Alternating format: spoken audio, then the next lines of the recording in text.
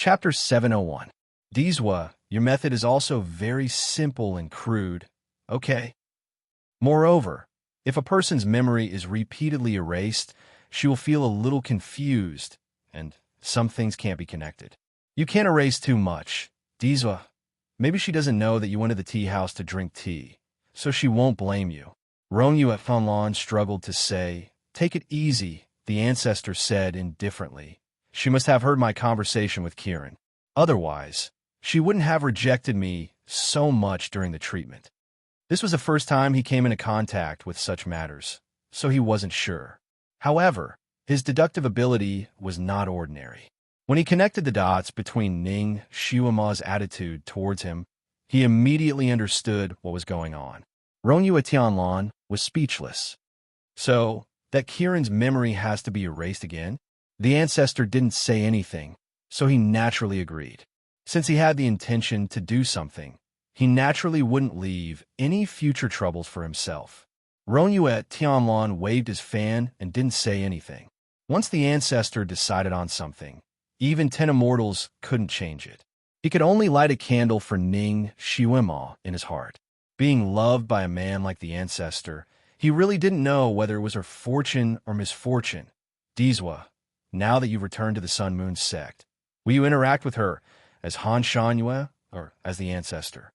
This was what Ronyu Tianlan was most concerned about. The ancestor slightly frowned and said indifferently, "You don't have to worry about this." His eyes swept over Ning Xiuma. She didn't seem to have any real feelings for Han Shanhua. She always rejected being his concubine and always thought that she was a shield. This wasn't a good start. Maybe he should erase Han Shanhua from her memory? However, the time that Han Shanhua had been with her wasn't short, so he had a lot of memories. If he erased them all at once, Ning Xiuma's memory would be damaged. Moreover, Han Shanhua was the identity that he often used in the lower bound. He still had to use this identity to do some things. He couldn't let this name disappear. He looked down and began to think of a way to satisfy both sides.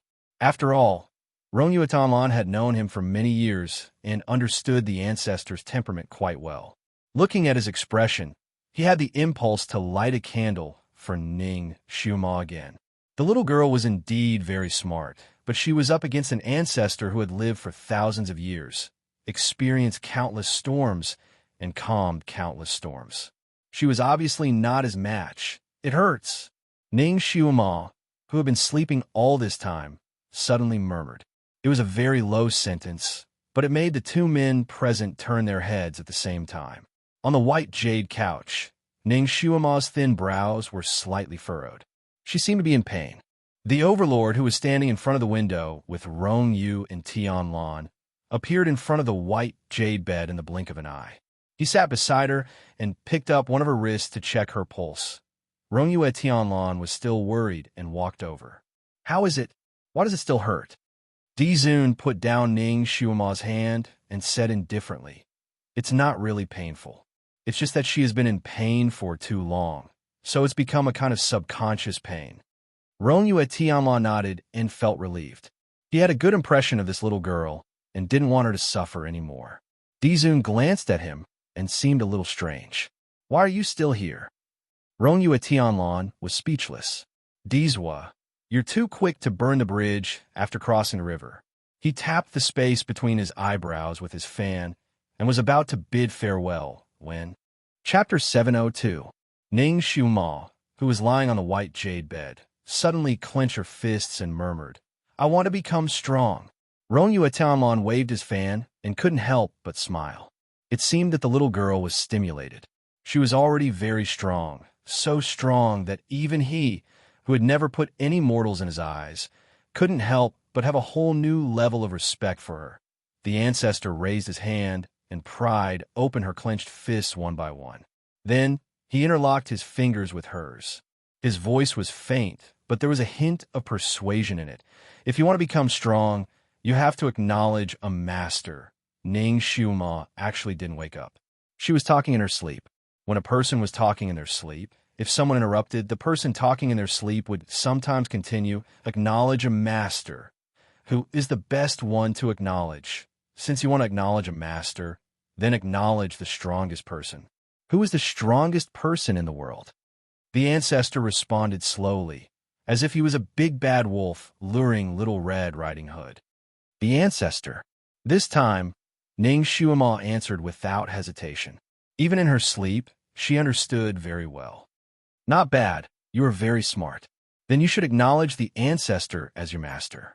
The ancestor seemed very satisfied. Ning Shuima twisted her thin eyebrows. She seemed to feel that something was wrong, but she couldn't react in her sleep. She turned over and murmured something again. This time, the words were vague and no one could hear it clearly. Rongyue Thunlan, who was watching him from the side, almost dropped his fan on the ground.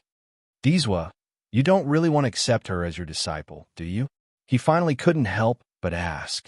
The ancestor tucked Ning Shuima's little hand into the quilt and casually replied, Why not?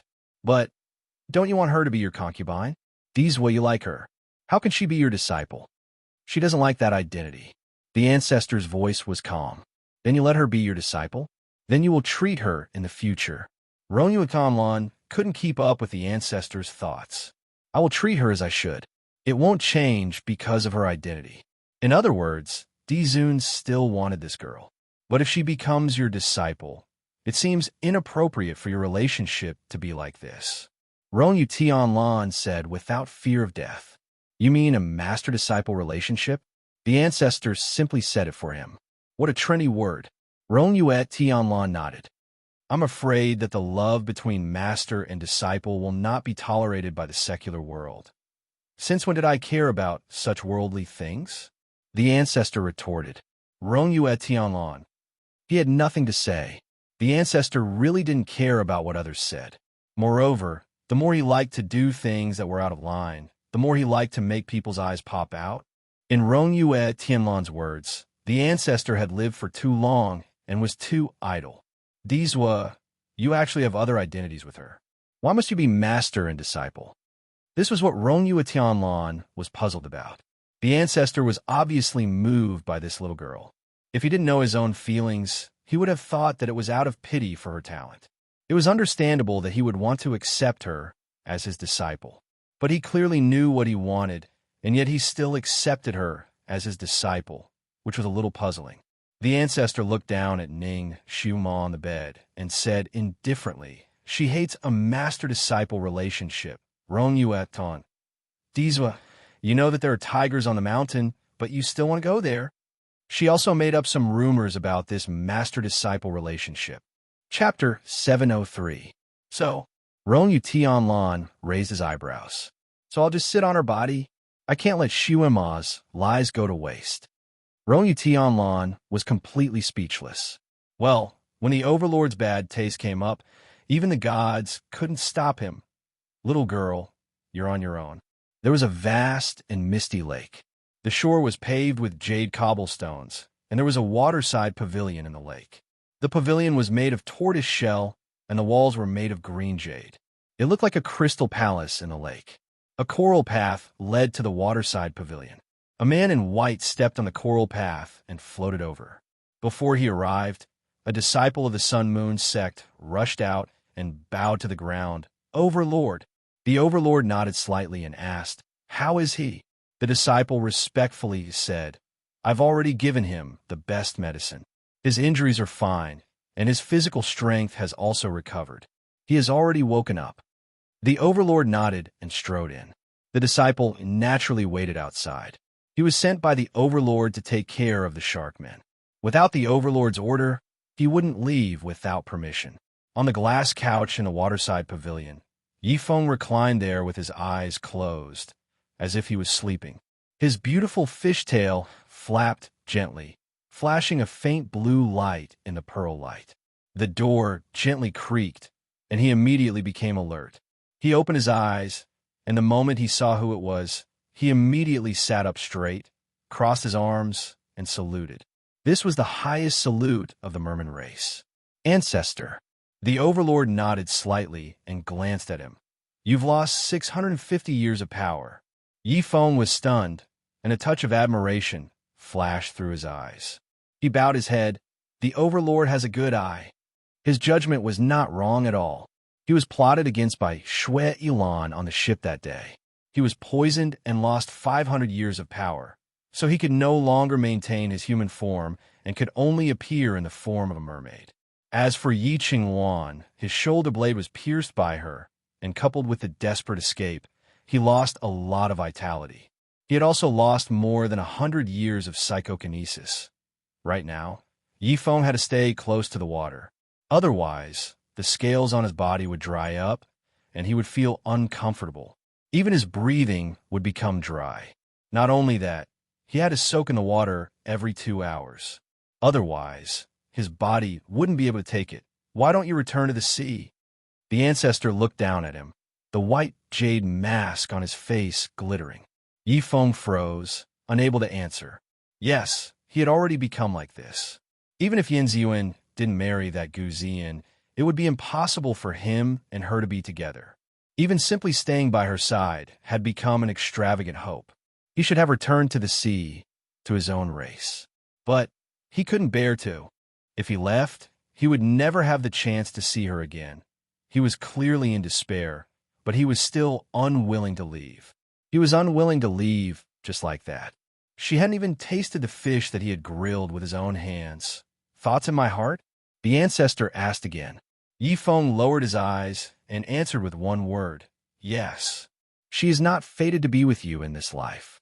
The ancestor's voice was as cold as ever, but also cold. Yi Feng's eyelashes trembled slightly, and he said indifferently, this little one knows. When he forcibly used the forbidden technique to keep Yi Yu's soul and help her reincarnate, he knew this day would come. The reason why the forbidden technique was called a forbidden technique was that it required a variety of sacrifices. Some needed blood, some needed life, some needed lifespan, and some needed fate. Yi Feng had lost his fate with Yi Yu in this life. Chapter 704. No matter what Yi Feng did, Yi would never fall in love with him. Yi Yu's lover would always be someone else. Since you know, why can't you let it go? The ancestor sat down on a chair beside him. He looked like he was going to have a long talk. Of course, the chair had been cleaned by him with the cleaning spell. It was cleaner than washing it with alcohol. Yi Feng paused for a moment. I just want to see her well. He just wanted to silently protect her and see her happy. But even he couldn't do that. He lowered his eyes sadly. A jade-like palm appeared in front of Yi Feng. There was a red fruit in the palm. It was as moist as a coral bean. It was the size of an apricot. It shone faintly. Yi Feng knew what it was. He suddenly raised his head and looked at the fruit. Then he looked at the ancestor. His voice trembled slightly. Ancestor, this was the red light fruit. It was a divine fruit that could only be found by chance. It could strengthen the spiritual power of the people of the Water Tribe for 300 years. It was a treasure that the people of the Water Tribe dreamed of. This fruit was much more precious to Sharkmen than the 1,000-year Ganoderma and 1,000-year ginseng. As long as he absorbed this fruit, he could regain his human form and his identity as Yi Feng. This fruit was priceless. Not only did the ancestors save him, but he also gave him such a precious fruit. Yi Feng had always been calm. At this moment, he was like a miser who was suddenly hit in the head by a big gold ingot. He was a little confused and couldn't believe it. The ancestor didn't bother to answer his nonsense. He threw the fruit to him. This is all I can do for you. Yi Feng solemnly put away the fruit. He took a deep breath and bowed to the ancestor again. Thank you for your kindness. If the ancestor needs anything in the future, Yi Feng will not hesitate to go through water and tread on fire. The ancestor stood up and said indifferently, it was Ning Xiuama who wanted to save you. You can consider this favor to her. He turned around and left. Yi Feng paused for a moment. Ancestor, I wonder if I can leave the Sun Moon sect for a few days?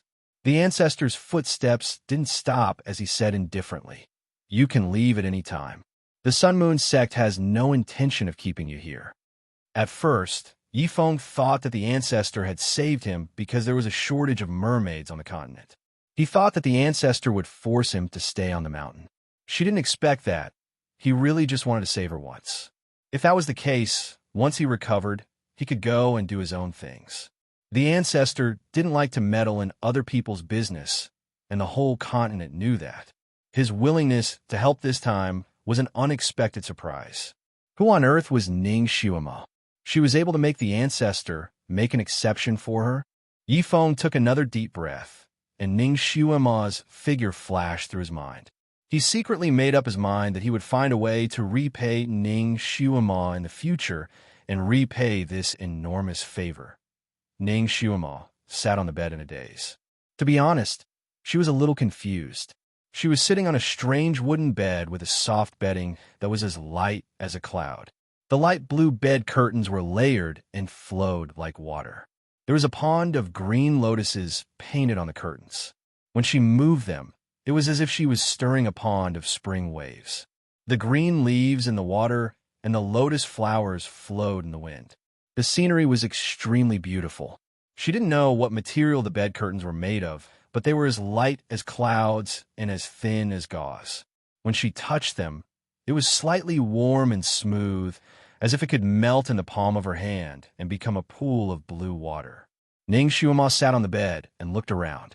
She felt like she was sitting on a boat surrounded by lotus ponds. There was even a faint lotus fragrance in the air. It was very light, but it seeped into her heart. Ning Shuima raised her hand to touch the bed curtains and then touched the bedding below her. This place looked simple, but it was extremely low-key and luxurious.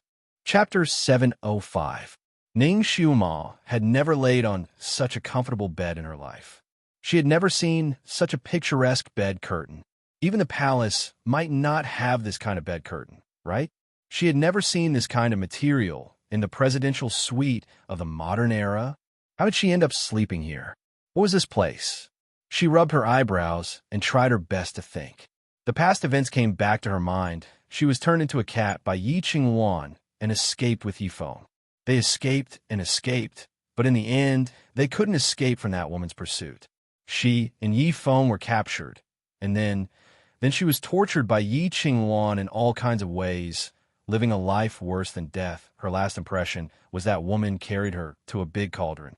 The oil in the cauldron was boiling, and that woman said she was going to put her in the oil. Then she had no impression of it at all. The only feeling she had was the pain that penetrated her bone marrow and the overwhelming redness. Did she die again? Did she possess the body of some noble lady again? Otherwise, how could she escape from the hands of that perverted woman and sleep on such a good bed? Ning Shuima touched her face subconsciously. It was warm and smooth, and her skin was very young. She looked at her hands again. Her eyes lit up. Her small hands were white and tender. Her nails were pink, slender like jade, and tender like spring onions. This was clearly her former hand. Could it be that she had returned to her own body? She lifted the quilt without a word, opened the gauze curtain, jumped off the bed, and looked at herself in front of the dressing mirror. The girl in the mirror had black hair covering her forehead. Her eyebrows were curved, her eyelashes were long, her eyes were big, and her mouth was small. It was her former appearance. Not a single bit off. Ha ha ha. She was actually back. She was back in her own body. She seemed to have thought of something and hurriedly lifted her skirt to look at her feet. That pair of bare feet stepped on the wooden floor. They were slender like a crescent bow, white like crystal, and pink like pearls. They were round and cute.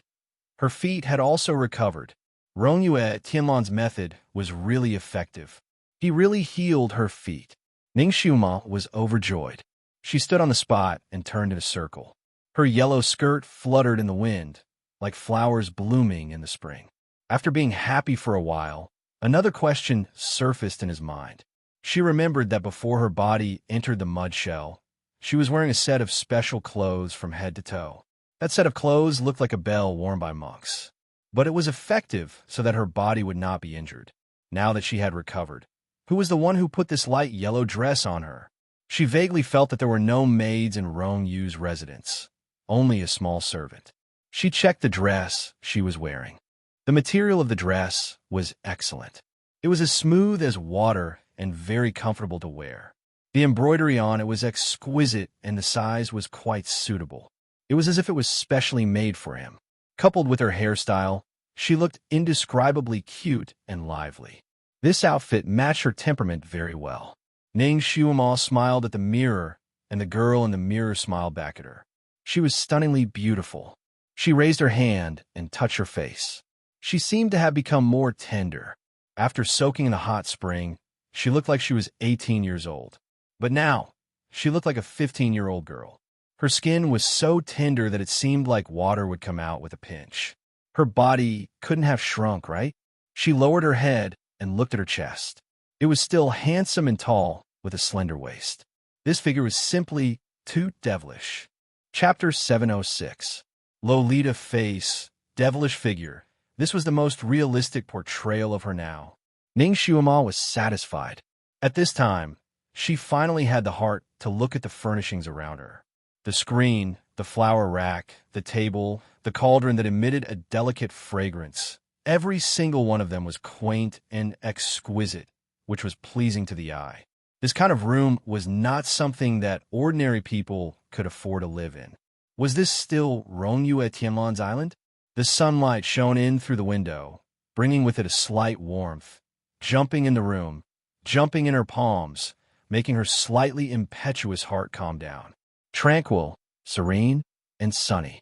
Ning Xiaoma let out a light sigh of relief. It seemed that she had not tasted this kind of peaceful time for a long time. Her expression was absent-minded for a moment, being forced to turn into a cat, running for her life, being captured and tortured, as if it was just a nightmare, waking up and the flowers were still blooming. The sun was even better. That should not be a nightmare, right? It was so specific, so thrilling, it was not something that a nightmare could contain. Moreover, she had never remembered the dreams that she had in her life. But she remembered this very clearly. The scenes at that time could be replayed in her mind like a movie. However, she felt that she seemed to have forgotten something, lost something. It seemed like she had forgotten a small episode, but she could not remember what it was exactly. The sound of the flute drifted in, rippling like the spring breeze, with the power to calm people, as if it could heal all the wounds. Ning Xiaoma's heart jumped. This flute sound made her heart palpitate for no reason, as if she had heard it many years ago and was fascinated by it. She put on her shoes and ran out. The scenery in the courtyard made her startled. This courtyard was not big, with white walls and green tiles. There were bamboo and big stones in the courtyard. The layout was ingenious, but it gave her a faint sense of familiarity. The flute sound came from outside the courtyard. The green leaves in the wind flipped and danced with the flute sound. It was already late autumn. The courtyard was slightly cold. Ning Xiaoma thought for a moment, then ran back to the house to find a cloak and put it on, then ran out of the courtyard. If she didn't guess wrongly, this flute sound should be played by Rongyue Tianlan, the romantic young master. After all, this was his home. Only someone as talented as him could play such a heart-wrenching flute. Since he had saved him, he ought to go and thank him. At the same time, he could also ask about Yi Feng's whereabouts. It was a completely different world outside the courtyard. The moment Ning Xiaoma saw the scenery outside, her heart skipped a beat. The Phoenix Pavilion and the Dragon Tower are connected to the heavens. The jade tree and the jade branches are like the smoke of wisteria. These two lines were a true portrayal of the architecture here. White jade was used as bricks, while green jade was used as tiles. Pavilions, terraces, and towers rose and fell continuously. They were built along the mountainous terrain, as if they could directly reach the heavens. It was grander and more majestic than the imperial palace she had seen before. The imperial palace gave her a feeling of splendor, but this place gave her the feeling of an ancient temple, holy and solemn. This wasn't what surprised Ning Xiaoma, but the layout and style of the building reminded her of a place. The place where Yi Qingwan of the Bright Reverence sect lived. But compared to this place, Yi Qingwan's place was like a knockoff. The quality of the materials was not as good as here. The size was not as good as here. Her place was like a small building compared to here. With Yi Qingwan's obsession with the Venerable D, she should have cloned the place where the Venerable D lived. She wouldn't have cloned Rongyue Tianlan's island layout. Chapter 707. Could this be the territory of the Sun Moon sect's Venerable Emperor? Ning Xiaoma was startled by her own thoughts. She carefully sized up the layout of this place. Then, she discovered that this place was different from Yi Qingwan's place. There was an extremely magnificent main hall in front of her, but Yi Qinghuan's place didn't have it. Yi Qinghuan seemed to have turned this side hall into the main hall. She had completely removed the layout of this side hall. Ning Xuema turned around and looked at the courtyard she had run out of. The more she looked, the more it resembled the main hall of bright reverence. A thought flashed through her mind. Could it be that the place she had woken up in was where Yi Qinghuan had once lived? She inexplicably shivered. At this moment, she finally determined that this was the Sun Moon sect. If she wasn't wrong, then the main hall not too far away was where the venerable emperor lived. After Yi Qinghuan was expelled from the Sun Moon sect, she had been unwilling to accept this. Thus, she had simply moved the layout of this side hall over to the venerable emperor. It was as if she hadn't left the Sun Moon sect and was still living in her former courtyard. Ning Xuema couldn't help but flick her clothes, as if she wanted to flick off the dust from the courtyard. She took a deep breath. She now understood that being captured by Yi Qinghuan last night wasn't a dream. This was the first time she had come to the Sun Moon sect, and the first time she had seen the layout of this place. This was also the first time she had gone to Bright Reverence. If she had relied on her imagination alone, it would have been impossible for her to have seen the layout of this place. Her body had originally been at Carefree Island, and her soul had nearly been thrown into a frying pan by Yi Qinghuan. Now that she had woken up, she was actually in the residence of the Sun Moon sect's venerable emperor. Had the venerable emperor arrived at the critical moment and rescued her? The more she thought about it, the more likely this seemed. She simply ran towards the sound of the flute. She ran past the main hall and followed the sound of the flute through a bamboo forest. In the depths of the bamboo forest, she could see the tip of a pagoda, and at the top of the pagoda, she could faintly see a person sitting there. From a bit further away, that person's figure was blurry. Ning Xuema could only make out the person's fluttering white clothes and fluttering black hair. Ning Xuema's steps paused for a moment. That person was like a high and mighty emperor. Ning Xuema had been running around for a long time, but she hadn't seen anyone else, not even a servant girl. If it weren't for the sound of the flute, Ning Xuema would have suspected that she was the only living person on this mountain. She had vaguely heard from Ji Yinhuang that the ancestor lived alone in the Sun Moon sect. Apart from his direct disciples, no one was allowed to enter the heavenly sound peak without his permission. Ning Xuema looked at the person on the top of the tower and paused for a moment. In the end, she still ran over. She ran over and found that the pagoda was not built in the bamboo forest, but on a lonely mountain peak. The mountain was surrounded by steep cliffs and was only connected to the surroundings by a chain. Ning Xuema felt that this layout was similar to the Demon Ceiling Tower in the Legend of Sword and Fairy. However, the Demon Ceiling Tower in the game was greenish-black and gave people a gloomy feeling. But here, it was a standard white pagoda. The color was like colored glass. The sunlight was refracted by it, as if it had a Buddhist aura. She finally saw the person sitting on the top of the pagoda clearly. A wide white robe, a white jade mask, and long hair as black as night, the standard attire of the ancestor. He held a white jade flute in his hand and played it by his lips. The flute was originally a mournful tune, but when played by him, it was peaceful. It was like a spring drizzle, like a flower blooming in the wind. It made people's restless hearts calm down. Above the top of the pagoda, there were white cranes flying gracefully, as if they were dancing to the flute. Chapter 708. Ning Xuema seemed to have sensed something. She looked around and saw birds and beasts of all sizes perched on the peaks of the bamboo forest. They were all listening to the music with their heads tilted to one side. They seemed to be very satisfied and absorbed in the music.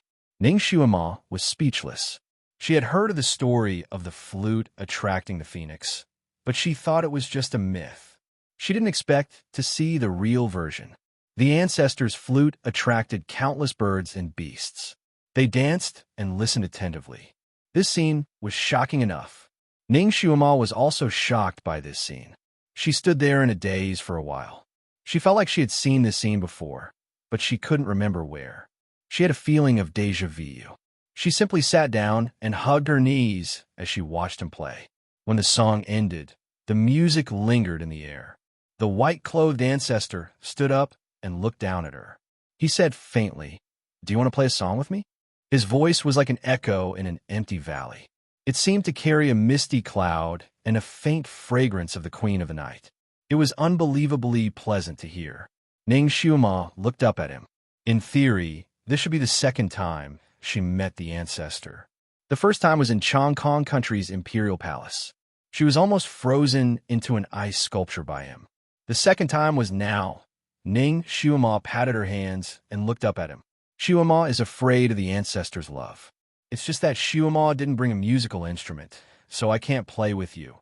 What musical instrument are you good at? The ancestor seemed to be very talkative.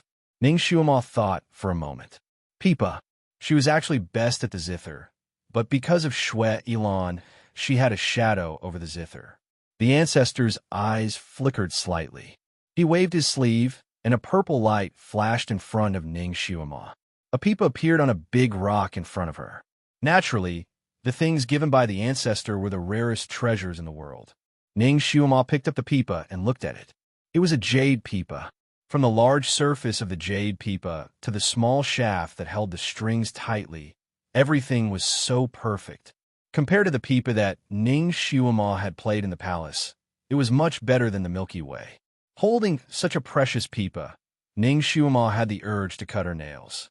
He was afraid that if he used too much force, he would leave a scratch on it and destroy this perfection. Dizun looked at her. "What do you want to play?"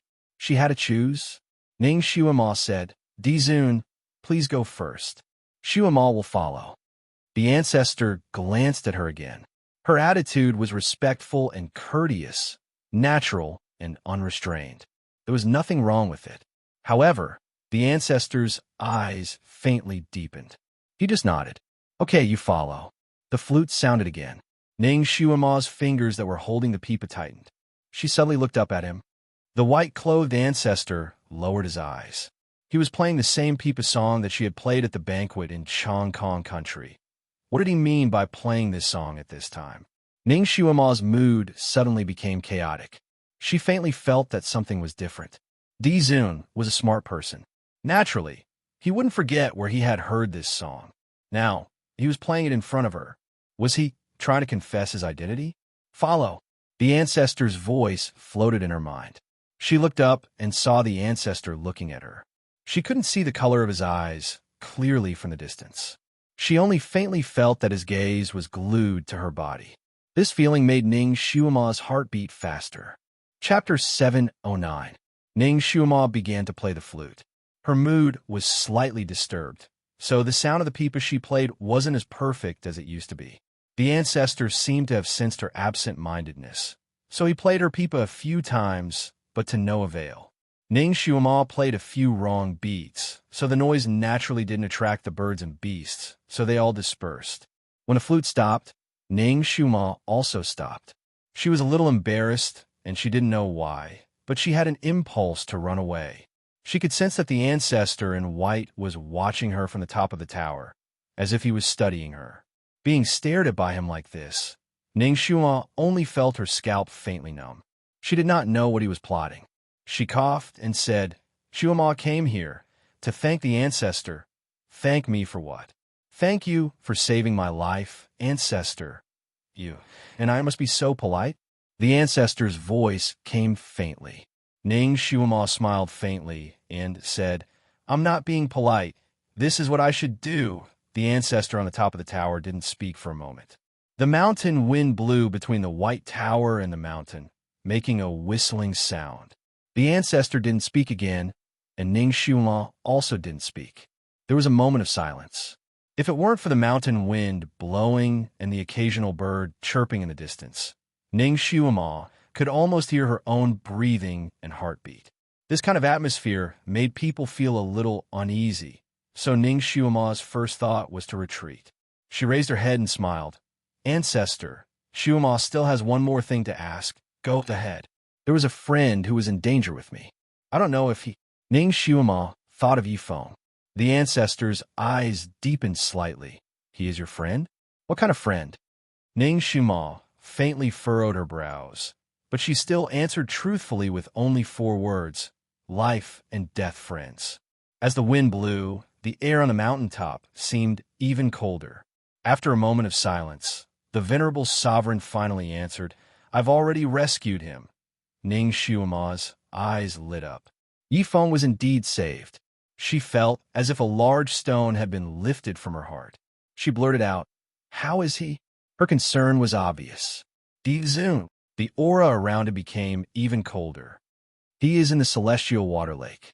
Since you were so concerned, why don't you go and see him yourself?" Before he could finish his sentence, he paused, because Ning Xiuma actually turned around and ran away. She did not forget the etiquette she should have before leaving. "Many thanks, Dizun. I'll go and see him now." His voice soon dissipated in the air. In the blink of an eye, she ran into the bamboo forest and disappeared. She actually abandoned him just like that. Dizun sat at the top of the white tower, not knowing how to react. As the wind blew, his white robe fluttered, making his figure look slightly desolate and lonely. Didn't Kirin say that before Xiuma was caught by Yi Qingwan, she had something to say to him? Then why didn't she say anything now that she had seen him? Did she forget? That's not right. When I erased her memory, I only erased the conversation between her and Kirin, as well as a small part of her memory.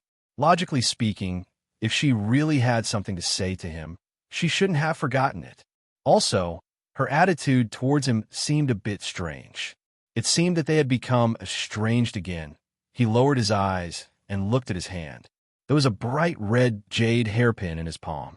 The jade hairpin was as red as fireworks. It was carved from a whole piece of red jade. Chapter 710. A flame flower was carved on the hairpin, and each petal was vivid and lifelike. Subconsciously, Dizun hated the color red, but somehow he felt that Ning Xiuma was suitable for wearing red. She even said that they should wear red when they got married to show their respect for each other. Therefore, despite his tiredness, he forced himself to find this piece of red jade. He stayed up all night and carefully carved this jade hairpin. He wanted to give it to Xiuma when he saw her again. It would be even better if he could put it in her hair personally. The moment he saw her running over, his heart started to beat faster and he was a little flustered. That was the feeling of happiness. It turned out that this was the feeling of waiting for someone and seeing that person running over. He had never experienced this feeling before, but it was strangely beautiful. He was even looking forward to what she would say to him. But he didn't expect that Xiuma was most concerned about Yifeng besides thanking him.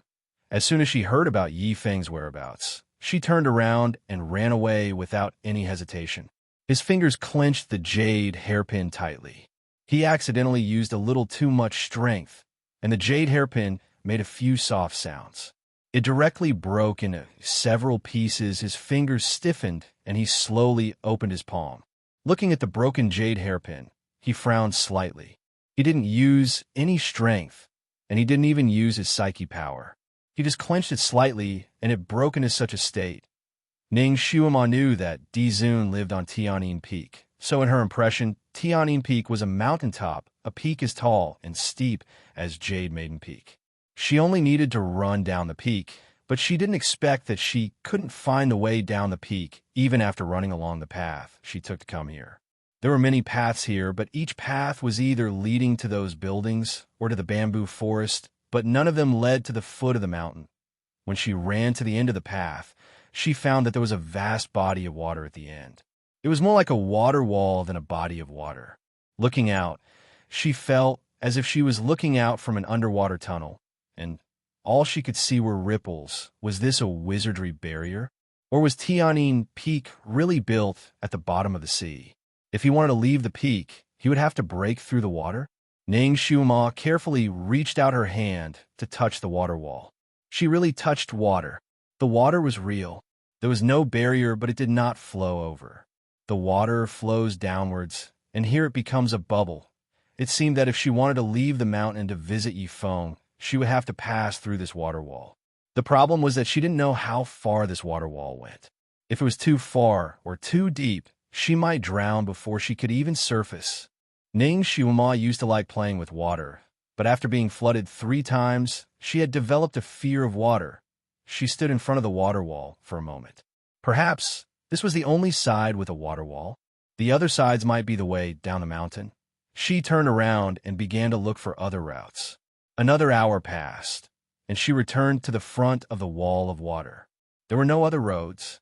Ning Xuanhua used her superior qin gong and circled around the mountain countless times, but she still couldn't find any other passageway. One was the white tower at the end of the bamboo forest, and below the white tower was a vast sea of clouds.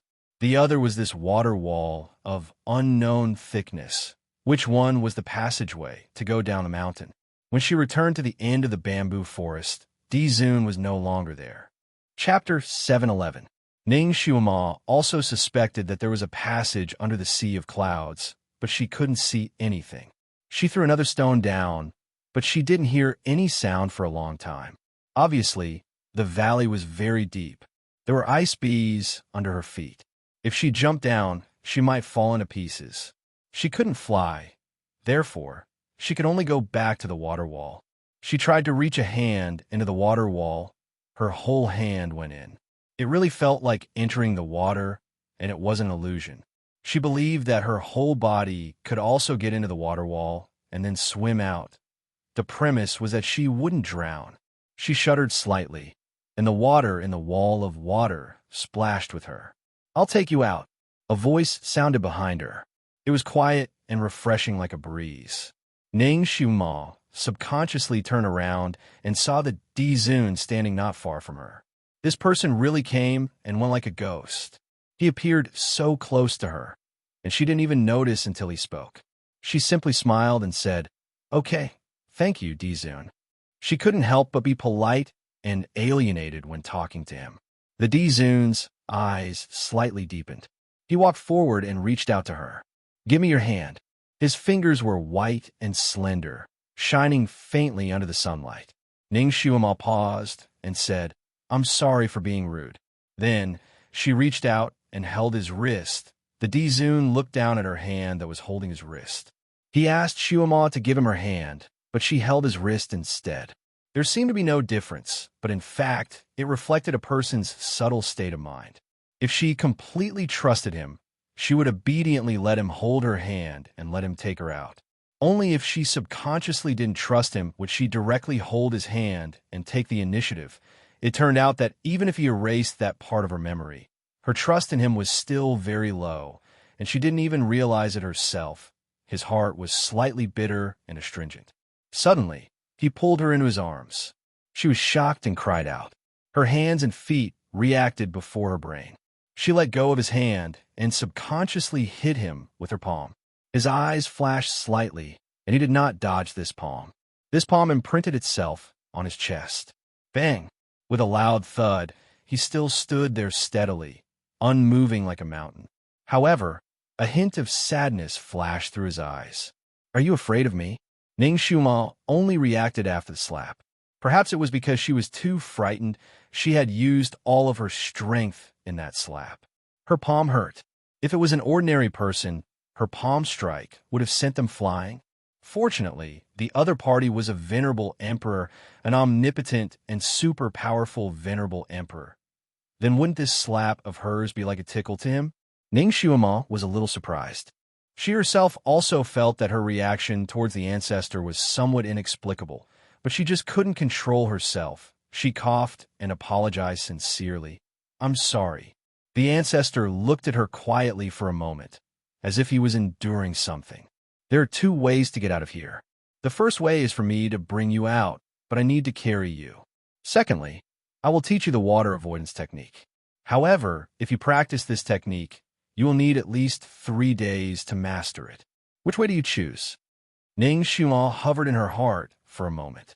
She was worried about Yi Feng. If she didn't go and take a look, she wouldn't be at ease. Therefore, no matter what, she had to go out and take a look first. Chapter 712. I choose the first option. Then I'll have to trouble you, Dizun. Dizun's eyelashes drooped slightly. In such a short period of time, Ning Xuanhua had thanked him 3 times. What he lacked the most in his life was other people's gratitude and politeness. He had long been used to it. The only thing he wasn't used to was her. He reached out his hand again. "Give me your hand." Ning Xuanhua glanced at him. After all, she had just inexplicably slapped him, so she still felt a little guilty. At this time, she was obedient and put her small hand in his palm. Dizun held her hand and pulled it slightly into his arms. Close your eyes. Ning Shuamo remembered that time when she went to Rongyue Tianlan's island. Because she didn't close her eyes, she decisively closed her eyes. Dizun's palm slightly tightened, and then she only felt a chill around her. She felt the waves of water around her body. She couldn't help but think of the experience of being drowned in the water. Her body stiffened, and with one hand in his palm, she always had the illusion that he would let go in the next moment. She couldn't help but reach out her other hand to grab his robe sleeve. She only felt that it seemed to be safer if she grabbed it. She didn't expect that she wouldn't be able to catch anything. She only grabbed a handful of water. This time, she was shocked and couldn't help but open her eyes. In front of her, there was a blue wave. There was nothing in the water, only herself. Yes, only herself. She couldn't even see Dizun, who was holding her hand just now. She was thrown into the water again. Was she going to be drowned again? Great fear attacked her, and she couldn't help but rush forward. Shuemo! Someone shouted in her ear. She hurriedly looked back, but she couldn't see anyone. No one. No one saved her. She had to save herself. She didn't care and rushed up even more fiercely. However, the water seemed to be very deep. She desperately swam upward. She felt that she had been swimming for 4 or 5 minutes, but there was still a blue and hopeless water above her head. She was extremely scared. Her whole body trembled, and her hands and feet turned cold in an instant. She wanted to swim upstream again, but she didn't expect that her hands and feet seemed to be trapped by water plants, and she couldn't move at all. Despair. An overwhelming sense of despair filled the air. There was a breath stuck in his chest, and he couldn't spit it out. So depressing. So depressing. So depressing. Who was going to save her? Who was going to save her? Was there still no one to save him? Was he still the only one in this world? Her tears could not help but flow out. She felt her head gradually become dizzy and buzzing. She could no longer breathe. Below the heavenly sound peak of the Buddha Lotus Mountain, there was a huge waterfall that cascaded down, flying straight down 3,000 feet, like the Milky Way falling from the ninth heaven. Using these two lines to describe the waterfall was the most appropriate. There was a deep pool below the waterfall, and the water in the pool flowed out of the valley, meandering away. There were 8 disciples of the Sun Moon sect standing solemnly beside the lake. There were 4 men and 4 women, and they were arranged in a fixed formation. All of them stood as straight as javelins. The sound of water splashing could be heard from the waterfall on the mountain peak. A white shadow passed through the waterfall and floated down. The wide white robe was like a winding cloud, and the jade-colored mask shone faintly under the sunlight. Venerable Sovereign. The 8 disciples bowed in unison. The opportunity for the Venerable Sovereign to leave the mountain was extremely rare. Even the disciples guarding the mountain could not see him more than a few times. There were very few outsiders on the heavenly sound peak, so when the disciples saw the iconic white robe in the wind, they subconsciously knelt down to welcome him. Their hearts were so excited that they were pounding. Chapter 7:13. The disciples guarding the peak finally saw Dizun again. Rise. Dizun only spat out one word. The disciples stood up, but when they saw Dizun's figure clearly, their eyes widened in surprise. Dizun was actually holding a girl in his arms, a girl in a pink and yellow dress. The girl's eyes were slightly closed, and her fine black hair flowed out from Dizun's arms like satin. She seemed to be in pain, her body trembling, and her eyelashes trembling violently. Her small mouth was tightly closed, as if she was afraid of water entering. Her face was slightly pale. Dizun landed on the ground, but he didn't look at the disciples. He immediately bent down to look at the girl. Shuemo, Shuemo. He called her over and over again. Ning Shuemo's lips were tightly closed, and her nose was flaring violently. Her small face was pale, but she still refused to breathe. How could this be? In fact, the water wall just now was just this waterfall. He had used a spell to turn it into an endless water wall. People who didn't know how to break and would drown. Those who could enter Tianyin Peak were all his direct disciples, and their cultivation level was above Earth rank level 4. Only then could they learn how to enter. Others couldn't enter at all. Therefore, if Ning Xiuma wanted to come out, he had to personally bring her out. Dizun had never brought anyone in or out of this barrier since he built it. This was the first time. He had set up the water wall barrier himself, so he naturally knew that it was easy for people to hallucinate inside, so he told her to close her eyes before entering. After entering, he was afraid that she would be afraid, so he held Xiuma in his arms. He thought it would be foolproof, but he didn't expect that as soon as she entered the water wall, her hands would start to scratch wildly. It was obviously a sign of hallucination. He had to bind her hands and feet to prevent her from scratching and moving, and then quickly came out. From entering the water wall to coming out, it took him less than half a minute, but he didn't expect that after carrying her out, she would seem to be suffocating and wouldn't breathe by herself. Her small face slowly turned blue. No matter how he called her, she wouldn't wake up. The omnipotent Dizun was helpless for the first time. A female disciple at the side also noticed that something was wrong with Ning Xiuma. She mustered up her courage and said, "Ancestor, she seems to be Meng Chun." The ancestor abruptly raised his head. He didn't have the time to ask what dreamy drowning was and went straight to the point. "How do you treat it?" "This. You have to treat her like a drowning person. Turn her over and control the water. If that doesn't work, you have to help her vent her anger." That disciple was quite a character. Although he was still in shock, he could still quickly explain, "This disciple can give it a try." "No need." The ancestor waved his hand. He would treat those who were truly drowning. He quickly flipped Ning Xiuma over so that she was lying on his lap. He pressed his palm against her back and exerted some force.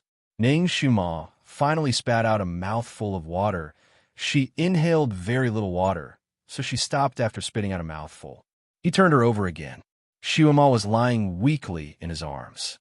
Her small face was still blue and white. She bit her lips and refused to breathe. The ancestor's eyes darkened. Almost without thinking, he lowered his head and pressed his lips against hers. He forcibly pried open her teeth and gave her a mouthful of air. This was obviously a life-saving move. Ning Xiuma's body trembled. Finally, she was able to breathe and choked. The ancestor's hanging heart finally relaxed. He held her in his arms and let her lie on his shoulder. He gently patted her back to help her breathe. "It's all right. Don't be afraid." Chapter 714. Ning Xiuma finally regained her senses. She felt as if she was lying in someone's embrace. There was a faint fragrance lingering around her nose. That fragrance was very familiar. Her body stiffened slightly. She finally regained her senses and opened her eyes abruptly. The first thing she saw was a few men and women dressed in the Sun-Moon Sex uniform. They were standing not far away. Their faces looked as if they had been struck by lightning, and she was lying in the ancestor's embrace, being patted by him like a child. What kind of strange situation was this? Ning Xiuma felt as if she had been struck by lightning. She struggled violently and finally broke free from the ancestor's embrace. She looked at the ancestor and then looked around. The ancestor slowly stood up. He was wearing a white jade mask, so Ning Xiuma couldn't see his expression clearly. She only felt a pair of extremely dark eyes sizing her up. "You were trapped by the water monster in the dreamland. You're fine now." Ning Xiuma. She finally remembered everything just now. Her body trembled slightly, but she straightened her back and smiled. "I'm sorry, She was an extremely intelligent person. She was also a doctor, so she knew this was a nightmare. Now that she connected the dots, she knew what had happened to her. She clenched her fingers in her sleeves and pursed her thin lips. She had been traumatized by the water. Once one entered the water, it was easy to enter the illusion of drowning. Ning Xiuma was in such a situation. Ning Xiuma's psychological quality was strong, but after all, her soul had been abused. The scene of being drowned in water and unable to survive had been engraved in her bones. She couldn't forget it for a while. "Let's go." The ancestor raised his sleeve and held her cold little hand. "I'll send you to the Celestial Lake Pavilion. He took Shuama and left, leaving behind the Sun-Moon sect's disciples who were almost petrified. They looked at each other in dismay. This was the ancestor? The venerable sovereign that even gods and ghosts couldn't approach. Could it be an imposter? Who was that girl? To actually be treated like this by an emperor? Heavens! Even if the sun rose from the west, they might not be so shocked. In front of him was another boundless body of water. In the middle of the body of water was an antique waterside pavilion. A narrow, coral-paved path led to the waterside pavilion. Ning Xiuma knew that this was Celestial Lake, and Yi Feng should be in the pavilion. She realized that she seemed to be afraid of water now. The sight of this large body of water made her scalp tingle. She stood by the lake and calmed herself down before taking a deep breath. Di Zun stood beside her and saw that she was not in a hurry to walk on the coral path. Instead, she stood in the same place. Her pretty face was faintly pale, and even her hand that was holding his was cold. "Scared?" he asked in a low voice. Seeing her like this made the ancestor's heart feel like it was being twisted. "Don't be scared. I'll send you there." Di Zun simply held her hand and walked towards the path. It was a path that was not only in name, but also in reality. The entire path was less than a foot wide, and on both sides of the path were rippling waves of the lake. From afar, this path looked more like a red snake winding in the water.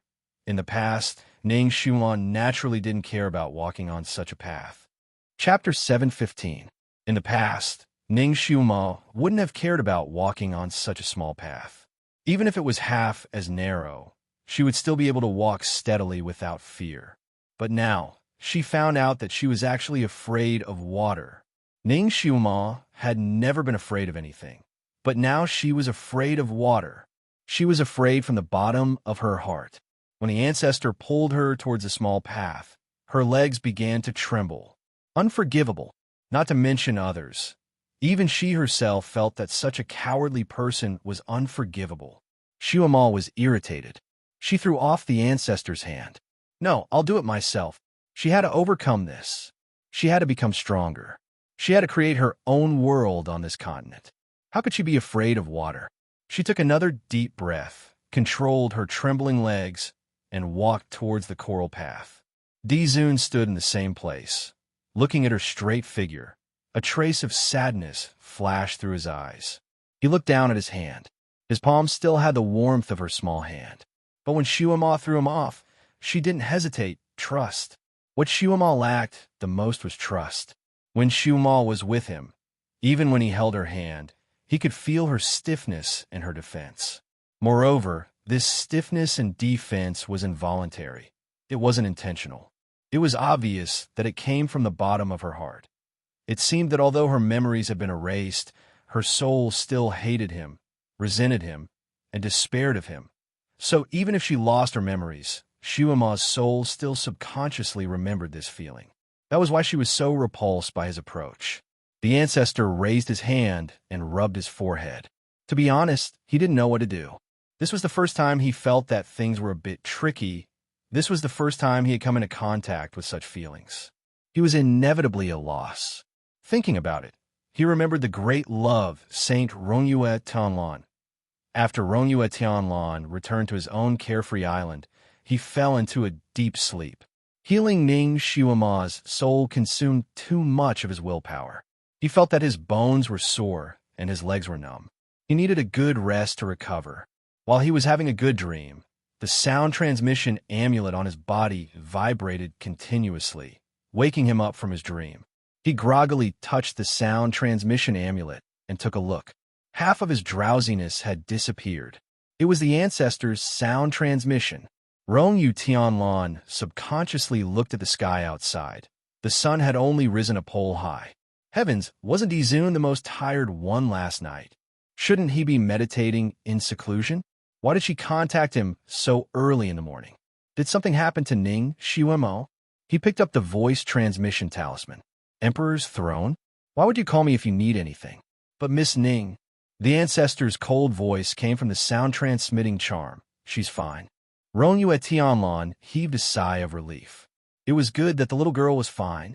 His guilt could finally come to an end.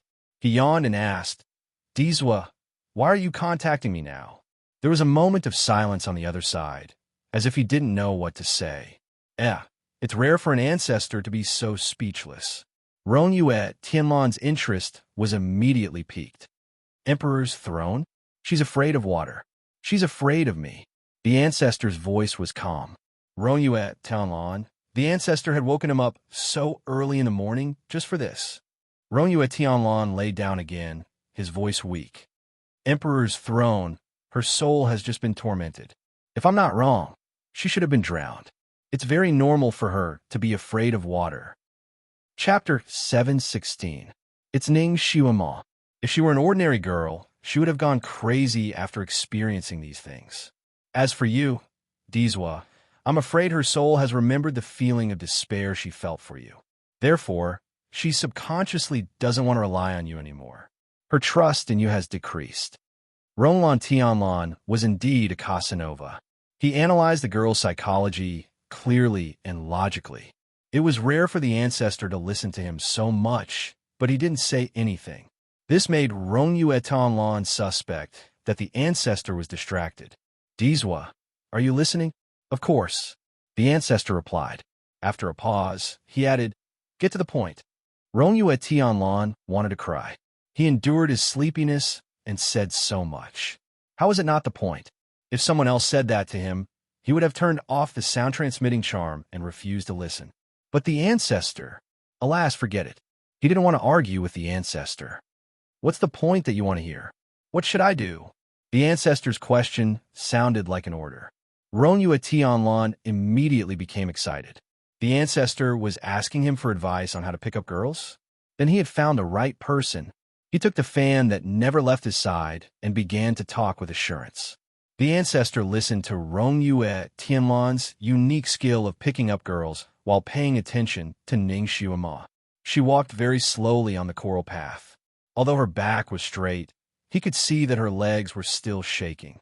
She should be very scared, but she was also trying to overcome this fear. This girl had always been strong. Although she looked delicate and weak, she had always been conquering others. Of course, she was also conquering herself. There was a splash of water nearby. A big head popped out of the water and shouted happily at Ning Xiuema, Master! It was Kiran. After Ning Xiuema's soul entered her body, it was put down on the Tianin Peak. The ancestor said that its martial arts were too weak and it needed intensive practice. He directly drove it into the big lake. It had been worried about Ning Xiuema. Now that it suddenly saw her, it was happy and immediately shouted. Kiran's appearance was too sudden, and Ning Xiuema was in a state of high tension. The coral path was narrow, and he was startled by its sudden movement. His body swayed, and he fell into the water with a splash. The ancestor was startled for a moment. He was about to rush over and pull her out when Kiran moved quickly and used his body to push her up. It was still puzzled. When did its master become so easily frightened? Ning Xiuema leaned on Kiran's back and couldn't help but grip its horn so tightly that her fingers turned white. Kiran could feel her trembling and was even more surprised. Master, what's wrong? Ning Xiuema's face turned pale. She knew that she shouldn't be afraid, but she couldn't stop herself from trembling. She wanted to reply, I'm fine, but her teeth were chattering. How could she say that? Master? Master? Kiran panicked and hurriedly turned to look at her. A white shadow flashed in front of her. The ancestor directly stepped on the water and came over. He stretched out his hand to Ning Xiuema. Don't be afraid. Come to me. Ning Xiuema leaned on Kiran's back and didn't raise her head. Her wet hair hung down, making it difficult for people to see her face. No, she finally spat out 2 words. Let me be alone. She had to overcome herself. She had to. The ancestor's sleeves stiffened in the air for a long time and slowly drooped down. He said in a low voice, Okay, remember, I'm by your side. I won't let you get hurt again. It was the first time he had said so much. However, Ning Xiuema didn't respond at all. She acted as if she didn't hear him. The ancestor slightly lowered his eyes and had to return to the coral path by himself. Chapter 717. Kiran didn't know what had happened. It looked around blankly. Who could tell it what had happened? Why did its master become like this? It could feel that its master was afraid of water, so it tried to comfort her. Master, don't be afraid. The water is very good. It's very comfortable to stay in it. Master, you used to be able to swim, and you can swim very well. She knew. She knew. She knew all of this. She understood. However, she couldn't control the fear of water that came from the depths of her soul. This fear made her angry with herself, disappointed with herself. Her hands and feet were trembling, especially her feet that were still in the water. They seemed to be cramping, and even the tips of her feet were stiff. She leaned on Kieran's back and didn't get up for a long time. Dizun stood there and looked at her trembling body. He saw her shoulders trembling slightly, and his heart felt as if it was drowning. Was she crying? This girl who was always smiling and unyielding at all times was crying? Just because she couldn't overcome her fear of water? Dizun clenched his fists so tightly that his fingertips turned white. If he hadn't delayed that life-saving 4 hours, things wouldn't have turned out like this. This was the first time he had encountered such a situation. He didn't know how to deal with it. How could he break the knot in her heart? Miss Ning? A calm voice sounded from the waterside pavilion. Yifeng walked out.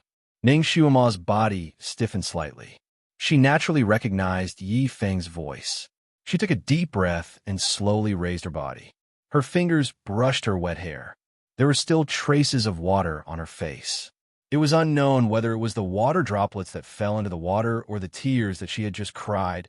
While brushing her hair, she wiped her eyes and looked at Yifeng. She was stunned for a moment. Yifeng had regained his human appearance. He was wearing black clothes and had black hair. His facial features were well defined, and he was handsome and neat. Although he was a man of few words, he was very observant. He had seen Ning Xiuma repeatedly drowned by Yi Qingwan. He knew her not, so he could understand her current behavior. Just now, he was meditating to recover. When he heard movement and opened his eyes to look outside, Ning Xiuma had already walked onto the coral path. Yifeng had already seen that she was afraid, but he could not go out at that time. No one was willing to let their friends see them at their most embarrassing moment, especially those who were strong-willed. He wanted to wait for Ning Xiuma to walk over with a strong will. Then he could talk to her as if nothing had happened and say goodbye to her. He did not expect her to fall into the water. The moment she fell into the water, he almost rushed out. Fortunately, Kieran was smart enough to save her immediately. She was so scared that she was trembling, but she still tried to be brave. Yifeng knew that she was trying to overcome her fear. Even if she was trembling, she stubbornly stayed in the water. Even a tough guy like himself was impressed by her. This girl's temperament was really not ordinary. Even those indomitable men might not be able to do this. He thought for a moment and walked out. Ning Xiuma naturally did not want her friend to see her in such a sorry state, so she forced a smile and said, "Yifeng, you have recovered very well." He had actually regained his human form. According to Yifeng, he had to concentrate on cultivating for 200 years to regain his human form. She did not expect him to recover so quickly. Obviously, this was due to Dizun's help. Yifeng glanced at Dizun, who was standing next to him. This white god had been silent all this time. Chapter 718. Because he was wearing a mask, no one could see his face clearly. However, Yifeng felt a sense of loneliness and desolation from him. Yifeng briefly explained how he was rescued. Ning Xiuma was happy for him. Now that he had returned to his human form, wouldn't he have a chance with Yin Ziyuan again? One of them stood on the coral road, while the other sat on the back of the Qilin. They chatted for a while. Perhaps it was because the conversation was relaxing, or perhaps it was because the conversation diverted her attention. Ning Xiuma was finally not so nervous. Her feet no longer trembled in the water, and she slowly relaxed. However, she still subconsciously held the Qilin horn, not daring to loosen it. Yifeng saw the changes in her. He pondered for a while and asked tentatively, "Miss Ning, I have also just turned into a human. I want to try the taste of swimming in the water again. I wonder if I can accompany you? Can we teach each other?" He seemed to be asking Ning Xiuma, but his eyes couldn't help but look at the ancestor. He always felt that the white-clothed god treated Ning Xiuma a little differently. It was as if he had fallen in love with Miss Ning. Men who fell in love were possessive. They probably wouldn't allow other men to play in the water with the woman they liked. Of course, he didn't want to play in the water. He just wanted to take care of her and solve the knot in her heart. The ancestor didn't speak. He was still silent, standing there like a background. Ning Xiuma's eyes lit up. She knew Yifeng's swimming ability very well. She also knew that he was a very reliable person. Moreover, Xiuma had shared joys and sorrows with him in the water. She had been running for her life in the water for such a long time. Yet Yifeng had taken care of her extremely well. Even in such a dangerous situation, he did not let her drown even a little bit. Swimming with such a person, she wouldn't drown again. She really wanted to get rid of her fear of water, so she didn't care about anything else. When Yifeng said this, she immediately nodded and blurted out, "Okay." Yifeng looked at Dizun again. Dizun nodded slightly and said, "Don't drown her." She turned around and fluttered away from the coral path, walking into the distance. His voice was very calm, and he didn't hesitate to turn around and leave. It was as if he didn't care about Yifeng and Ning Xiuma traveling together. Looking at his back, Yifeng had a complicated look in his eyes. He didn't know about the grievances between Ning Xiuma and the ancestor, but he remembered the last 2 hours when he and Ning Xiuma were on the run. At that time, her eyes lit up, and she told him that strong reinforcements were coming. They were about to be saved. As long as he persevered a little longer, he would be out of danger. It was because of this belief that they persevered for more than 4 hours. He clearly remembered that when the white cat in his arms started to say these words, its spirit was excited, its eyes were shining, and its little mouth was even curled up. He could clearly see that the cat in his arms was full of joy later. When the reinforcements didn't come for a long time, the white cat in his arms began to feel uneasy. But she still comforted him over and over again, or encouraged herself. She said over and over again that he would come, and that he would be here soon. Perhaps he had already arrived nearby. The Ning Xiuma he knew looked cunning and lively, but she was extremely steady and calm. At that time, it was the first time he saw her like this. He clearly sensed that she was full of hope, then uneasiness, and then despair when she was caught. At that time, Yifeng didn't know who Xiuma's reinforcements were. It wasn't until they were really rescued that he knew it was Dizun. Chapter 719. However, the ancestors still arrived and saved them. According to reason, Ning Xiuma should be very grateful to this supreme divinity. However, Ning Xiuma's attitude towards the ancestor was a bit strange. Maybe she was Han Shanyue's concubine, so she couldn't get close to the ancestor? Or maybe he misunderstood the ancestor. Was the ancestor's concern for Ning Xiuma just an elder's junior? The ancestor's matter wasn't something Yifeng could interfere with, so these thoughts just flashed in his mind before he put them aside. He was also a straightforward person, so he directly jumped into the water. He came to Ning Xiuma's side and said, "Shall we start?" Perhaps subconsciously, Ning Xiuma knew that Yifeng was a strong backing in the water, so she wouldn't drown no matter what, so she was less afraid of water. She tried to go into the water. Not far from the celestial lake, there was a mountain rock with a bamboo forest behind it. The ancestor was sitting in the bamboo forest at this moment. The wind rustled through the trees. The ancestor was sitting on a praying mat with a chess table in front of him.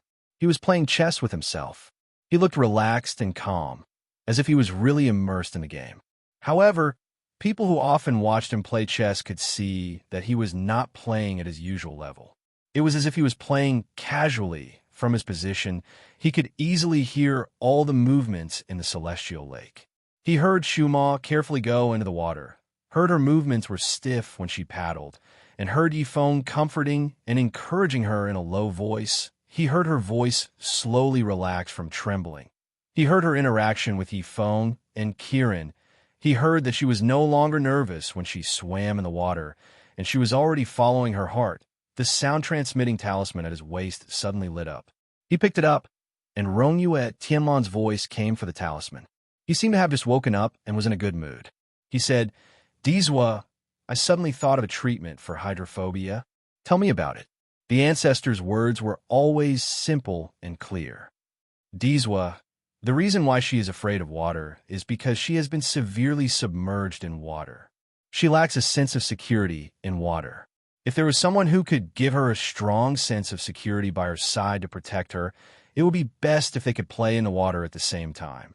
Perhaps she could slowly untie the knot in her heart. Dizwa, your swimming skills are not bad. How about? She doesn't believe me. Dizun only said 4 words before he cut off his jubilant speech. Rongyue Tianlan, Emperor's Throne. The ancestor didn't speak again, but he didn't close the sound-transmitting talisman. Rongyue Tianlan could only hear his shallow breathing. A moment later, the ancestor's low voice came from the sound-transmitting charm. Rongyue, what should I do? Rongyue Tianlan's hands trembled slightly. They had known each other for so many years, but this was the first time he had heard the ancestor speak like this. His voice was still flat, but it was clearly transmitted to Rongyue Tianlan's ears. She doesn't believe me. Rongyue, what should I do? Rongyue Tianlan was silent for a while, and his voice became serious. Dizwa, have you not rested at all? The ancestor didn't say anything. Rongyue Tianlan's voice was somewhat anxious and angry. Dizwa, Rongyue feels that the most important thing for you now is to go into seclusion, at least for half a month. He hadn't rested for a few days and nights. He had continuously used forbidden techniques to search for people. He had continuously healed that lady's body and soul. He had continuously looked for medicine. He hadn't rested for a moment. Did he really think that he was made of iron? Even if he was made of iron, he wouldn't be able to stand this. Chapter 720. Time passed by slowly. 2 hours passed by, and then another 2 hours passed by. The sun had risen from the east to the middle of the sky. It was already noon. Ning Xiuma's mental fortitude was strong after all. She, Yifeng, and Kiran floated in the water for half a day. Finally, she wasn't that afraid anymore. Gradually, she dared to go into the water by herself. She swam in the water alone. When she raised her head, she saw 2 young girls standing on the shore with trays in their hands. They smiled at her and Yifeng. Miss Ning, you must be tired from swimming too, right? Come up and eat something to replenish your strength. Ning Xiuma was indeed hungry after swimming for half a day. She swam to the shore. Kiran saw the food and cheered. So many delicious dishes. Crystal pork trotters, stir-fried blue and white flowers. It called out a long list of dishes in one breath. Then it happily added, Master, these are all your favorite dishes. Ning Xiuma looked at the delicious dishes and was slightly stunned. Kiran was right.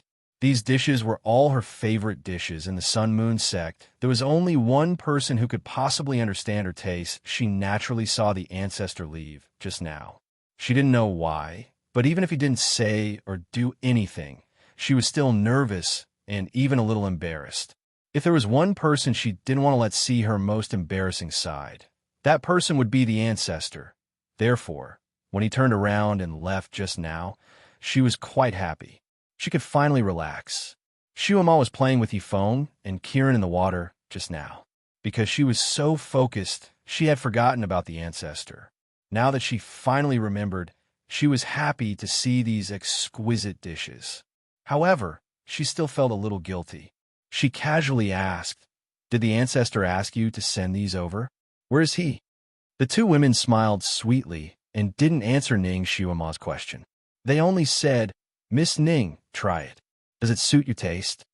The food was naturally to Ning Xiuma's taste, and even more to Kiran's taste. After the 2 of them and Kiran finished their meal, Ning Xiuma thanked the 2 maids who delivered the food. The 2 maids smiled and walked away. In order to train herself, Ning Xiuma jumped into the water again not long after the meal.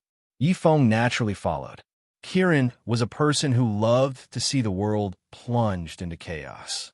Naturally, she was also playing around in the water. When it saw that Ning Xiuma's movements were somewhat restrained while she swam in the water, it suddenly decided to play a prank on her. It dove into the water and suddenly rushed up from the water. Ning Xiuma, who was swimming on the water surface, was flipped over and directly plunged into the water. Although Ning Xiuma was no longer afraid of water, she still didn't dare to dive underwater for the time being. When she suddenly dove into the water, the familiar feeling made her panic. The water pressed down on her from all directions, causing her to immediately panic. She could not help but struggle a few times. Fortunately, Yifeng was not far from her and had been paying attention to her. Once he saw that things were not going well, he immediately made a beautiful leap and rushed to Ning Xiuma's side, pulling her out. Because of the timely rescue, Ning Xiuma didn't choke on water this time. However, she was really scared and her face was pale again. Yifeng held her arm and said, "It's okay. Don't be afraid." Ning Xiuma took a deep breath and suppressed her beating heart. She smiled and said, "Yifeng, thank you." When Yifeng saw that she had recovered, he immediately let go of her arm and said, "Are you okay? Why don't you go ashore and take a rest?" Chapter 721. Ning Xiuma shook her head. "No need. I'm fine." She had already overcome a large part of her fear. She couldn't let all her previous efforts go to waste. Diving used to be her strong point. She had to overcome her fear before she could practice again. Yifeng didn't say anything else. He only said, "Okay, I want to practice again." As he spoke, he looked at the shore again. When he brought Ning Xiuma out of the water, he vaguely saw a white shadow flash by the shore. However, by the time he finished pacifying Ning Xiuma, the white shadow had disappeared without a trace. He didn't know if his eyes were playing tricks on him. The sun was setting in the west, and the sky was filled with red clouds. In the bamboo forest, Dizun was still sitting there. The chessboard in front of him was still the same layout. He lowered his eyes slightly. There was a clay stove beside him. The charcoal fire in the stove was blazing, and a pot of water was boiling on the stove. There was a teapot and teacups on the small table next to him. The tea in the teacup was already cold, but he didn't take a sip. He sat there cross-legged with a book on his lap. He also didn't turn a page for a long time. He knew that with Yifeng's help, she had finally overcome her fear of water and even dared to dive again. When she emerged from the water after diving for a few minutes, he even heard her laughter as if she had been relieved of a heavy burden. It was very clear, very proud, and very gratifying. He knew that Xiuma had finally walked out of that psychological shadow. When he heard that she had finally come ashore, he hesitated for a moment when he saw the maid waiting by the shore. The maid was sent by him earlier. She brought a cloth curtain and the clothes that she should change into. He heard Xiuma talking to Yifeng while she was tidying her long hair after changing her clothes. Yifeng also changed into a set of clean clothes. He was carrying a bag on his back. He said goodbye. Ning Xiuma also knew that since Yifeng had returned to his human body, he would definitely return to Yan Ziyuan's side. Ning Xiuma naturally couldn't say anything about this kind of thing. She only hoped that Yifeng could obtain his own happiness. Yifeng did not say anything. He had always been introverted and would never confide in anyone about his plans. Right now, all he cared about was Yi Yu's happiness. Only when she was happy could he truly let go. He had planned to say goodbye to Ning Xiuma in the morning and leave, but he didn't expect that Ning Xiuma was so afraid of water. So he stayed for another day without hesitation to accompany her out of her psychological trauma. Now that he saw that she had basically recovered, he was relieved. Naturally, he could leave without worry. He had his own obsession, his own protection. Yifeng's journey was very smooth, perhaps due to the ancestors' arrangements. The Sun Moon sect's disciples led him out of Buddha Lotus Mountain and onto his own journey. Ning Xiuma also directly sent him to the foot of the mountain. Seeing Yifeng's figure faintly disappearing under the setting sun, she felt slightly disappointed. On the way, Yifeng had asked Xiuma what her plans were for the future.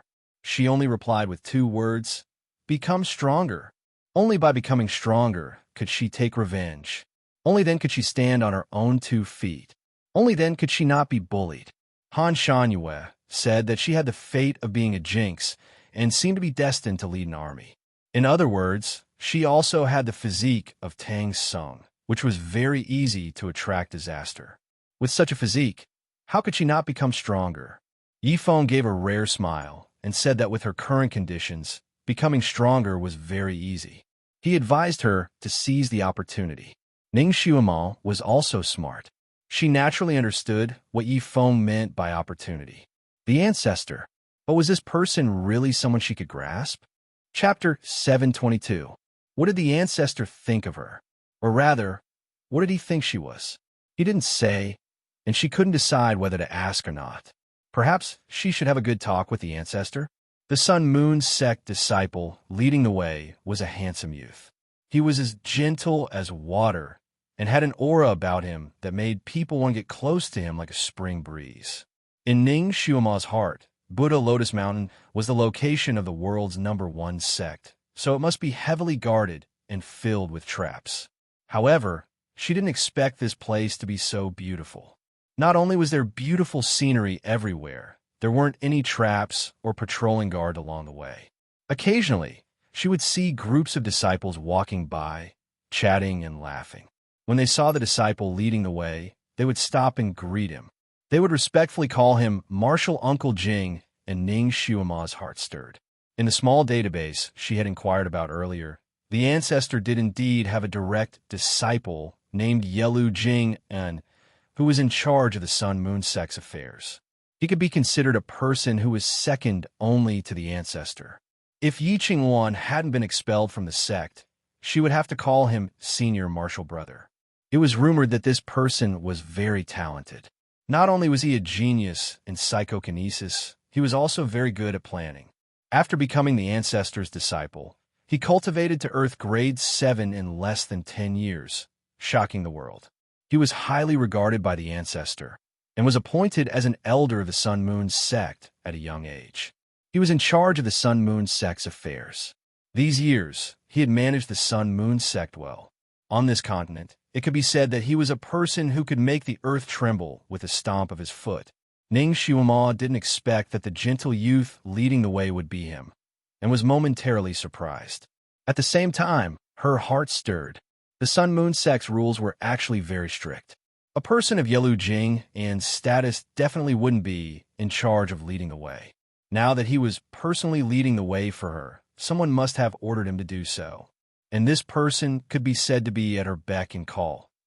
Other than the ancestor, who else could order this person, who could be considered a sect leader, to lower himself to lead the way for her?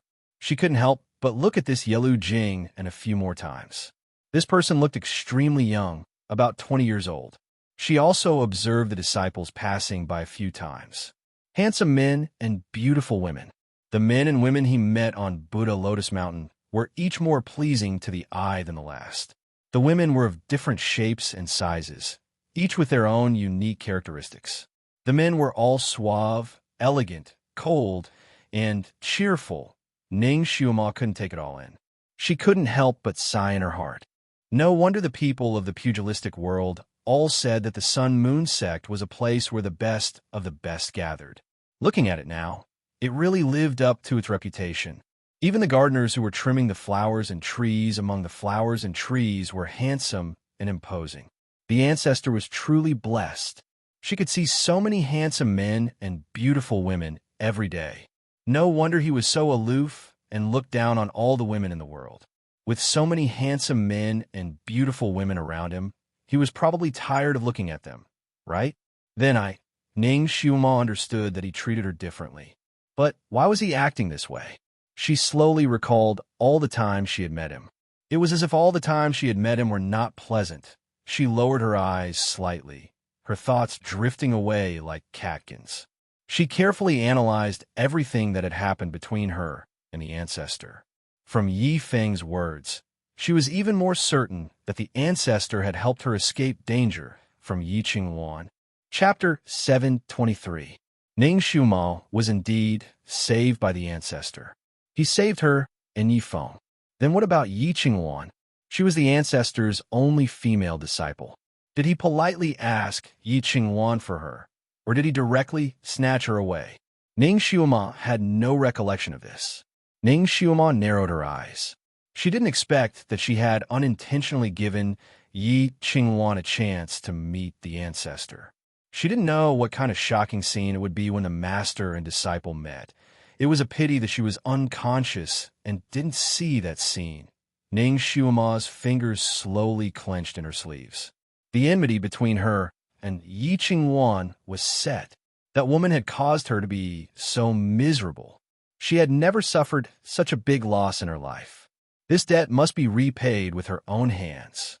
She must also let her taste the feeling of being unable to live and unable to die. But she didn't know if the ancestor would intervene at that time. Would he be biased toward his only female disciple? Ning Xuema shook her head. She didn't care anymore. She would think about this later. No matter what, she must take revenge. She wouldn't give anyone face. At most, she would find that woman and have a fair duel, regardless of life or death. That way, the ancestor wouldn't say anything else. The most important thing for her now was to become stronger. She must become stronger. As the saying goes, 10 years is not too late for a gentleman to take revenge. She hoped that Yi Qingwan could live a little longer, and not die too early. Master! Another person led a group of disciples over and bowed respectfully to Yelu Jing. Ning Xuema glanced at the group of disciples. Her heart moved. The clothes they were wearing were obviously not from the Sun Moon sect. Moreover, they had all kinds of uniforms. Most of them were around 13 or 14 years old. There was a hint of childishness between their eyebrows, but each of them was full of spirit and energy.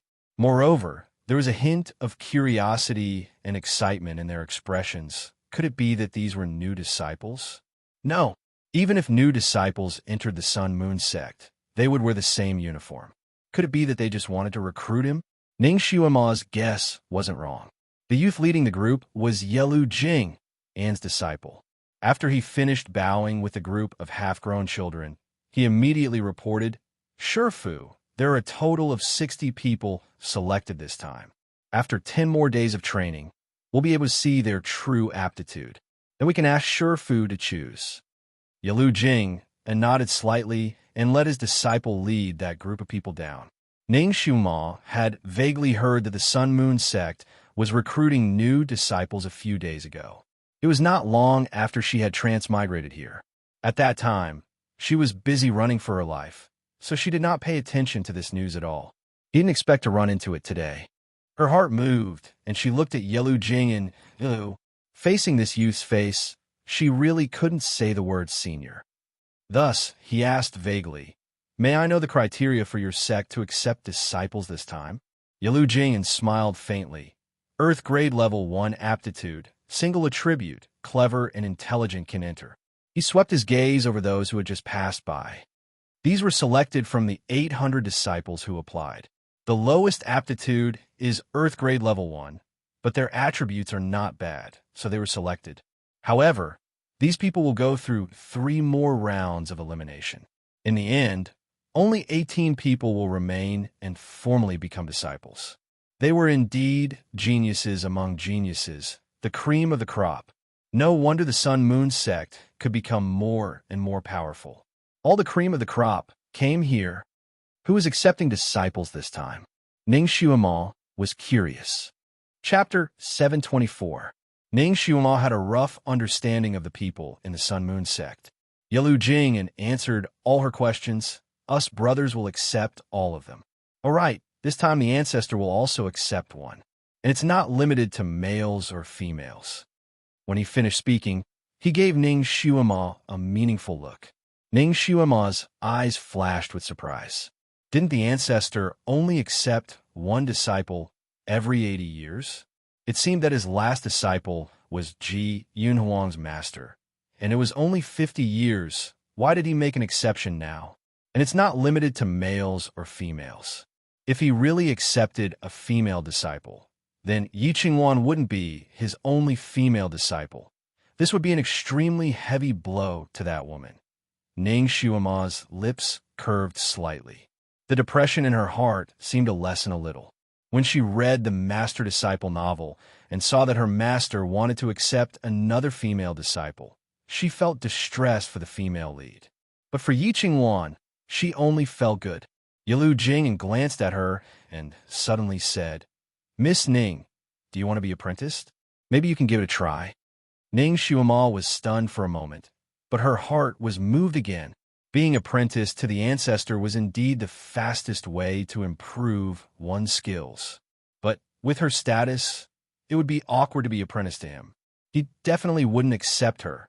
Ning Xiaoma shook her head and smiled. My psychokinesis is now human rank 5. I'm afraid it's not up to your standards, so I don't want it. Yalu Jing glanced at her again and smiled. Miss Ning doesn't need to belittle yourself. The Sun Moon sect doesn't only look at psychokinesis, they also look at other talents. Especially the ancestors' disciples, they don't stick to one pattern. If Miss Ning is interested, you can give it a try. What if you're chosen? Ning Xiaoma pondered for a moment. I'll think about it. She felt that there was something fishy about this, but she couldn't figure out what it was. Yalu Jing smiled warmly and didn't say anything else. She led her back to Heavenly Sound Peak. Miss Ning must be tired after a day. Go back and rest early. Ning Xiaoma paused. She was still traumatized by the water wall enchantment on the Tianyin Peak. Moreover, if she were to stay here to learn, shouldn't she be staying with the new disciples? He even wanted her to go to the Tianyin Peak. Elder Yalu, I think it would be more appropriate to give me another residence. Heavenly Sound Peak is where the ancestor lives alone. I heard that only his direct disciples can go there. I'm afraid it's not appropriate for me to go there.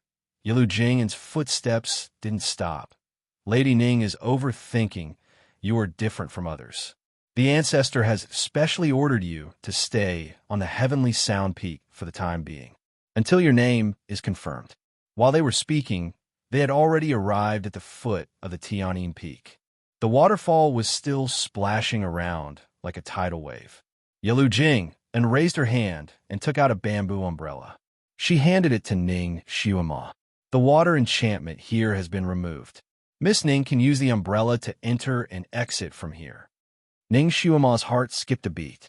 Was the water enchantment removed for her?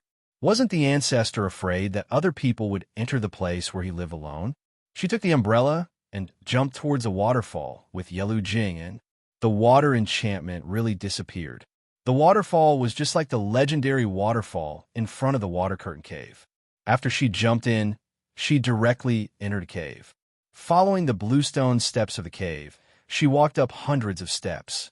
Her eyes lit up as she finally saw the familiar scenery. Yalu Jing led Ning Xiaoma to the side hall where she first woke up. Chapter 725. Yalu Jing stopped and said, Miss Ning, you should rest here. If you need anything, you can directly send me a message. He then handed Ning Xiaoma a light green sound transmitting talisman and taught her how to use it. The method was a bit complicated, but Ning Xiaoma was very smart. She learned such a complicated method after seeing it once and quickly became proficient in it. Yalu Jing looked at her with surprise, as if he didn't expect her to learn so quickly. Looking at her, his eyes flashed with a touch of deep thought, but he didn't say anything. He was about to say goodbye when Ning Xiaoma suddenly said, Do the ancestors' disciples all live in this hall for a while? The hall she was referring to was the one they were going to live in now, and it was also the only side hall on this peak. Yi Chingwan had also cloned a smaller one. Yi Chingwan was so fond of this side hall that she didn't hesitate to clone one for her. Presumably, she had lived in this hall and left a good impression. So even if she was expelled from the sect, she was still reluctant to leave this place. Yalu Jing shook his head. No, even if we become the ancestors' disciples, we will still live at the bottom of the peak.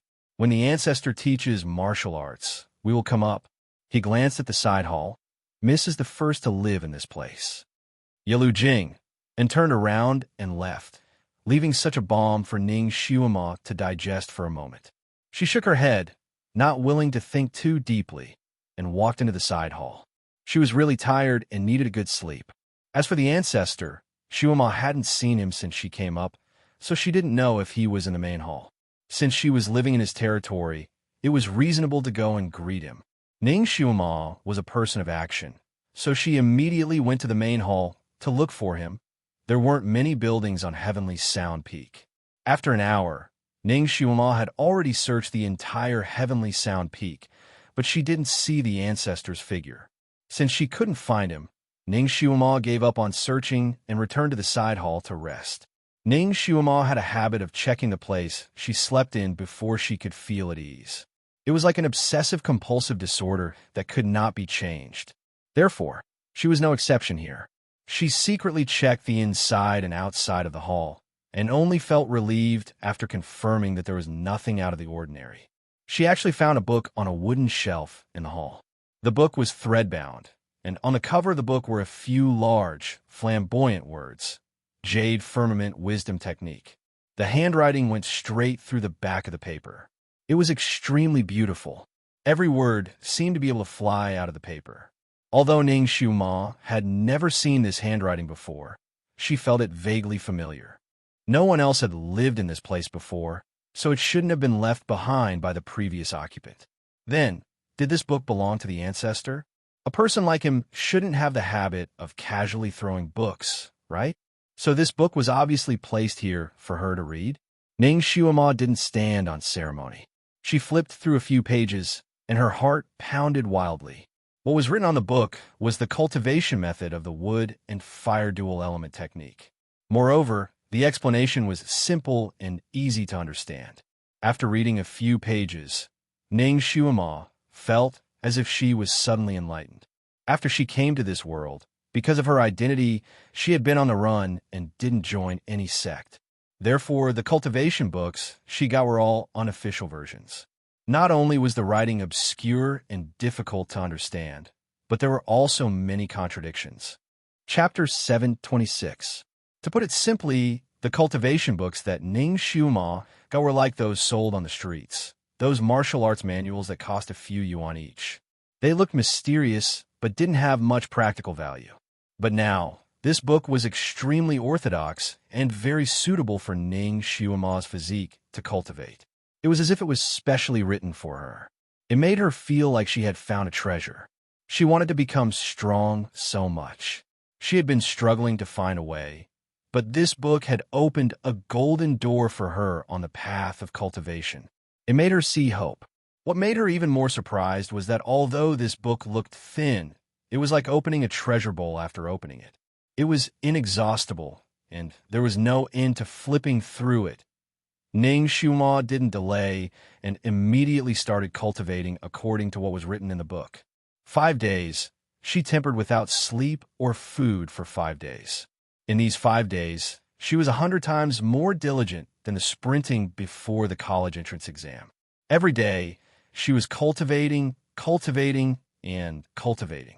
When she was really tired to the extreme, she fell asleep on the bed and rested for 2 to 4 hours before climbing up to continue cultivating. Out of the 24 hours in a day, she would spend 20 hours in cultivation. Even when she occasionally dreamed, she would dream about the content of that book. In these 5 days, Dizun didn't come to see her, but that Yelu Jing came many times.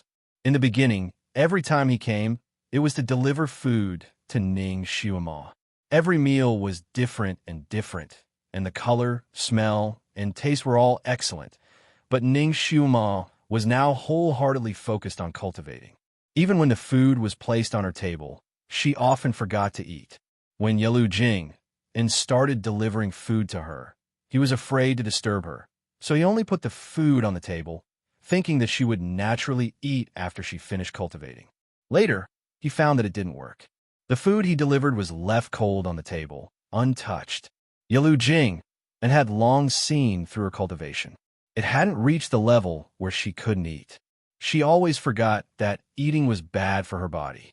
So for the next few days, after he sent her in, he would stand in the same spot and wait for her to finish her cultivation before immediately calling her to eat. He would only leave when he saw her walk to the table and start eating. What he didn't expect was that although Ning Xiuma ate, she would often eat 3 to 5 mouthfuls before she hurriedly went back to practicing martial arts. She still didn't touch much of the food. She was too eager to become stronger. This kind of training was simply like going crazy. It was as if he didn't want his life anymore. Her skills had indeed improved a lot, but she had also lost a lot of weight. Fortunately, the ancestor had left her with an extremely orthodox cultivation method, which had the effect of nourishing blood and qi. Otherwise, with her current cultivation method, she was afraid that she would have suffered from qi deviation. At first, Yelu Jing would come 3 times a day. Each time, She would leave after delivering food. Later on, he came 8 times a day. Not only did he bring her food, but he also watched her eat and secretly watched her practice in case she did not practice properly and went crazy. He came more and more frequently and stayed longer and longer. In the end, he almost always came with documents. Ning Shuima was cultivating in the hall while he was reading documents under a tree outside the hall. In order to let her calm down and eat, he also had to find opportunities to talk with her.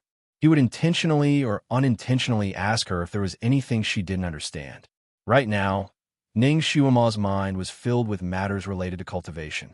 Even if the secret manual was easy to understand, in the process of cultivation, she would still have all kinds of questions. Naturally, she would ask Yalu Jing for guidance. In the process of asking for guidance, she was pleasantly surprised to find that Yalu Jing also cultivated with attribute techniques and knew a lot more. Chapter 7:27. Yalu Jing was also a qualified master. His explanations were simple and easy to understand, which often made Ning Shuima feel enlightened. His work was dependable, his temperament was gentle, and he was neither impatient nor impatient. Moreover, he was very meticulous. Sometimes, when Ning Shuima encountered a difficult problem, before she could even open her mouth to ask, he would already explain it to her according to her symptoms. This allowed her to avoid taking unnecessary detours. This Yalu Jing was simply a hard-to-come-by good master. What was even harder to come by was that he cultivated the same type of technique as her. Ning Shuima benefited a lot, but once she couldn't help but ask, "Elder Yalu, what are the conditions for accepting a disciple? Do you accept a female disciple?" Yalu Jing paused for a moment, smiled, and changed the topic. If he were to accept a disciple, naturally, it would be someone like Ning Shuima. Although her innate talent wasn't the highest, she was smart, hardworking, and could understand everything with just a hint. Others could draw inferences, but she could draw inferences. Every time he exchanged techniques with Shuima, he would be shocked by her sharp mind.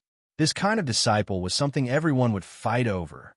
But even if he liked her, he didn't dare to accept her, otherwise his master would slap him to death. Sometimes Yalu Jing felt that Ning Shuima was too tired, so he suggested that she go out for a stroll. In order to attract her, he even talked about some wonderful scenery on Buddha Lotus Mountain. But Ning Shuima's desire to become strong was too strong, so she didn't want to waste a second. Other than occasionally chatting with Yalu Jing and during meals, she didn't have the slightest intention of going out. It was a feeling that even 9 oxen couldn't pull her out. This made Yalu Jing frown. He was really afraid that if this continued, Ning Shuima would directly collapse from exhaustion. Her desire to quickly become strong had already become a kind of obsession. In these 5 days, the ancestor didn't appear once. Although this was his territory, there was no trace of him. Ning Shuima would occasionally be puzzled, but she also knew that the ancestor always appeared and disappeared like a ghost.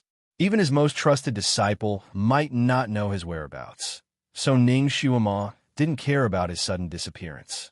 Adding on to the fact that she was fully focused on cultivating, she even forgot to greet him. In the 1,000-year ice cave, on the 1,000-year chilled jade bed, the ancestor sat quietly with his eyes closed. He wore a set of extremely simple white robes. His hands were placed on his knees, and a faint white light was slowly revolving around them. The white jade mask on his face had also been removed, revealing his celestial features. He sat there motionless, like an ice sculpture. He didn't know how long he had been like this. His body trembled slightly, and his face paled as he opened his eyes. He couldn't calm his heart. He actually couldn't calm his heart. For thousands of years, his heart was as calm as still water. Every time he entered a meditative state, he would instantly enter the highest realm of cultivation, forgetting himself and others. When he went into seclusion, he could stay in seclusion for half a year, and he would not move or wake up for half a year. But not this time. Ever since Ning Shuima ran away from the marriage and he began to search for her, he had encountered all kinds of unexpected situations. In order to find her, he had no choice but to use a few forbidden techniques and expend a lot of his psyche. In order to remove the disguise technique for her, He once again resisted his exhaustion and used the technique for her. In the process, because he overestimated his ability to control her, he injured himself when he withdrew his palm. After removing the disguise technique for Xiuema, he was also exhausted to the extreme. He almost didn't even have the strength to carry her back to her room. In order to heal her pair of legs, he flipped through medical books for an entire night. Early the next morning, he went to the demon realm to get some strange herbs. Chapter 728. Although the process was difficult, fortunately, it was more daunting than dangerous. On the surface, the ancestor seemed to have left in a fit of anger, as if he no longer cared about her. But in his heart, she was constantly on his mind, fearing that she would cause more trouble. He didn't have time to rest and rushed back. When he came back, he found that her soul was missing. In order to find her soul, he used a lot of psychokinesis. It was not easy for him to find her. Once again, he used his overused psychokinesis to straighten out her soul. After the series of incidents, he was almost at the end of his rope. According to Rongyue Tianlan, he had to cultivate in seclusion for 15 days to recover. But he was always worried about Ning Xiuema. He always felt guilty and wanted to see her. It was the first time he felt this kind of longing for a person, caring about a person, worrying about personal gains and losses. It was the first time he experienced it. His heart always seemed to be undulating. This situation made it difficult for the ancestor to cultivate in seclusion. He also didn't want to cultivate in seclusion because of his own ability. It wasn't until Xiuema played with Yifeng Shui in the Celestial Lake that she slowly overcame her fear of water, that he waited for her in the bamboo forest for an entire day, that he finally couldn't hold on any longer. When he spat out a mouthful of blood, he knew that he had to go into seclusion. If he didn't cultivate in seclusion, it would be a permanent injury. It would be very difficult to recover. He could only choose to cultivate in seclusion. But after all, he was worried about Ning Xiuema. So he sent his most capable disciple, Yalu Jing, to stay by her side. Yalu Jing was a very careful person. He was very reliable. He always did things according to the ancestors' orders. It was reasonable to say that he should be relieved after making such a careful arrangement. But for some reason, he still couldn't calm down. He meditated for at least 2 days and 2 nights without talking or moving. But this time, he couldn't sit for a day before he opened his eyes uneasily. The first thing he did when he opened his eyes was to contact Yalu Jing and ask about Ning Xiuema's situation. Although he didn't see Ning Xiuema in these 5 days, he knew her situation like the back of his hand. The more he understood, the harder it was for him to calm down. It was true that the girl wanted to become stronger, but he didn't expect her to work so hard. This mental cultivation method of his was particular about progressing step by step, steadily and surely, avoiding impatience. If she continued to work hard like this, he was afraid that she would cultivate an inner demon. He had told Yalu Jing and to explain the situation to Ning Xiuema, but it didn't seem to have much effect. Because he was thinking about this, he became even more restless while cultivating. This time, he didn't even spend half a day in seclusion before he woke up again. Yalu Jing didn't know that the ancestor was actually in seclusion and thought that he was traveling outside. So every time she reported to him, she was very detailed and clear. This was exactly what he wanted. After waking up this time, the first thing he did was contact Yalu Jing. This time, Yalu Jing was a bit hesitant when she received it. Her first sentence was, "Master, she's showing signs of qi deviation. Disciple has just helped her recuperate. There are no other accidents. She's still practicing now." The ancestor's fingers tightened. "Let her rest." Yalu Jing's voice was a bit awkward. "Master, she looks like she listens to Disciple's words, but after Disciple leaves, she'll practice as soon as she wakes up. It wasn't suitable for a man like him to guard here at night," the ancestor frowned. This was a sign that she had entered an inner demon. He simply ordered, "Hit her sleeping acupoint." Although this method was simple and crude, it was effective on her. Chapter 729. A moment later, Yalu Jing's voice came from the sound, transmitting talisman. "Master, she is already sleeping. She can sleep for about 10 hours, and will wake up tomorrow morning. Yalu Jing and actually had a headache. This time it was solved, but what should he do in the future? After she wakes up, he was afraid that she would still cultivate day and night. How could he hit her sleep acupuncture point again and again? He looked at Ning Xiuma's sleeping face and was somewhat lost in thought. What exactly did this girl go through to have such a strong obsession with martial arts? He had never seen a girl who cultivated so crazily. When the obsession was too strong, it would become a heart demon, and this heart demon must be treated with care and medicine. He turned around and walked out, sitting in front of the stone table outside the hall for the entire night. Although he didn't know the relationship between the ancestor and this girl, he knew that she was someone the ancestor cared about greatly. He definitely couldn't let anything happen to her in his hands. Perhaps he could only spend the night with her. Ning Xiuma didn't sleep well that night. She had countless strange and messy dreams. In her dreams, there were horses and spears, blood flowed like a river, and many people and things appeared. But when she woke up, she couldn't remember the scenes in her dreams. She slept for 8 hours. According to the modern calculation, it was 8 hours. After being forced to rest for a while, her spirit recovered a lot. Just as she was about to cultivate again, she suddenly heard a melodious flute sound. The flute sound was very peaceful, like a flower slowly blooming in the spring breeze. It had the power to calm people's hearts, calming Ning Xiuma's restless heart from cultivating. To Ning Xiuma, this flute sound was like a lullaby she heard in her dreams. It was familiar and intimate. She didn't know why, but when she heard this flute sound like spring flowers and autumn moons, her eyes inexplicably turned sour. She had the urge to cry. She took a deep breath and naturally understood who was playing this flute sound. The ancestor. He had disappeared for 5 days, and now he had finally returned. And she should go see him. After all, he had saved her life, bestowed her the book, and took her in. She jumped off the bed and was about to run out the door. Occasionally, she lowered her head and saw her wrinkled clothes. She was startled. How did he become so sloppy? These few days, she was a bit obsessed with cultivating.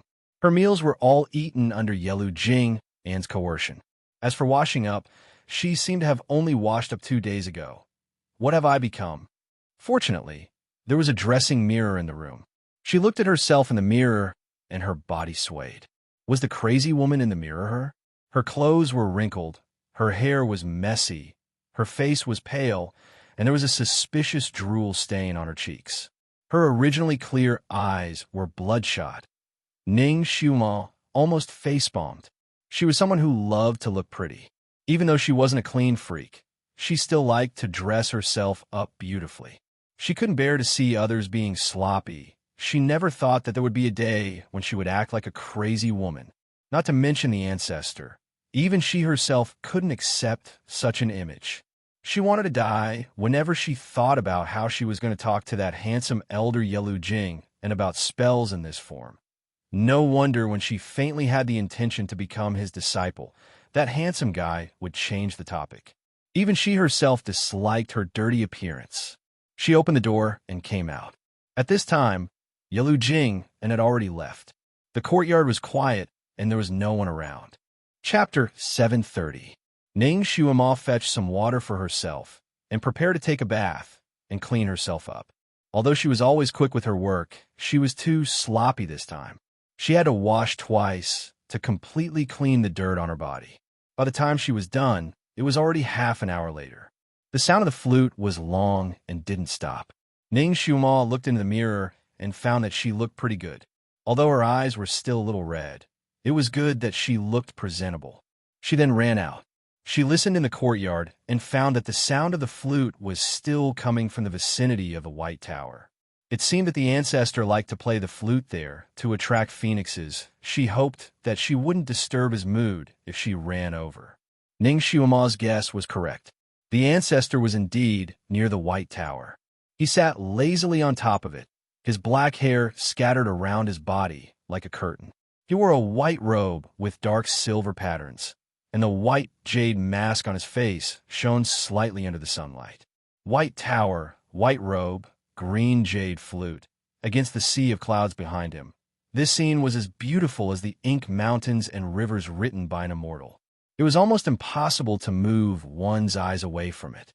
He lowered his eyes and played the flute. This time, he attracted even more beasts and birds. Not only were there on the bamboo shoots and on the mountain peaks, but even in the sky above his head, there were a few colorful birds with long tails, spreading their wings and dancing to the flute. Ning Xiaoma stood at the edge of the cliff and looked at him without saying anything. First, she couldn't disturb him. Second, his flute was indeed as warm as the spring breeze. It could calm all restless emotions. The cold wind was howling here, but listening to his flute made her feel like bathing in the spring breeze. She almost wanted to sit down and meditate. The flute finally stopped. The ancestor looked at her without any emotion in his eyes. The first thing he said was, "How's your cultivation?" Ning Xiaoma also remembered her mission. She cupped her hands and saluted him. Many thanks to the ancestor for the book. Xiaoma benefited a lot. When she first came, she was at the 5th level of the human realm.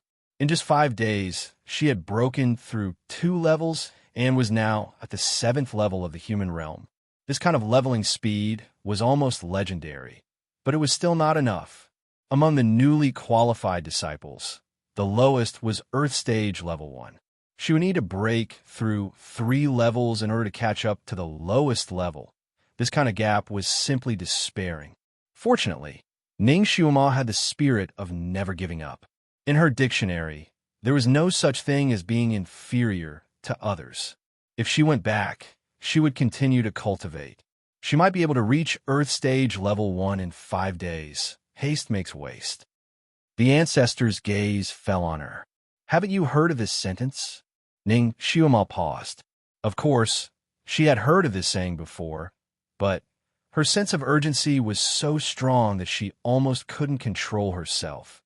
"Thank you, Dizun, for your advice. Xiaoma will remember and pay attention to it." Ning Xiaoma also knew that Dizun was doing this for her own good, so she sincerely thanked him. Dizun tightened his grip on the jade flute.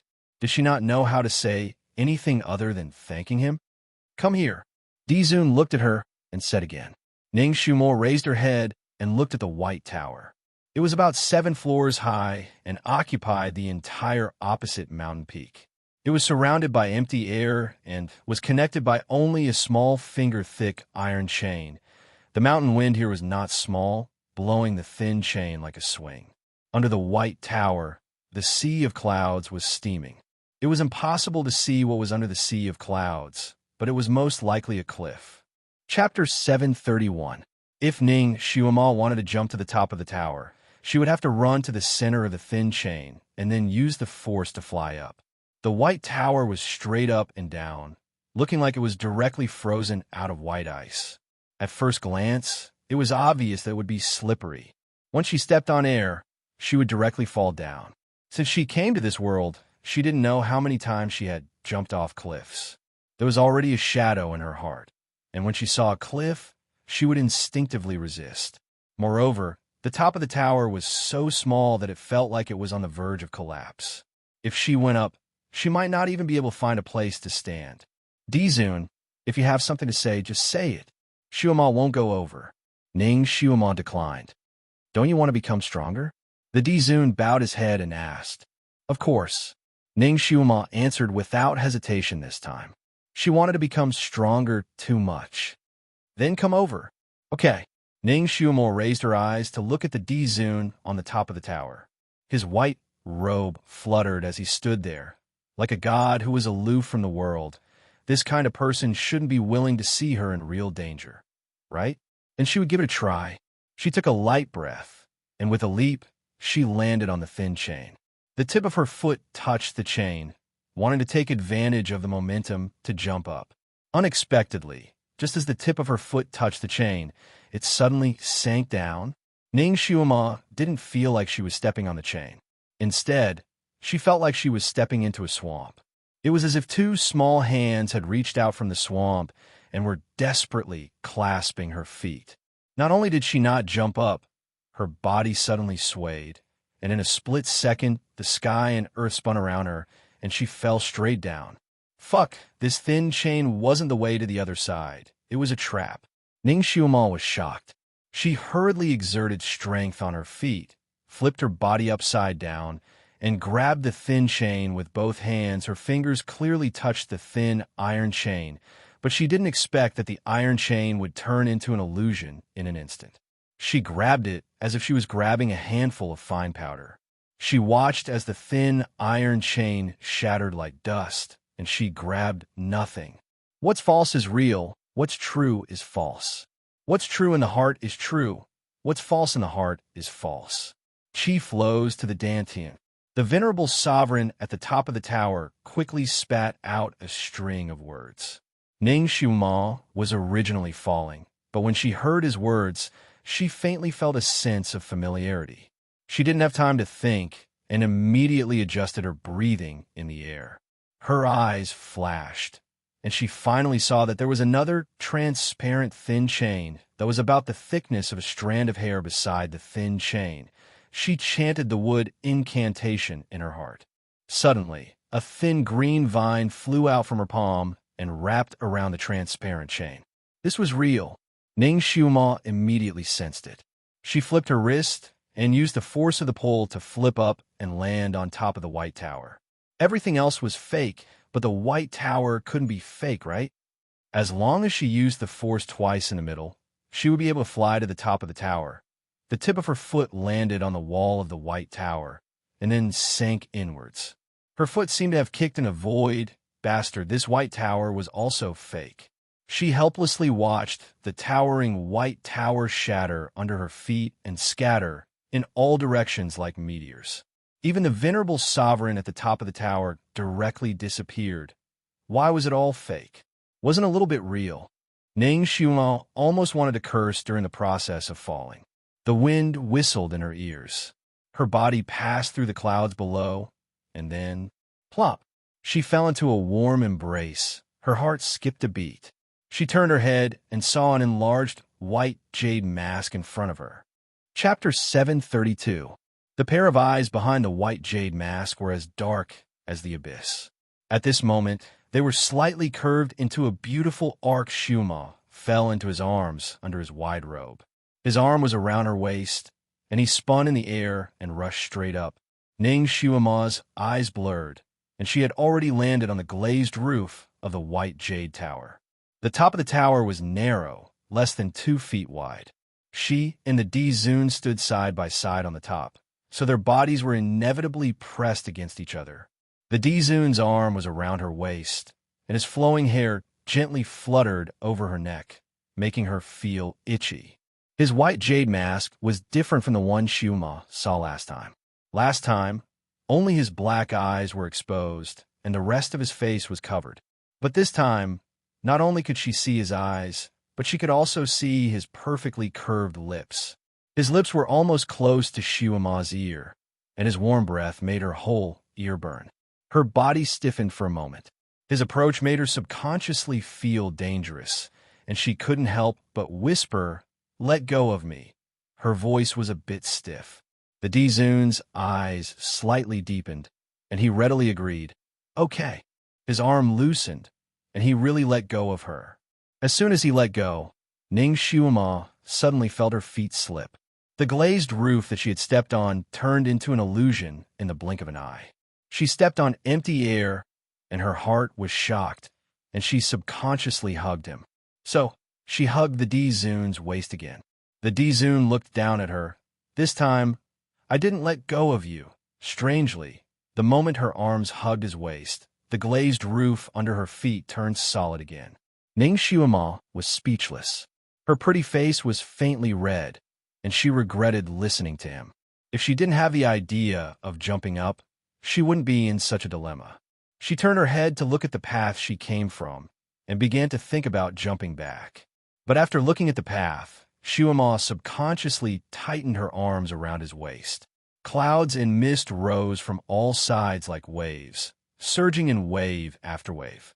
The white tower she and the ancestor were in was like a lone tower, standing in the middle of a sea of clouds, with no land in sight. She couldn't find a mountain peak she had come from, let alone know where was the safest place to jump. Are you scared? The ancestor's voice seemed to contain a smile. There was a hint of teasing in his voice. Ning Xiuma secretly gritted her teeth. I'm not afraid, she replied stiffly. If you're not afraid, then why are you hugging me so tightly? You seem to be hurting my waist. The ancestor looked down at her. The little girl was curled up on him like a koala. Two warm and soft arms hugged his waist, hugging him so tightly. The ancestor felt that this feeling was very good, and he gently twirled the jade flute in his hand. Although Rong Yuetianlon wasn't very reliable at times, his method of picking up girls was quite reliable. The first way to pick up a girl: find a similar hobby. If the zither and the zither are compatible, you will definitely be able to hook the beauty's heart. This method didn't seem to work. He used the flute to summon Xiuma, but she was still so guarded against him. The second method of picking up girls was to take risks together. It would be best if they fell off a cliff together, so he could hug her justifiably. Generally, a beauty's heart would soften after a few hugs. The ancestor felt that this method was a bit difficult to do. With his kung fu, falling off a cliff wouldn't hurt him at all. Moreover, if they really fell off the cliff, the little girl had many ways to save herself, and he didn't need to save her at all. Chapter 733. Even if Xiuma needed his help when she fell off the cliff, it would only take him a moment to save her. He had never heard of anyone who couldn't reach the bottom after falling off a cliff for a few minutes. The time was too short. Even if he hugged a beauty, he wouldn't feel anything. He couldn't fall off an ordinary cliff, but he couldn't risk falling off the cliff below the White Tower. The ancestor pondered for an hour before dawn and finally thought of the White Tower that only he could climb. He had successfully fooled the little girl, and now she was hugging him enthusiastically. The ancestor felt that he had made a profit this time. It was the first time he had been hugged like this. He looked at the little girl in his arms and felt a little strange. It turned out that this was the feeling of being hugged by the person you liked. His heart was warm, and he subconsciously wanted to hug her back. However, Ning Xiuma was clenching her teeth in her heart. What does this great deity mean? Was it really appropriate for him to tease her with his identity as the ancestor? Wasn't he afraid of exposing his identity in front of her? Xiuma hugged his thin waist. Her nose was filled with his light fragrance, which made her feel a little dizzy and her heart beat faster. At the same time, there was an inexplicable repulsion. Xiuma wanted to let go, but her survival instinct made her not dare to. If a drowning person caught a piece of driftwood, even if they knew it was a trap, they wouldn't let go easily. His teasing words made Xiuma blush. She loosened her arms slightly and tried to calm herself down. Ancestor, please send me back to where I came from. I don't think this tower is a place I should come up. If you want to go back to where you came from, you need to work hard yourself. The ancestor said, his voice still flat. Work hard herself? How could she work hard? Now, there was a vast expanse of clouds and mist, but the scenery was almost the same. Even the 8 sides of the White Tower were exactly the same. She couldn't tell which direction she was going, asking the ancestor to point me in the right direction. Ning Xiuma tried her best to use words to distance the two of them. Her tone was incomparably polite. The ancestor looked down at her. She kept her head down, so he couldn't see the expression on Xiuma's face. However, her unfamiliarity with him made him feel uncomfortable. He said faintly, "Usually when I'm guiding someone, that person is kneeling." Ning Xiuma was speechless. Actually, it was not that she did not want to kneel down, but she could not let go of him now. Once she knelt down, she would be hugging his legs, hugging his waist. She still felt a little pressured. If she hugged his leg, she felt that she was still a little shy. Just as she was in a dilemma, her waist suddenly tightened. The ancestor had finally hugged her. In the blink of an eye, the ancestor had already sat down with her in his arms. "I've been a little tired recently, so I'll take a rest." Ning Xiuma was carried in his arms in a princess carry position, half sitting on his lap. The ancestor's arm was wrapped around her waist, allowing her to lean on his chest. This posture was really not an ordinary intimate one. Moreover, once he sat down, there was no place for her to stand. Ning Xiuma raised her face to look at his white jade mask. Her body was a little stiff. She didn't understand the meaning behind his series of actions. Or perhaps she understood it in her heart, but subconsciously avoided it. Moreover, once he sat down, even if she wanted to go all out and kneel down, she couldn't find a place to do so. Ancestor, Ning Xiaoma didn't know what he was selling in his gourd. She could only sit stiffly in his arms and cope with the changes by sticking to the status quo. Chapter 734. The ancestor closed his eyes slightly and said lightly, "I'm going to rest for a while. Don't disturb me." Ning Xiaoma was speechless. Is he going to meditate here? But he could just sit there and meditate. Why did he have to make her sit in his arms? In this case, Ning Xiaoma couldn't jump out of his arms with a chaste face. She simply sat on his body and looked around. When she came up, the White Tower was not far from the road she came from. She remembered that it was only a few dozen feet away, so she should be able to see it at a glance. The reason why she couldn't see it now was probably because it was covered by some array or some kind of spell. What method should she use to make the mountain appear again? She looked around again and again, trying to find a flaw in it. But it was strange. When she looked at the White Tower from the opposite mountain, she only saw white clouds around the White Tower. The sea of clouds undulated like thin waves, which was the same as the sea of clouds she saw on other mountains. But at this moment, sitting on the top of the White Tower with the ancestor, she found that the white clouds were constantly changing, and their shapes were all kinds of strange. Sometimes, it was like a battlefield where two armies were facing each other. All kinds of people appeared on the battlefield, fighting back and forth, and all kinds of arrays emerged endlessly.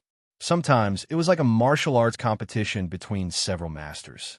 The people formed by the white clouds made all kinds of movements, and each scene was like a slow-motion movie. Every move and every style could be seen clearly. Moreover, every single one of those moves was something Ning Xiaoma had never seen or heard of before. At first, she was a little absent-minded, but after watching a few scenes in succession, she slowly sat up and looked at the movements of those white clouds. She couldn't help but start to remember those martial arts. The more she watched, the more addicted she became. In the end, she was so engrossed that she forgot where she was and that she was sitting in the ancestor's arms. Addicted to watching, she couldn't help but stretch out her hands subconsciously. The ancestor opened his eyes and looked at her, who was completely fascinated in his arms. She had lost a lot of weight, and there were many red streaks in her eyes. This showed how hard she had been working recently. His palm seemed to have accidentally pressed on her back. Soon, he measured her current level of psychokinesis according to the flow of psychokinesis in her body.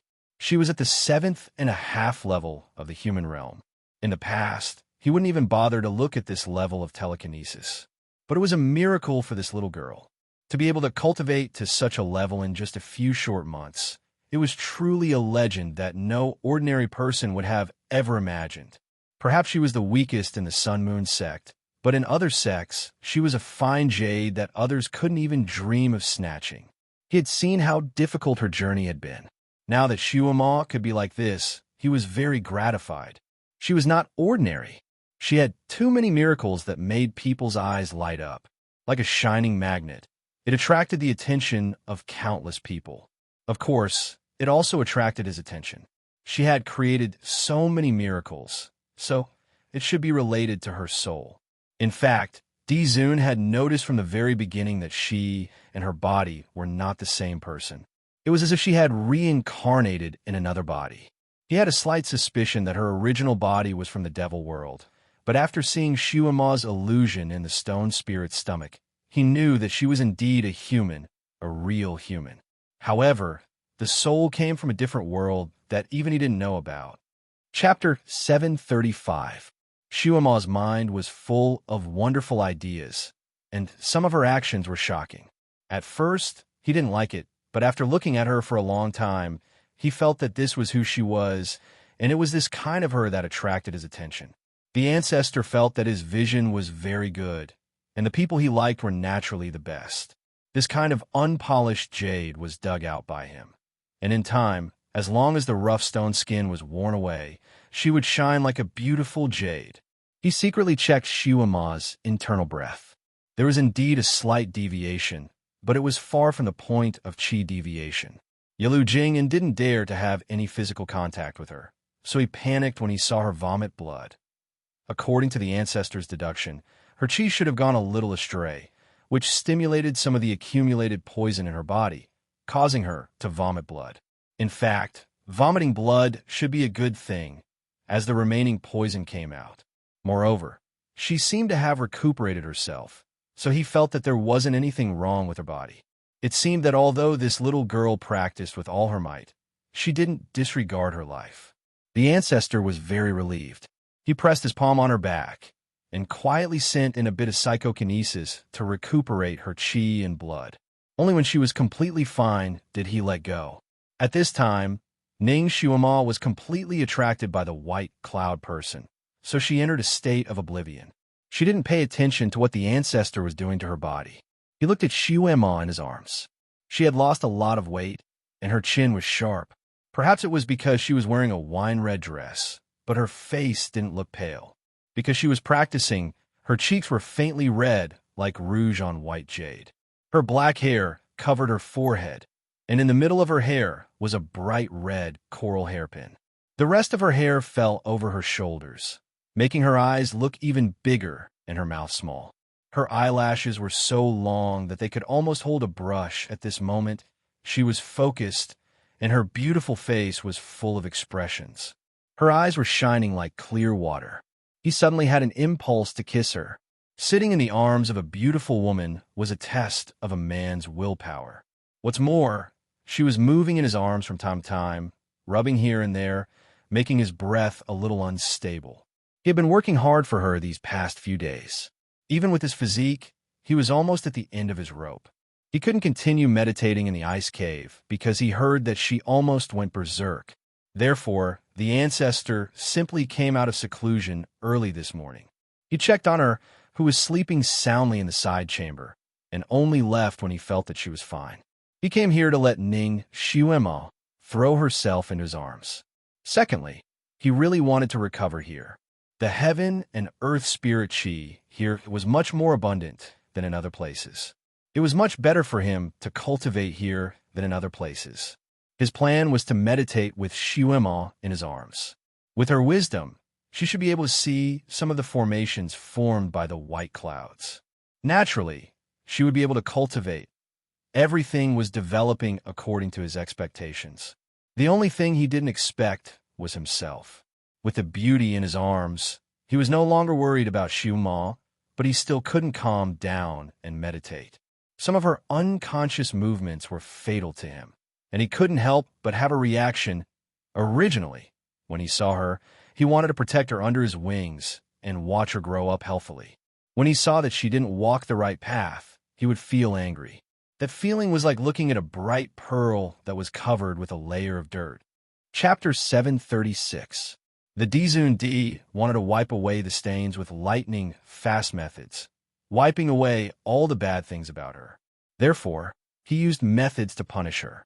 Although in the process of punishment, he had a strange feeling of heartache, but he didn't regret it, because he knew that it was for her own good. He didn't want a bright pearl to be buried like this. This feeling was more similar to cherishing talent, but it was not the same as the feeling he had for his own disciple. But he couldn't tell what was different about it. Now, he didn't know when his feelings for Xuema had changed. Originally, he just wanted to keep her by his side, but now he wanted to hold her in his arms and press her under his body. This was the first time he had felt this way. It made him feel novel and a little at a loss. For the first time in his life, he had the idea of wanting a person. Looking at her gesticulating in his arms, he was reminded of her stunning pipa dance. At that time, he seemed to have the idea of holding Xuema in his arms, wanting her to only bloom in front of him, such a hot dance. Her body was soft like a willow, and her waist was like a snake. She was like a demon tempting people to eat the forbidden fruit. His lower abdomen tightened again. It was as if hot blood was gathering at a certain point. Ning Xuema was dancing when she suddenly felt a little uncomfortable under her body. She was still immersed in those movements. After feeling a little uncomfortable, she couldn't help but grab the thing under her body, trying to push it away. This grab was very accurate. Thereupon, the Dizun Di, His body instantly tensed up. Ning Xiuma felt that something was wrong. She couldn't push it away, and it seemed to be harder. She even felt the scorching temperature on it. She frowned, but still didn't react. She pulled the thing to the side again. She heard a low gasp. "Let go." The voice was cold with a hint of hoarseness. The hot and magnetic voice rippled in her ears. Ning Xiuma's ears were hot, and she finally woke up. By the time she realized what she was holding, blood rushed to her cheeks. Her face was so hot that it was almost burning. She hurriedly let go and jumped up. In her nervousness, she forgot that she was at the top of the White Tower. The moment she jumped up, she immediately flipped over and fell down. Dizun was speechless. His soul was almost blown away by that grab. By the time he reacted, the beauty on his lap had already fallen into the sea of clouds. His expression changed. He cursed under his breath and jumped down as well. He fell down again. She fell down again. Ning Xiuma only had this thought in her mind as the wind whistled past her ears. Fortunately, she finally gained some experience from falling. She immediately adjusted her body in the air and prepared to grab anything she could grab along the way. However, there was none. Around her were white clouds that were scattered by her rapidly falling body. Other than these, she couldn't even catch a single strand of grass. Speed meditation mantra. A voice suddenly sounded in his ear. It was the ancestors. He quickly said the name of a mental cultivation method. Ning Xiuma's heart skipped a beat. She immediately recalled the mental cultivation method that allowed her to walk in the air. However, how did the ancestor know? She remembered that she had learned this mental cultivation method after the adventure in the Tianshu Mountains. She rarely had the chance to use it, and she had never used it in front of the ancestor. This was naturally not the time to think about these questions. Ning Xiuma immediately activated the mental cultivation method. Chapter 737. Because she hadn't practiced this technique for a long time, she was a little unfamiliar with it. When she used it for the first time, she even stumbled a little. Moreover, the speed of falling was too fast. In a flash, she had fallen a few hundred meters. This cliff wasn't very deep. It was only a little more than 1,000 meters. It was like parachuting. There had to be enough height to open the parachute, and the place Ning Xiuma fell from was too low. Before she could fully adjust her mental cultivation method, she could already see a large patch of withered yellow flying toward her. The trees were brandishing their fangs and brandishing their claws. They were like tyrannical crabs pointing at the sky. Ning Xiuma's body was falling towards those branches. Although her martial arts were very high now, falling in this state without any support, the force of gravity and acceleration was still very shocking. If she fell like this, she would most likely break some branches, but she would also most likely be skewered like a Tonghulu. Even if she didn't become a Tonghulu, it was very likely that she would fall and break her legs and arms. "Idiot!" A whisper sounded in her ear. A white figure flashed in front of her eyes. Her waist was immediately tightened. She was held in someone's arms. The person spun in the air like a whirlwind, reducing most of the force of her fall. Crack! Crash! Pop! Because the speed was too fast, Ning Xiuma heard the sound of countless branches breaking the moment she was hugged. Then, with a thud, she was smashed into a pile of withered leaves. The leaves around her danced wildly. Ning Xiuma's forehead heavily knocked against an ice-cold object, causing her head to ring and stars to appear in front of her eyes. She shook her head. After the stars scattered, she finally found herself in someone's arms. In front of her was the enlarged white jade mask of the ancestor. In other words, the ancestor was her meat cushion. Under the white jade mask, his black jade-like eyes were slightly closed. He lay there motionless. Damn it! He wouldn't be knocked unconscious, would he? Ning Xiuma scrambled to get up from his body. Dizun had protected her very well. Apart from her head hitting the Dizun's mask, she didn't hit anything else. Her arms and legs were still as nimble as before. The first thing she did after jumping up was to check on the ancestor. He lay there, with countless withered leaves beneath him. Countless withered leaves had also fallen onto his loose white robes. He did not move at all, as if he had really fainted. It can't be. He was the omnipotent, venerable sovereign. Falling off a cliff could knock him out? Wasn't this too fantastical? Or was this one of his methods? One couldn't blame Ning Xiuama for thinking this way. In her mind, the ancestor was too powerful. Moreover, she had indeed suffered a few hidden losses, so she subconsciously guarded against him. Sovereign, Dizun. Ning Xiuama squatted beside him and gently patted his arm. The ancestor's eyes were still closed, and he didn't move. Ning Xiuama didn't give up. She called him several times, but he still didn't move. Even his eyelashes didn't move. Wasn't he completely dizzy? He was pretending. He must be pretending. She didn't believe that such a godlike person could faint from falling. If this spread out, no one would believe it. She also didn't believe it.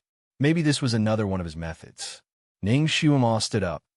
Ancestor, are you just lying down here to rest? Or do you want to borrow some earth energy? Chapter 738. Okay, then Xiuama won't disturb you for the time being. I'll go ahead and check the road first. Ning Xiuama said as she walked. She had already seen that she had fallen into a forest. The other forests were basically a mix of trees, with all kinds of tree species, tall and short. Strangely, there was only one tree here. The trunk of this kind of big tree was iron gray in color. Because all the leaves had fallen, the branches were like thick and thin iron bars, malevolent like the claws of a demon, reaching into the air. There were cracks in the trunk of the main tree. Upon closer inspection, those cracks looked like the facial features of an ugly person. At first glance, it looked like a ghost face was grinning at people. Although Ning Xiuama was bold, she was still shocked by the ghost's face on the tree. She clenched her fingers. Looking up, there were undulating clouds above her head. She had clearly fallen from the mountain peak, but she couldn't see any shadow of the mountain in this dense forest. It was as if she had fallen from a high place out of thin air. It was obviously the beginning of winter. The leaves on the big trees had all fallen, and the cold wind was blowing. Logically speaking, the forest should be very dry. However, she smelled a damp smell. The smell of the withered leaves seemed to be mixed with other smells. Ning Xiuama sniffed, but she couldn't smell what it was. She looked around again. Reflected in her eyes were the big trees that looked like ghost faces. It was obviously daytime, but the sun couldn't be seen here. However, the light was still very bright. Such a bright place gave people a kind of gloomy and cold air, which made people feel cold. It was a very strange place. She didn't expect that there would be such an evil place under the holy white tower. She turned her head to look at Dizun. Dizun, who was always obsessed with cleanliness, was still lying there pretending to be unconscious. What kind of trick was he playing? Such a question flashed through Ning Xiuama's mind. She had a very strange feeling about Dizun. He had saved her time and time again. Obviously, she could rely on him, but subconsciously, she was always on guard against him. Even Xiuama herself didn't know what was going on with this kind of mentality. Furthermore, she had been preoccupied with practicing martial arts recently, so she was too lazy to analyze these trivial matters. Therefore, after deducing that the Almighty couldn't have fainted from falling off a cliff, she assumed that his current actions were intentional. As for why the ancestor had pretended to faint, she couldn't figure it out at the moment. Anyway, don't try to guess the Almighty's thoughts. You won't understand no matter how hard you try. Because of this, Ning Xiuama simply stopped caring about him. The Almighty was lying there pretending to be unconscious.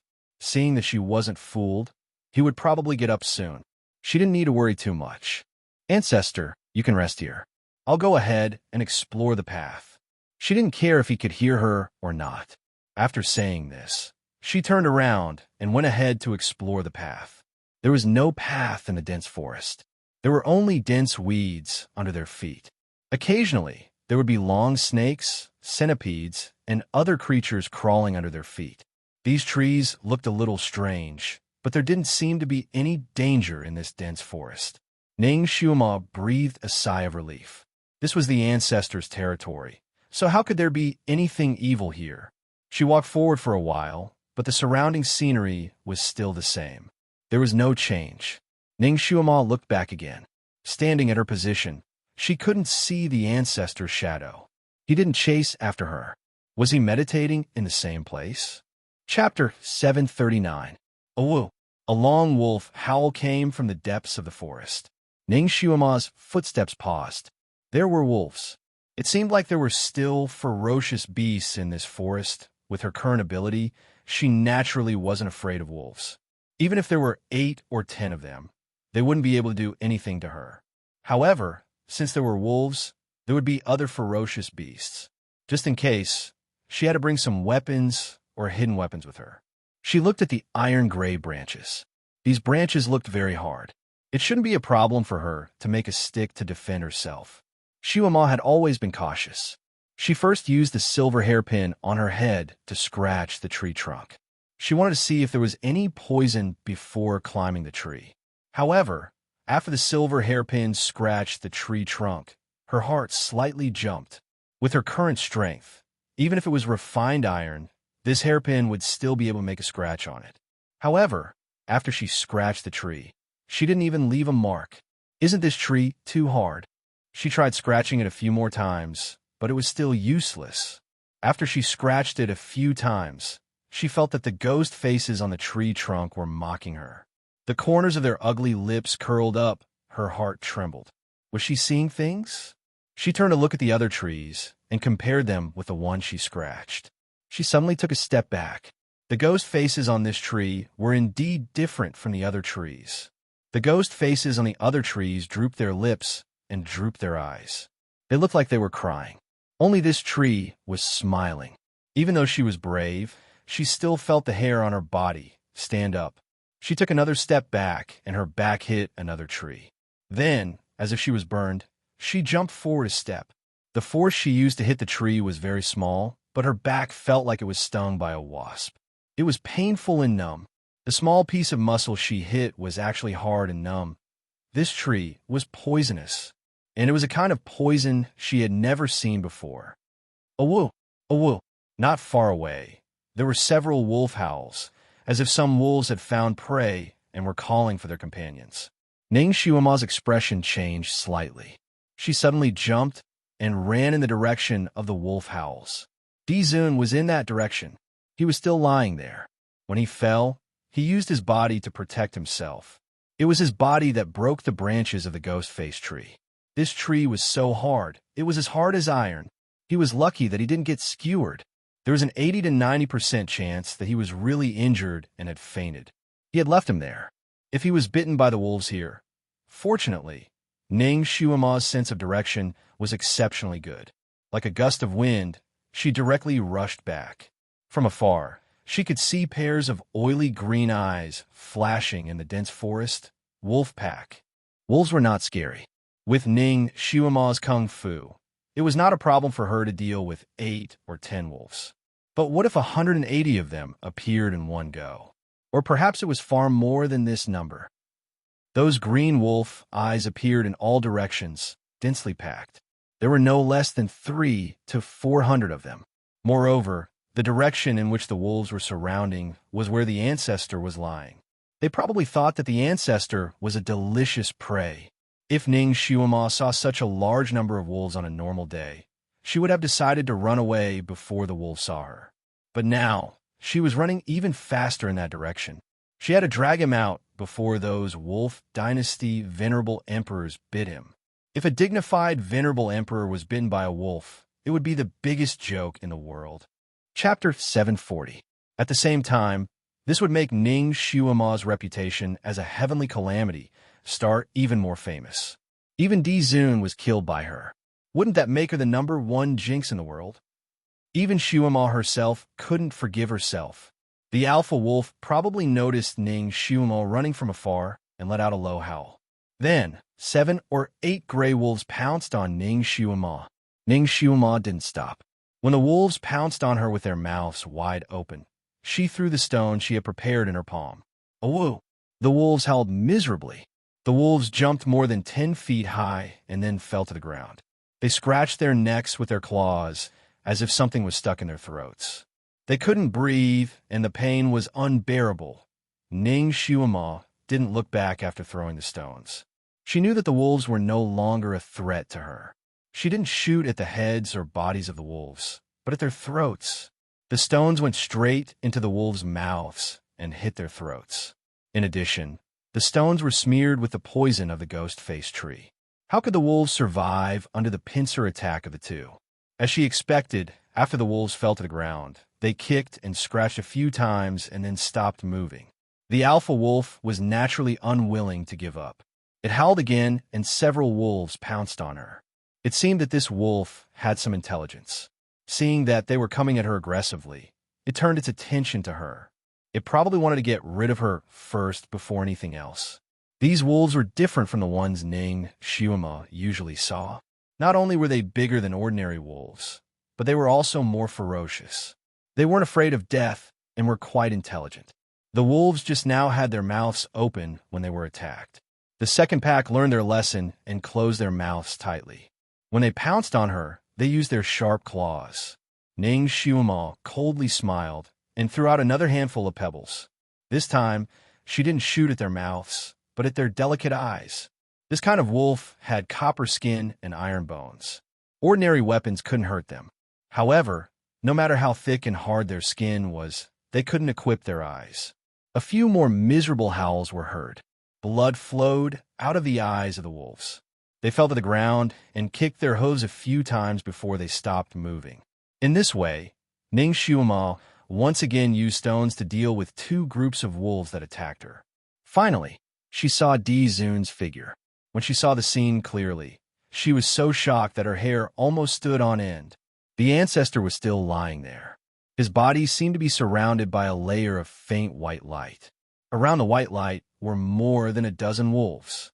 These wolves were obviously a size larger than the other wolves around them.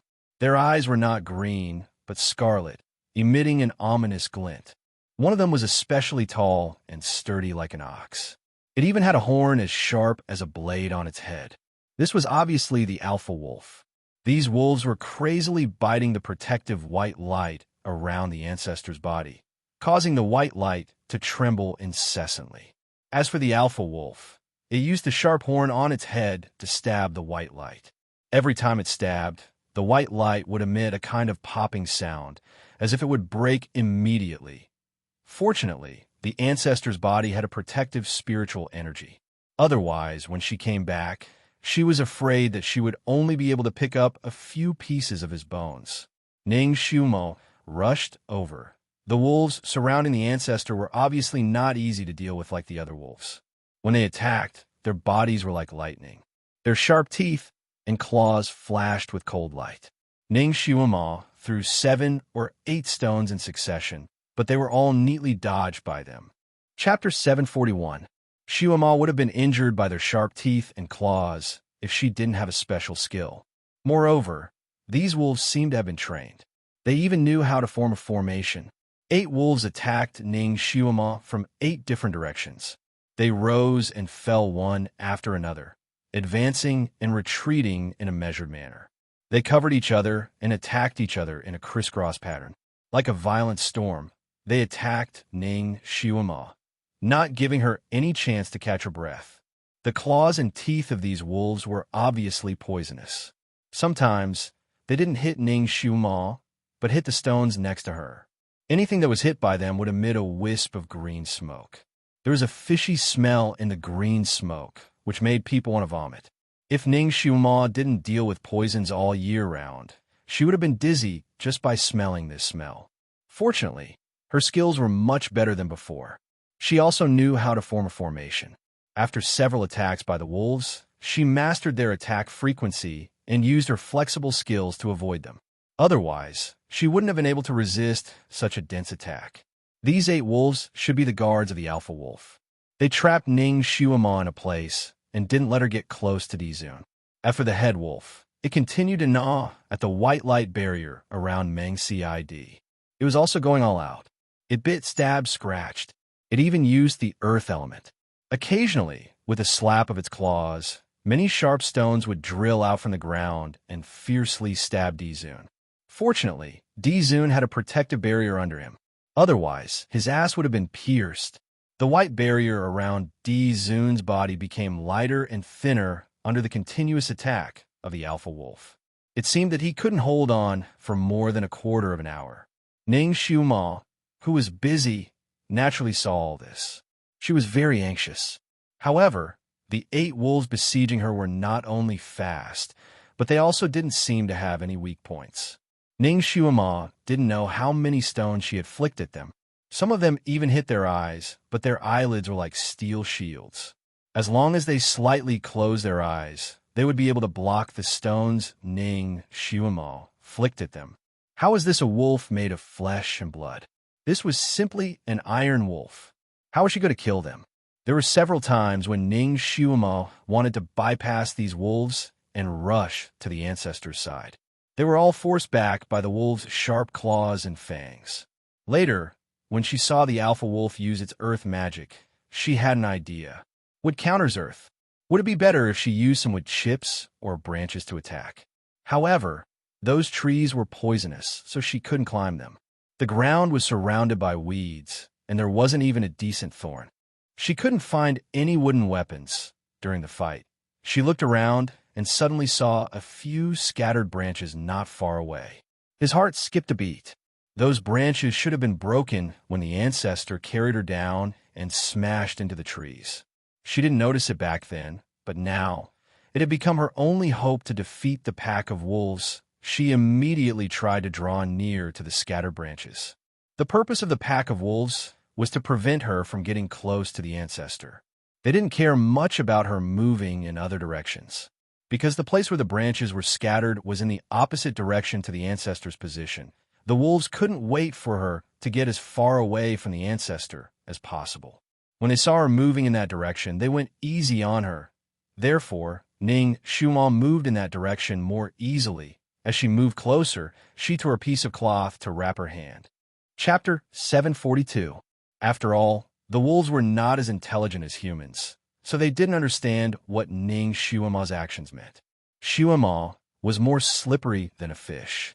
Although she couldn't hurt the wolves, they couldn't even touch a corner of her clothes, so they couldn't hurt her at all.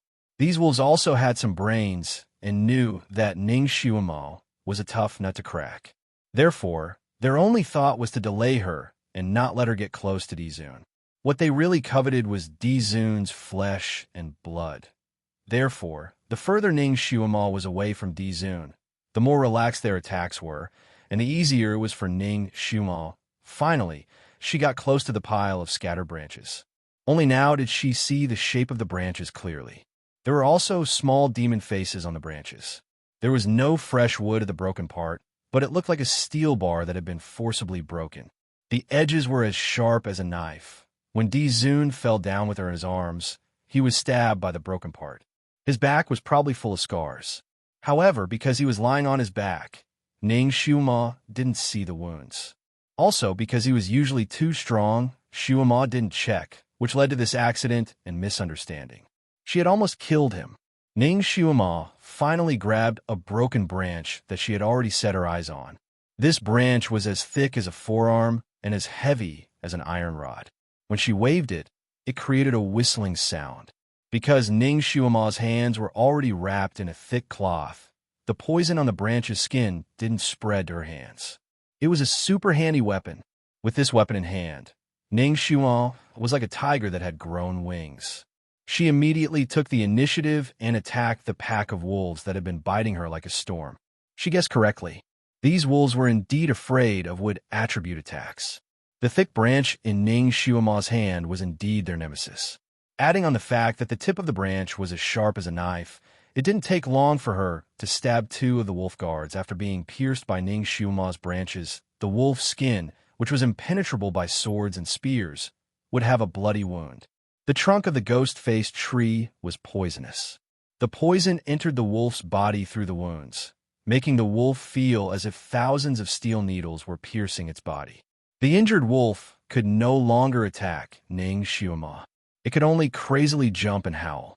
Its voice was so shrill that it seemed to pierce through people's eardrums.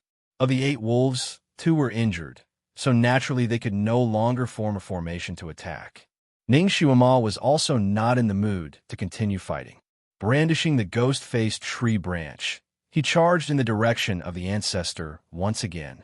The other wolves naturally came to stop her, but at this moment, Ning Xiuma was like a little tiger coming down the mountain. She was unstoppable.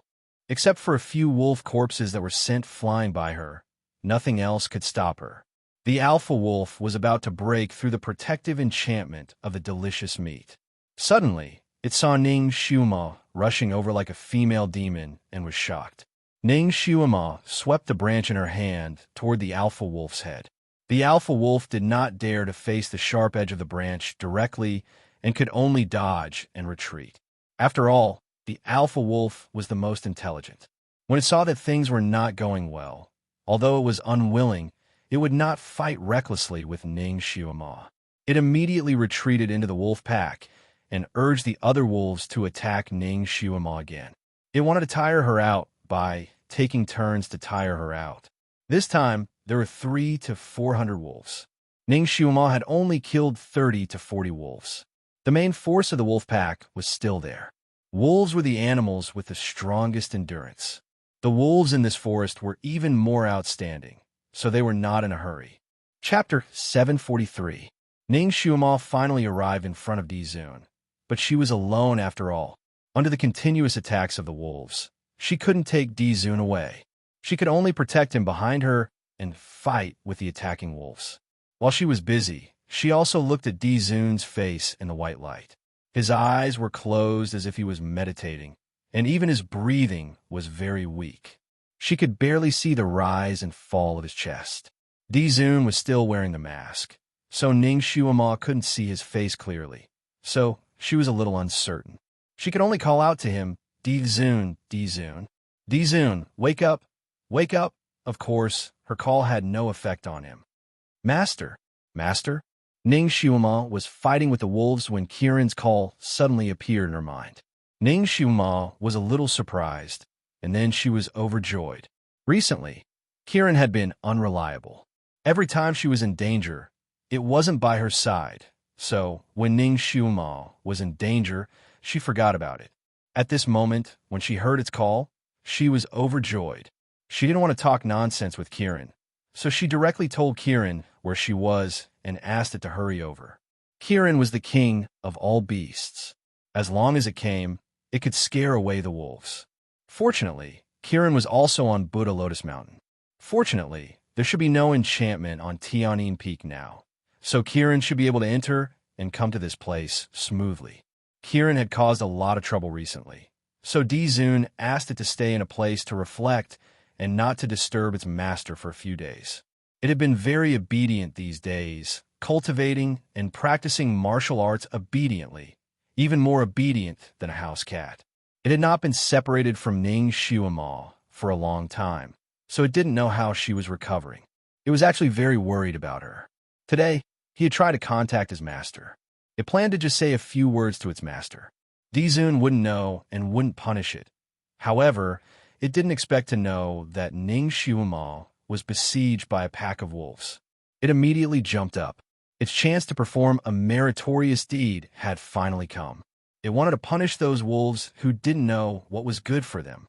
They actually dared to besiege its master, the king of all beasts. They were really tired of living. It followed Ning Xiuma's direction and ran through the bamboo forest and saw the White Tower. Kiran had practiced the cloud riding. After it heard that Ning Xiuma fell from the White Tower, in order to land quickly and accurately beside Ning Xiuma, it had to give its all. According to Xiuma's words, it only needed to jump from the top of the mountain. It was afraid that it would make another mistake, so it jumped with all its might towards the White Pagoda. It wanted to jump on top of the tower first, and then it's before jumping down. However, it didn't expect that when its claws touched the White Tower, it immediately felt that something was wrong.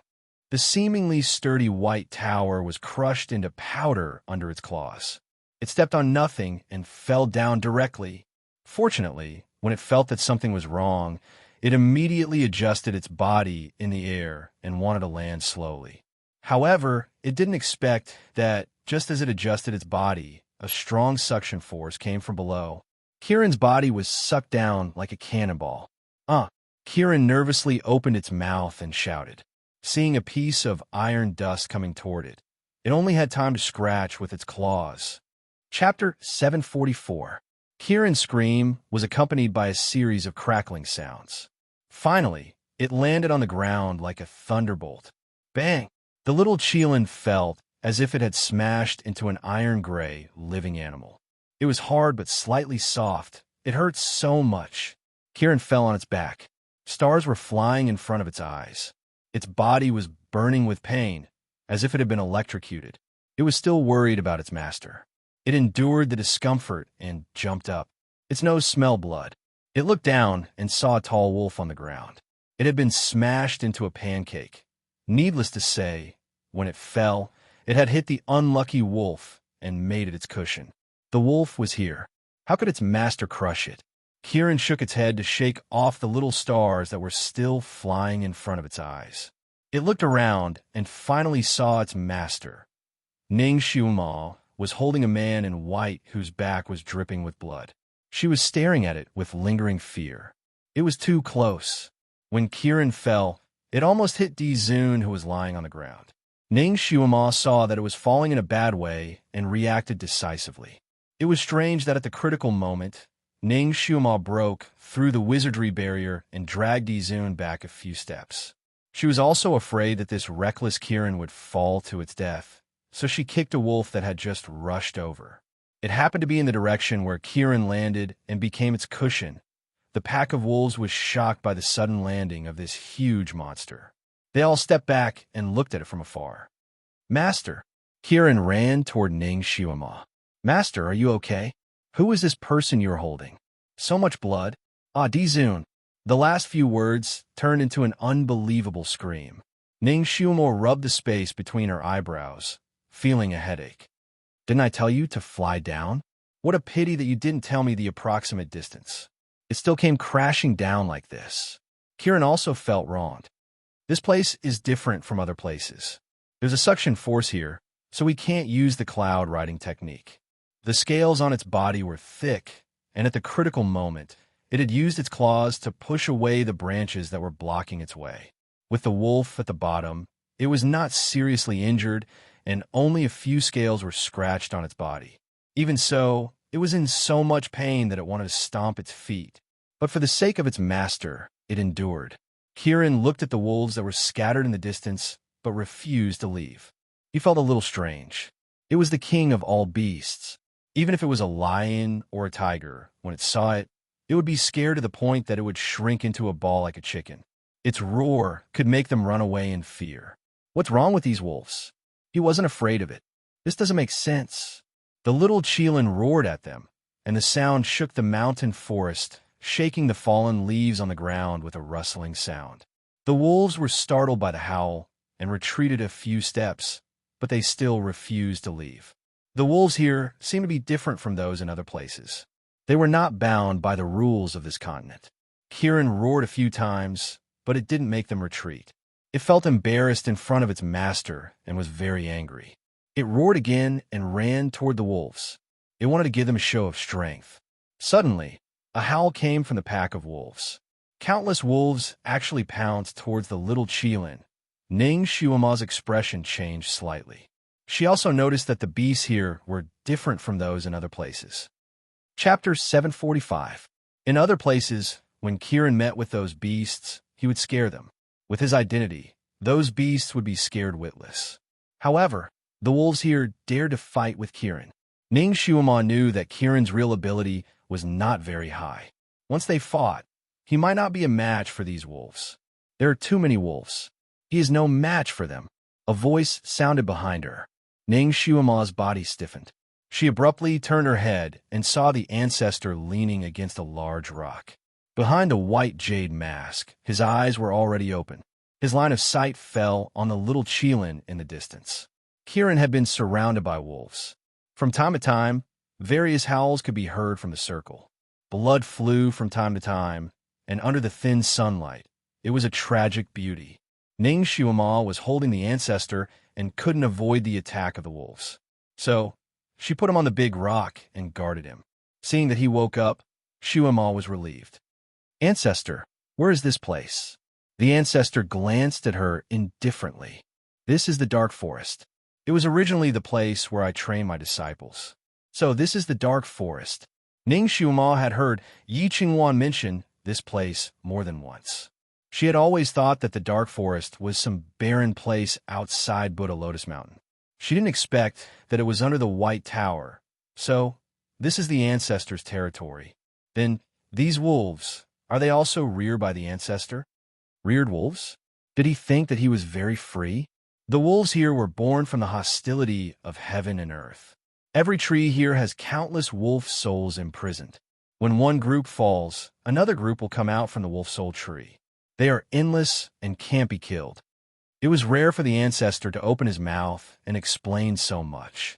So, these ghost-face trees were called wolf soul trees. Then, the ghost-face faces on the trees were actually wolf faces? If that was the case, it was indeed inexhaustible. She pondered for a moment, and a fierce wind came from behind her. She didn't even look back as she turned around and stabbed two wolves that were about to sneak up on her from behind, preparing to launch a sneak attack, sending them flying. We can't stay here. We have to leave quickly. 30 miles southeast of here is a body of water called Buddha Lotus Lake. Wolves don't dare to go there. The ancestor spoke again. He was obviously very weak. After he finished speaking, he was a little short of breath. Ning Xiuma actually wanted to ask him why he was so weak, but at such a critical moment, it was naturally not the time to chat about such trivial matters. She nodded slightly and said, "All right, then let's go to that Buddha Lotus Lake." He then looked at Dizun and asked, "Dizun, is it convenient for you to walk by yourself?" If an ordinary person had suffered such an injury, they would naturally not be able to move. But as for the ancestor, Ning Xiuma always felt that the ancestor would never fall. He was omnipotent. The ancestor glanced at her, a faint light flickering in his eyes. "You want to abandon this king again?" Ning Xiuma was stunned. She remembered what she had done just now. It seemed that she had indeed abandoned him. However, she did not think that he was really injured and thought that he was faking it. Hey, he was obviously unconscious just now. How did he know that she had abandoned him? This king didn't faint. I just couldn't move at that time. The ancestor's words cleared her doubts. His thin lips behind the mask slightly pursed. "I'm sorry." Ning Xiuma was actually very guilty. Because of her mistaken judgment, the ancestor had almost died in the mouth of the wolves. Chapter 746. Dizun looked at her without saying anything. Just now, Ning Xiuma didn't even look back and left him alone. He was still a little disappointed. He was seriously injured because of her, but Xiuma actually abandoned him. Her heart was not ordinary. From this, he could see that she didn't have much affection for him. Dizun used his divine sense to sense her running away without looking back. He didn't know what to feel. Originally, he could have woken up quickly, but because of his restless state of mind, his injuries worsened and he almost fainted. This place was his territory, so he naturally knew what was in this place. Therefore, when he used his inner breath to recuperate, he first released a protective barrier to avoid the fate of being eaten by the wolves. When those wolves were biting his protective barrier, Dizun naturally felt it. He originally wanted to release his primordial spirit to deal with the wolves, but he found that this heartless little girl had rushed back. At that moment, his calm heart actually felt warm, so he simply withdrew his primordial spirit back in his body to see how this little girl would save him. Seeing her desperately deal with the wolves, seeing her break the wolves' attack formation again and again, seeing her quickly find the wolves' weakness and kill dozens of them in one breath, he felt gratified. He didn't misjudge her. This was indeed the place where he trained his disciples, but only when his disciples' psychokinesis reached Earth Realm Level 3 could he kick them here to train. Ning Xiuma's psychokinesis was only around Earth Realm Level 7, so coming here was basically courting death. That was why after she slipped and fell, he jumped down without thinking. When he saw Xiuma ignoring him and leaving by herself, he was a little worried for her. He was afraid that she would encounter the wolves alone and not be able to deal with them. But at that time, he couldn't move. He couldn't even say anything to remind her. He could only watch as she walked away. The only thing he could do was to desperately recover himself and regain his ability to move so that he could protect her by his side. He couldn't let her get hurt again. Afraid that Xiuma's breath would attract the wolves to attack her, he simply released the breath of his blood. His blood was an irresistible delicacy to the wolves or to any animal. Sure enough, not long after the scent of his blood was released, the wolf souls in the ghost-faced tree were awakened, and the first group of wolves appeared to attack him. There was a certain number of wolves in this forest. Only when the first batch of wolves was greatly reduced would the second batch of wolves be triggered to escape from the wolf soul tree, forever maintaining a delicate balance. He thought that by attracting the wolves to him, she would be safer. But he didn't expect that she would disregard everything and come back. She did not rely solely on her psychokinesis to kill the pack of wolves. Instead, she relied on her quick reflexes and the ability to break the formation, as well as her magical footwork. This girl's performance was even better than his disciple, who possessed Earth Realm psychokinesis. When the little Cheelin fell, she didn't care about the pack of wolves behind her and pulled them away in the nick of time. Compared to her own body, she was very petite and exquisite. Unexpectedly, the petite Shuama was able to carry him quite easily.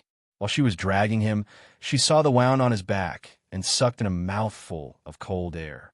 While he was avoiding the little Cheelin's mount tie smash, he clearly heard Shuama whisper in his ear, "I'm sorry." These 3 short words warmed his heart quite a bit. Chapter 747. Now that he heard Shuama apologize, Dizun looked at her with an unfathomable gaze. Ning Shuama felt her scalp tingle under his gaze. Under his gaze, there seemed to be an ambiguous feeling lingering around him. She blinked her eyes. Now was not the time to think about these messy things. She looked at Dizun, who was injured and unable to move, and thought about the current situation. It was not realistic to carry him on her back and run away. Otherwise, once they were surrounded by wolves, she would be helpless and unable to kill them. She glanced at Kirin, who was not far away, and clapped her hands. Got it. She immediately summoned Kirin. A moment later, Kirin broke through the wolves' encirclement and ran back. It was probably the first time that Dizun had fought so hard. His eyes were bloodshot, and his whole body was filled with a murderous aura. Master, what's the matter? Although it had suffered some injuries, it had still bitten and killed many wolves. When Dizun had rushed over, he wanted to fight with the alpha wolf. However, the alpha wolf was very cunning. It hid behind the wolves and howled to command the other wolves to fight with Dizun. Dizun could not rush over at all. After all, Dizun was a mythological beast. His blood was domineering. Dizun had not encountered any real danger before, but now that he was in such a situation, the wild nature in his body was stimulated. It was the first time in his life that he was able to kill so many enemies to his heart's content. After such a fight, Kirin seemed to have changed a little. Of course, Ning Shuama did not notice these changes at the moment. When she saw Kirin coming back, she did not say anything.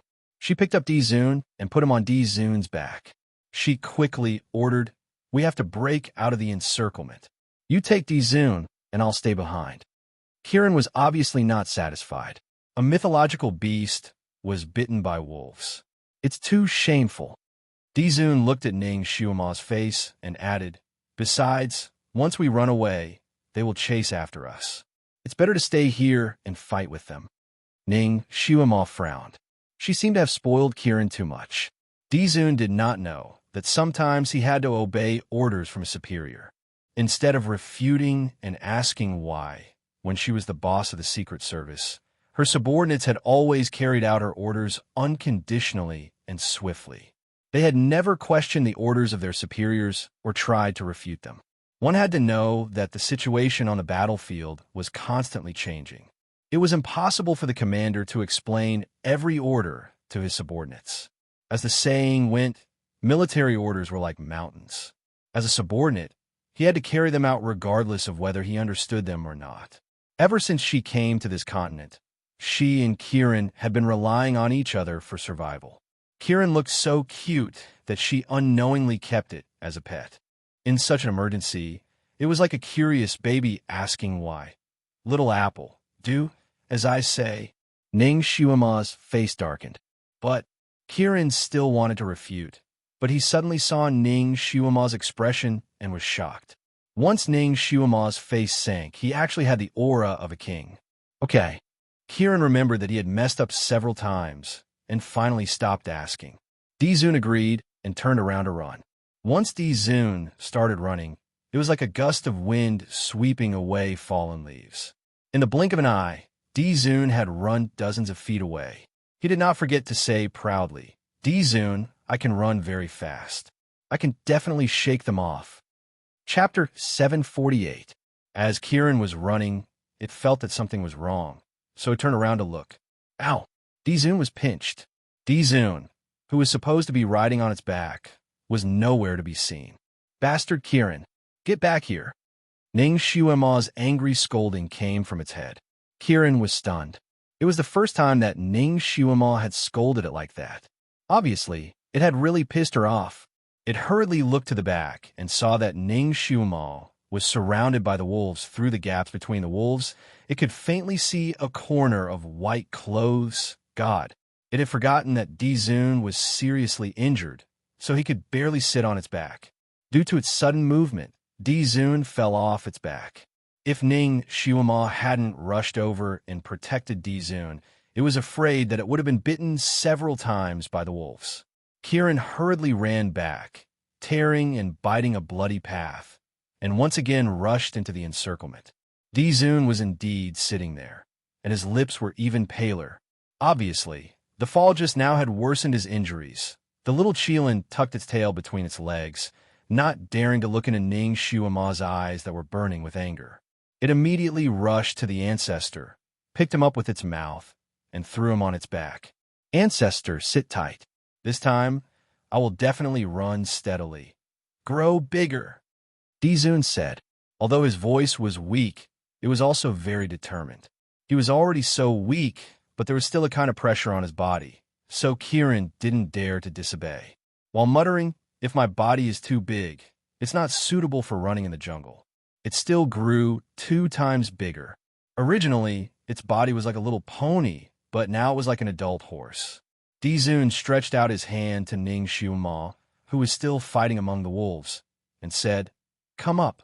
Ning Shuema was naturally very smart, so she immediately understood what he meant. Dizun was afraid that he couldn't sit on Kieran, so he wanted her to protect him from behind. That's good. Ning Shuema killed a wild wolf and leaped onto Kieran's back, sitting right behind Dizun. Ignoring the bloodstains on the ancestor's back, she stretched out her left arm and wrapped it around his waist. Don't worry, I'm here. This way, you won't fall down. His right hand was still madly waving the wolf soul tree branch, blocking the wolf's attack. Dizun's body stiffened slightly. He lowered his eyes and looked at Ning Shuema's small hand that was holding him. A strange light flashed through his eyes. He had lived for so many years, and he had always been the one protecting others. He had always been the one being treated as a powerful backer. This was the first time a woman had hugged him with her delicate arms and told him that she would protect him. This feeling of being protected. It seemed pretty good too. Dizun was very satisfied. He took advantage of the situation to lean into Ning Shuema's arms and snorted. Although his voice was weak, it was still extremely magnetic. Ning Shuema didn't know what to say. Fortunately, she was quite strong now. If she was an ordinary woman, she would have been directly pushed off Kieran's back by such a big man. However, he was really weak now, so weak that he couldn't even sit on Kieran's back. It seemed that leaning in her arms was safer. At this time, Ning Shuema didn't have time to think about other things. She still had to deal with the wolves that would jump over and bite them from time to time. Fortunately, Kieran was very reliable this time. It ran fast and steadily. Every time it made a sharp turn or jumped over a tree, it would remind them so that the 2 people on its back wouldn't accidentally fall down. Chapter 749.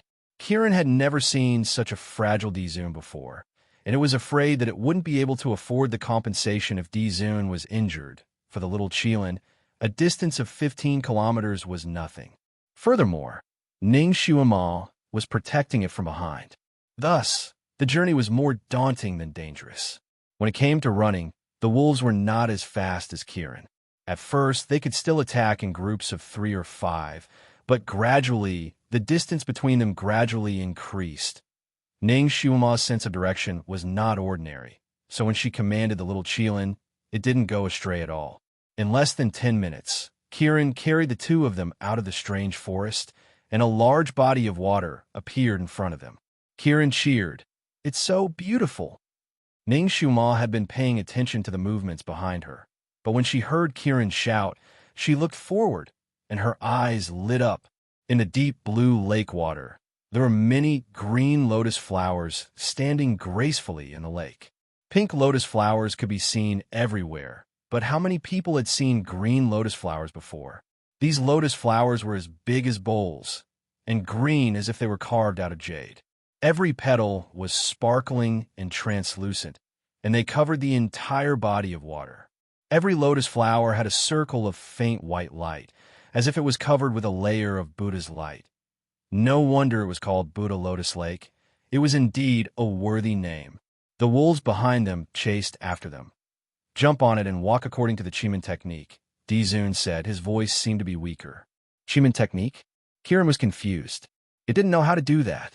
Moreover, these lotus flowers looked so fragile and translucent, as if a strong breath could blow them away and melt them. Could such a delicate lotus flower bear its huge weight? Moreover, it was carrying two people on its back. If they stepped on it, it would not only be difficult to destroy the flowers, but they would also fall into the water immediately. Fortunately, Ning Shua knew the Chiman technique, and she knew that Dizun must have his reasons for saying so. At this time, he couldn't fool her and Kieran. Therefore, he immediately instructed Kieran to choose which lotus flowers to jump. The little Chilan thought that at worst, he would just fall into the water. Following Ning Shuama's instructions, he jumped towards the lotus flowers when the little Chilan stepped on it. It felt that although it was a soft flower, it didn't have the slightest intention of shaking. When it stepped on it, there was even a trace of ice-cold aura drilling into the soles of its feet, making it exceptionally comfortable. These lotuses had such strong spiritual energy. Kieran's eyes lit up. Without any hesitation, he followed Ning Shuama's instructions step by step. When it was about 70 to 80 feet away, it heard a thumping sound behind it. When it heard the sound, it turned around. It turned out that the pack of wolves that were chasing after them were unwilling to let the delicacy in their mouths escape, just like that. They actually wanted to step on the Buddhist lotus and chase after them. However, for some reason, the lotuses suddenly softened when the wolf stepped on them. With a casual shake, the wolf was swayed into the lake. The lake water looked sparkling and translucent, and it was incomparably sweet. However, when the wolves fell in, it was like falling into sulfuric acid. After letting out half a miserable howl, they melted into the water, and not even a strand of fur was left. When the other wolves saw this, they didn't dare to chase after them anymore. They just stood on the shore and howled at the two people and the beast. Kieran was proud and also held back. Only then did it continue to follow Ning Shuama's instructions and go deeper into the lake.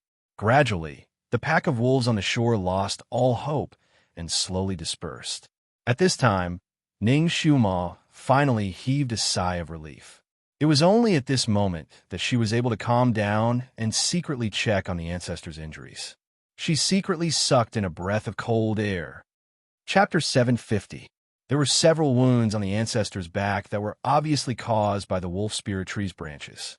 His flesh was badly mutilated, and it was a ghastly sight. It turned out that the great god could also be injured, and such a serious injury. The ancestor's injuries were caused by protecting her. But what kind of shameful thing did she do just now? Leaving him like this and running away alone. "I'm sorry." She sighed and sincerely apologized. The ancestor's body slightly stiffened. He could feel her fingers lightly touching his back. Her fingertips were warm, and wherever they touched, there seemed to be a warm current flowing into his body, causing his mind to slightly tremble. It seemed that the injuries on his back didn't hurt as much. "Shuama." He called out to her, turned around, and raised his arm to hold her hand. Ning Shuama was startled. She subconsciously withdrew her hand. She didn't know why, but she subconsciously knew that she couldn't get too close to him. Her rejection made the ancestor's movements slightly pause. The pair of black eyes behind the mask looked at her, but he didn't say anything. The atmosphere between the two was slightly strange. Ning Shumal lightly coughed and said indifferently, "Ancestor, I think we need to find a quiet place. Your injuries need to be treated." The ancestor looked at her for a moment and then said, "In." After the time it took to drink a cup of tea, Kiran finally reached the end of those Buddhist lotuses. At the end of the lotuses, there were light-colored jellyfish-like things. These jellyfish had a layer of faint fluorescent light on their bodies. They were constantly swimming on the surface of the water, constantly changing patterns, and were extremely beautiful. Kiran was about to step on them when the ancestor shouted, "Wait!" Kiran hurriedly retracted her hooves, but because she was in too much of a hurry, her body swayed, and the two people on her body almost fell into the water. "Help me down," the ancestor said in a low voice. "Kiran can't go through this place." Ning Shumon naturally helped him down. Under their feet were soft green Buddhist lotuses. Wisps of light surged towards their feet and surrounded them. The ancestor didn't feel anything, but Ning Shumon felt inexplicably irritated. The Buddhist lotus under her feet gave her an impulse to ruthlessly crush it. She suppressed her discomfort and looked at the beautiful jellyfish. What should we do next? Half of the ancestor's body was almost leaning on her body. His voice was a little hoarse and deep. "Only I can go through this place." For some reason, Ning Shuama heaved a sigh of relief when she heard his words. "That's good. In that case, please go over by yourself. Kiran and I will wait here." As she had expected, the place where these jellyfish were heading should be the place where Di-Zun was recovering. It was a secret place. The more secrets one knew, the faster one would die. Ning Shuama knew this very well. Besides, she wasn't interested anyway. Now is a good time to leave. Her wishful thinking was ruthlessly broken by the ancestor. "You must come with me." "Why?" Ning Shuama widened her eyes. "My injury. Don't tell me you don't want to take care of me again." The ancestor's black eyes seemed to be a little hurt. Hearing his words, Ning Shuama felt a bit guilty and paused for a moment. "But didn't you say that only you can enter this place?" Before she finished speaking, her waist was suddenly tightened. She was unexpectedly picked up by the ancestor. "I'll carry you there." The ancestor turned his head and said to Kiran, "You can wait here, or you can go to the dark forest to gain experience." Chapter 751. Remember, the beasts here fight based on their real abilities. They're not bound by any rules in this world. If you can't beat them, just come to the Buddha Lotus Lake. Kiran was very pleased with the Di-Zun's words. Kiran's eyes lit up. What lacked now was training itself. Usually, the beast would run away when they saw it, so it couldn't even find an opponent to fight with. But here, it didn't have to worry about that at all. There were many stupid wolves here, so they weren't afraid of it, the king of all beasts. It could fight to its heart's content here. It also wanted to become stronger. It didn't want to scare away other beasts with its identity. The little Qilin turned around and ran back the way it came, rushing straight into the dark forest. "Wolves, I'm back." Ning Shuama was speechless. She was caught off guard and fell into his arms. At this moment, she couldn't help but struggle. Wasn't he so weak that he couldn't stand? How could he still have the strength to hug her? Was he pretending to be weak just now? Ning Shuama was angry that she had been fooled. Her struggle made his body sway again. It seemed that he couldn't stand still and fell on the Buddha Lotus Lake. Half of his body was submerged in the water. When he fell down, he was probably afraid of drowning her. Even though he was clearly in a forward position, he abruptly twisted his body backwards. Ning Shuama directly laid in his embrace. Not a single drop of water came into contact with her. Ning Shuama was speechless. Under the mask, his lips were shockingly pale. Ning Shuama's heart skipped a beat. She quickly jumped to the side and helped him up. "Are you okay?" The ancestor was drenched in water. Even the tips of his hair were dripping with water. The water droplets flowed down his white jade mask and dripped into his tightly buttoned lapel. There was a kind of soul-stirring beauty about him. Ning Shuama couldn't quite wrap her head around the fact that someone who had always been incomparably strong had become so weak. After he stood up, he was a little shaky. Ning Shuama was shocked, especially the injury on his back. It seemed that the fall just now had made it worse. Drops of blood were flowing out one by one. Ning Xuema could not help but support him from the side, allowing half of his body to lean on her. There was a strange fragrance on the ancestor's body. It smelled like herbs and flowers. She had noticed it when she was running for her life, but now that she had calmed down, the fragrance was even more obvious. Smelling this aroma, her emotions were strangely stirred, as if some kind of appetite had been aroused. She had the urge to bite him. Xuema herself was shocked by this sudden impulse. She pursed her lips and held her breath. Why did he have such a strange impulse? You haven't eaten. Are you hungry? She suddenly thought of a more reliable idea. Dizun, I can treat the wounds on your back. After I'm done, you can. Before she could finish her sentence, her body suddenly tightened and then lightened. She was once again lifted into the air by the ancestor. Ning Xuema, be good and don't move. The ancestor opened his mouth and walked step by step toward the jellyfish with her in his arms. This time, Ning Xuema really didn't dare to move. Her body was stiff in his arms, and even her breathing was light. She was afraid that she would press him down again. It was strange. The jellyfish were swimming back and forth in the water, leisurely. However, as soon as the ancestor put his foot on them, their bodies immediately spread out and connected with each other, forming a light-colored passage.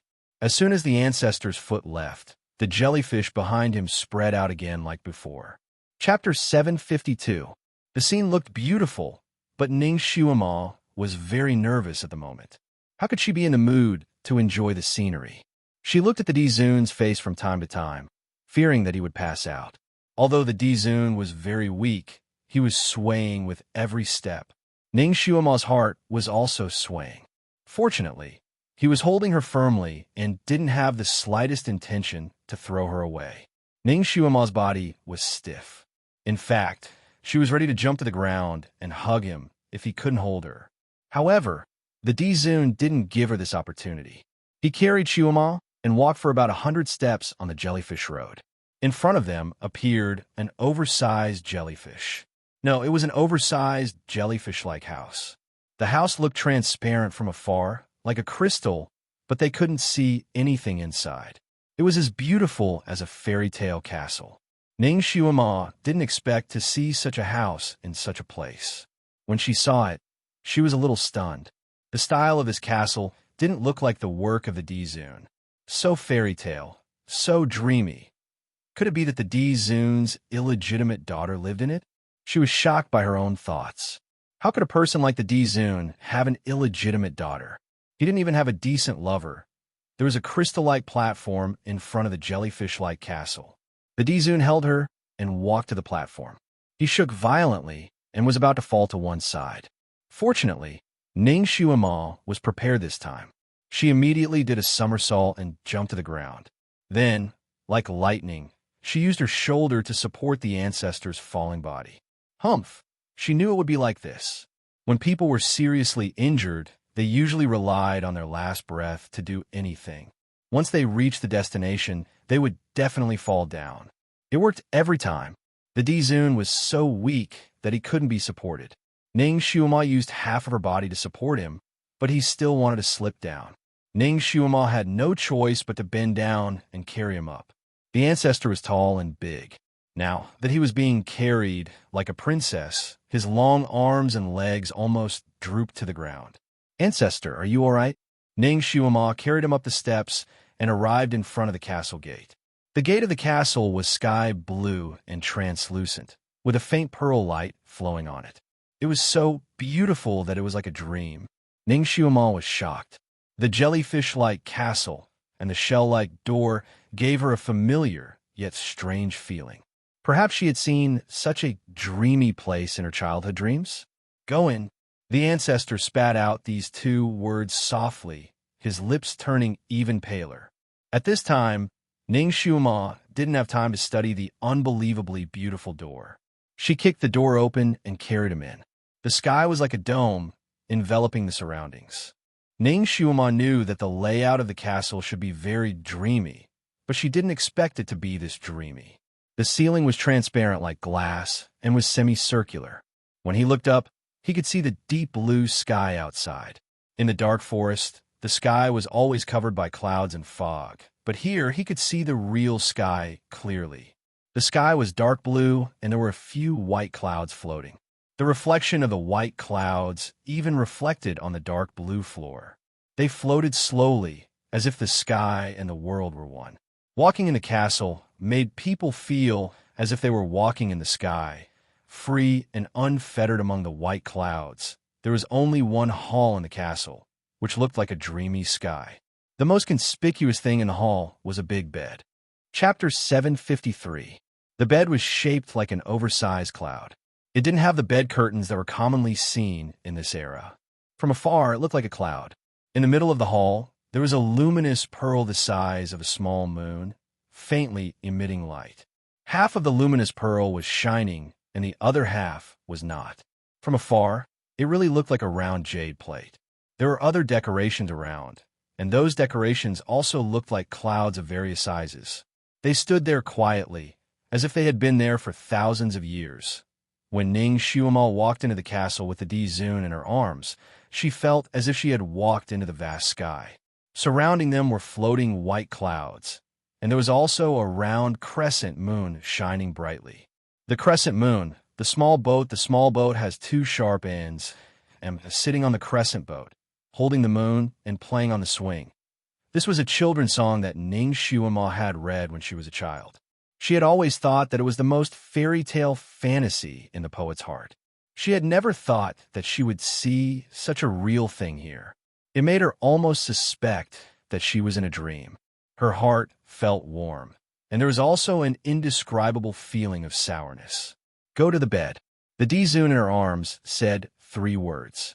Why does this sentence sound so ambiguous?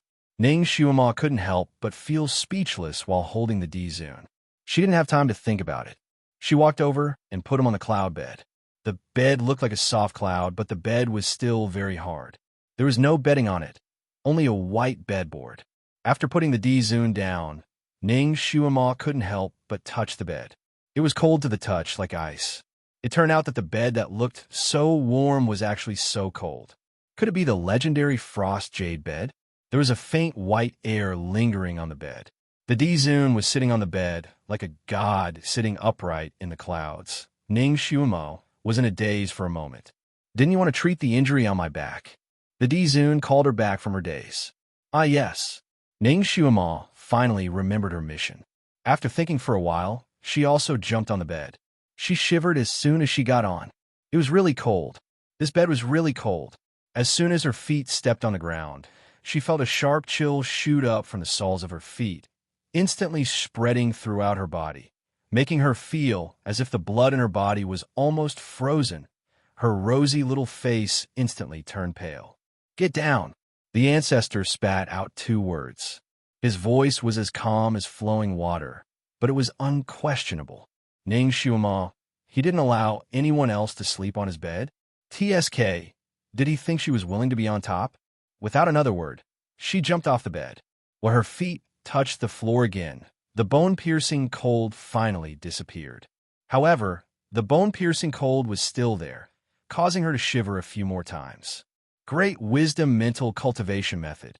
The ancestor spoke again. Ning Xiumal's heart moved slightly. The mental cultivation method that he mentioned was the one that she had just learned from that book. She hadn't used it much yet. Hearing him mention it at this time, she immediately lowered her eyes and began to circulate this heart sutra. Speaking of which, it was strange. After circulating this heart sutra for a short while, the bone-piercing cold seemed to be driven away by something in her body and retreated. After a moment, her body returned to normal, and her little face regained its rosy color. It turned out that the reason why he asked her to get off the bed was not because he didn't allow her to sleep on the bed, but because her body was not strong enough to sleep on the bed. Ning Xiumal's displeasure lessened a little. She raised her head to look at the ancestor and was shocked. Chapter 754. The ancestor was sitting on the edge of the bed with his back to her. His outer robe and inner robe were slowly taken off from his shoulders, layer by layer, like a cloud, slowly revealing his skin that was as firm as the moonlight and the smooth lines of his shoulder blades. His clothes slid down to his waist, and finally his entire back was exposed. Ning Shuamal was speechless. She almost held her breath. When Dizun was wearing clothes, it was not enough to describe his beauty. She had hugged his waist before, so she knew that his waist was thin and felt good when hugging it. At that time, Shuamal knew that his figure was definitely excellent. But his usual image was too high, so it was hard to imagine what he looked like when he was naked. He was like a high and mighty god, and people could only bow down and worship him. Who would want to take a look at a god naked? Even thinking about it felt like blasphemy. Because of this, even though Ning Shuamal had a few brief moments of physical contact with him, she never imagined what his body would look like. She knew that his body must be very good-looking, but she did not expect it to be so good. Perfect. At this moment, she could only think of this word. She had never thought that a man's back could be so beautiful. A little bit more would make her fat, a little less would make her skinny, a little whiter would make her pale, and a little darker would make her blemish. His skin was like moonlight, like satin, like jade.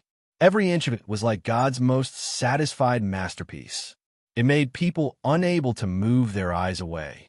Although it was said that all beautiful appearances were false, people had the nature to appreciate beauty and chase after beauty. When you see something extremely beautiful, you can't help but take a few more glances. Just like when we were walking on the street, if we suddenly see a beautiful woman or a handsome man, we can't help but chase after them with our eyes.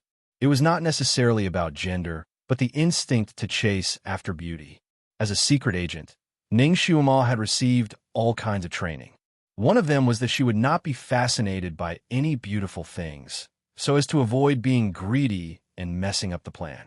Therefore, people like her didn't care about appearances. She had met countless handsome men and beautiful women since she transmigrated, but she had never been fascinated by their appearances. At most, she would look at them from a purely admiring point of view. However, this time, Ning Shuamal saw Dizun's naked back and could not move her eyes away. Her eyes were fixed on his back, on those wounds. There were 3 wounds that were not very long, but extremely deep. To be exact, there were 3 broken branches of the ghost-faced tree that pierced into his back. The broken branches were still embedded in his back, blocking the wounds. There was an iron-gray luster around the broken branches, and blood was seeping out.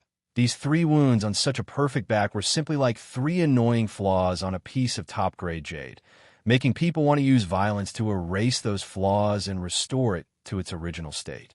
Ning Shuamal's eyes stared fixedly at the 3 wounds. For a moment, she did not make any movements. Although Dizun's back was facing her, he could feel her gaze on his back, his thin lips slightly raised.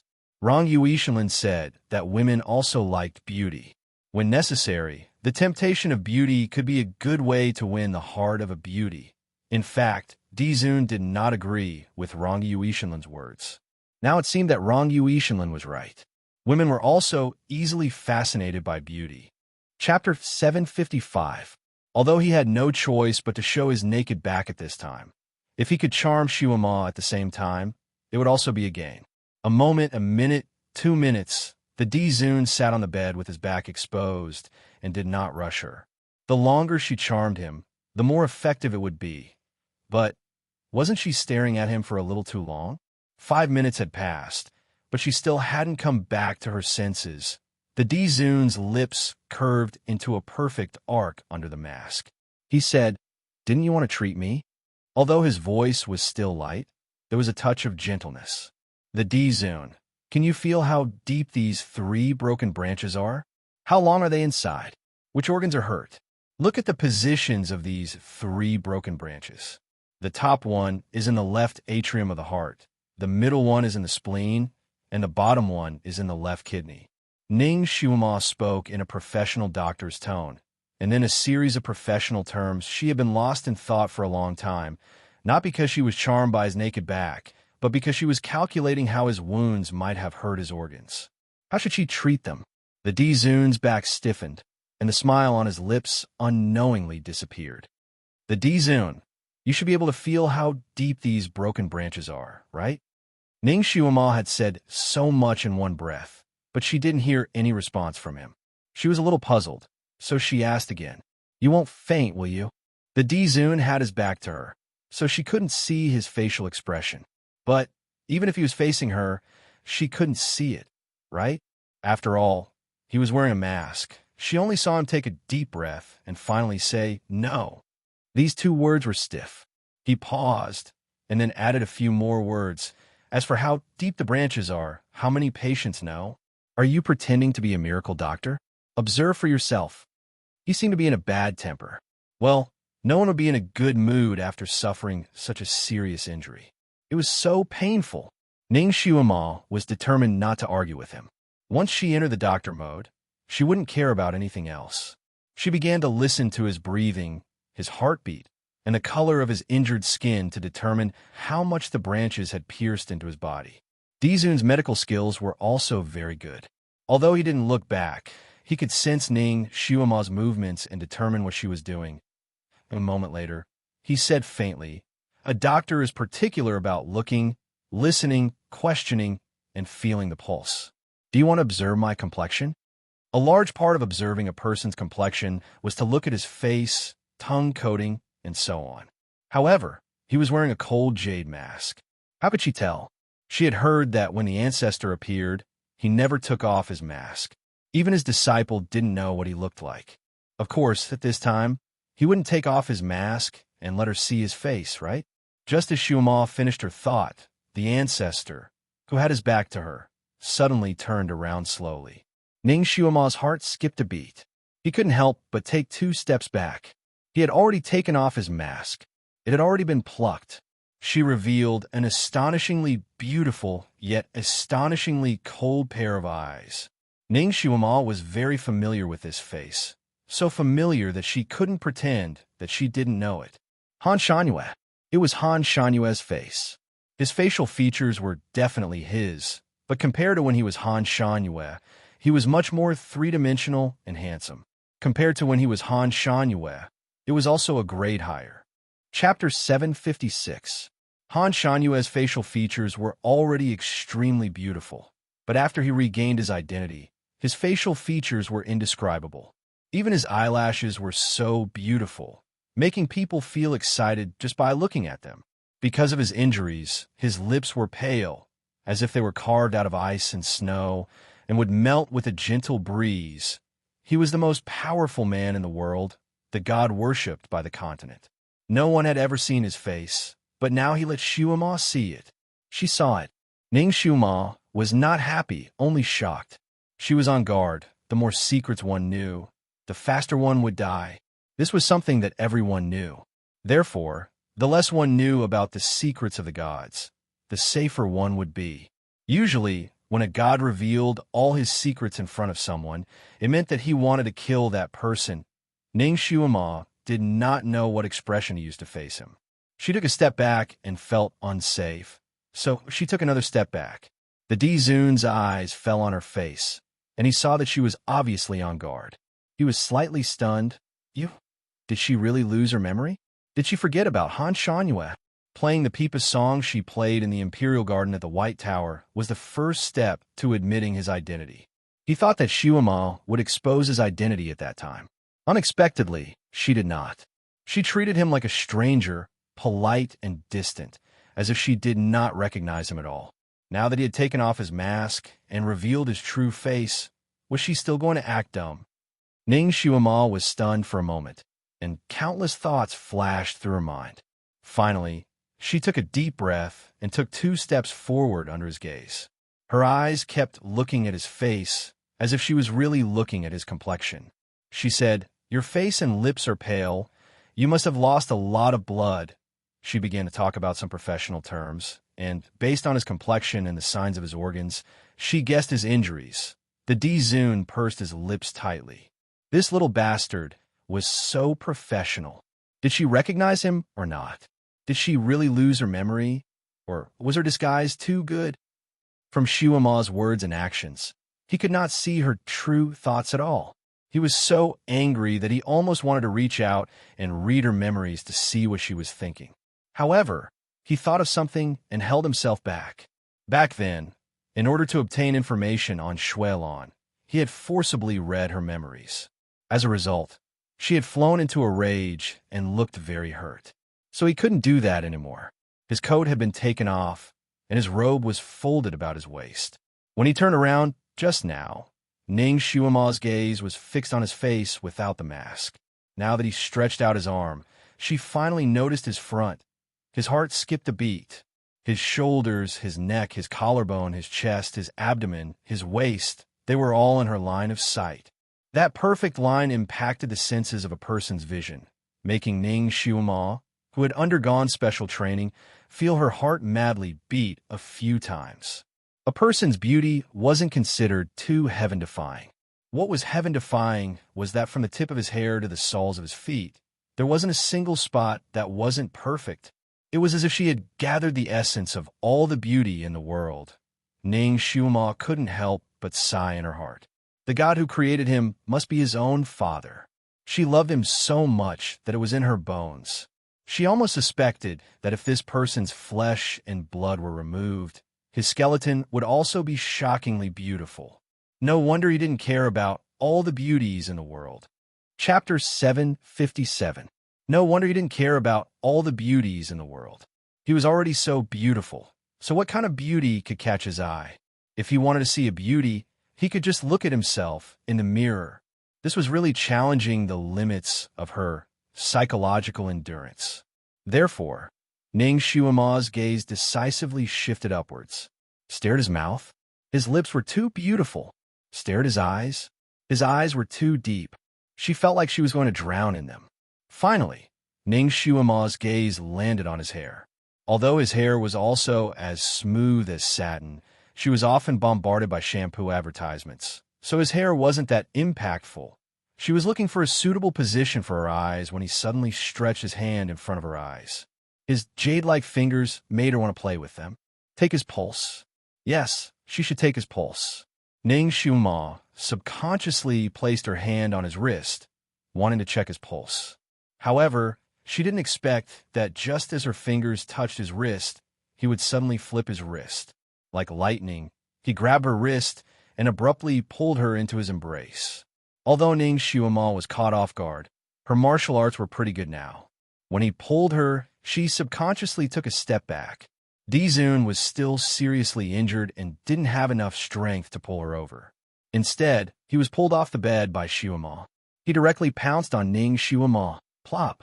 This time, Ning Shuima became his meat cushion and was pressed to the ground by him.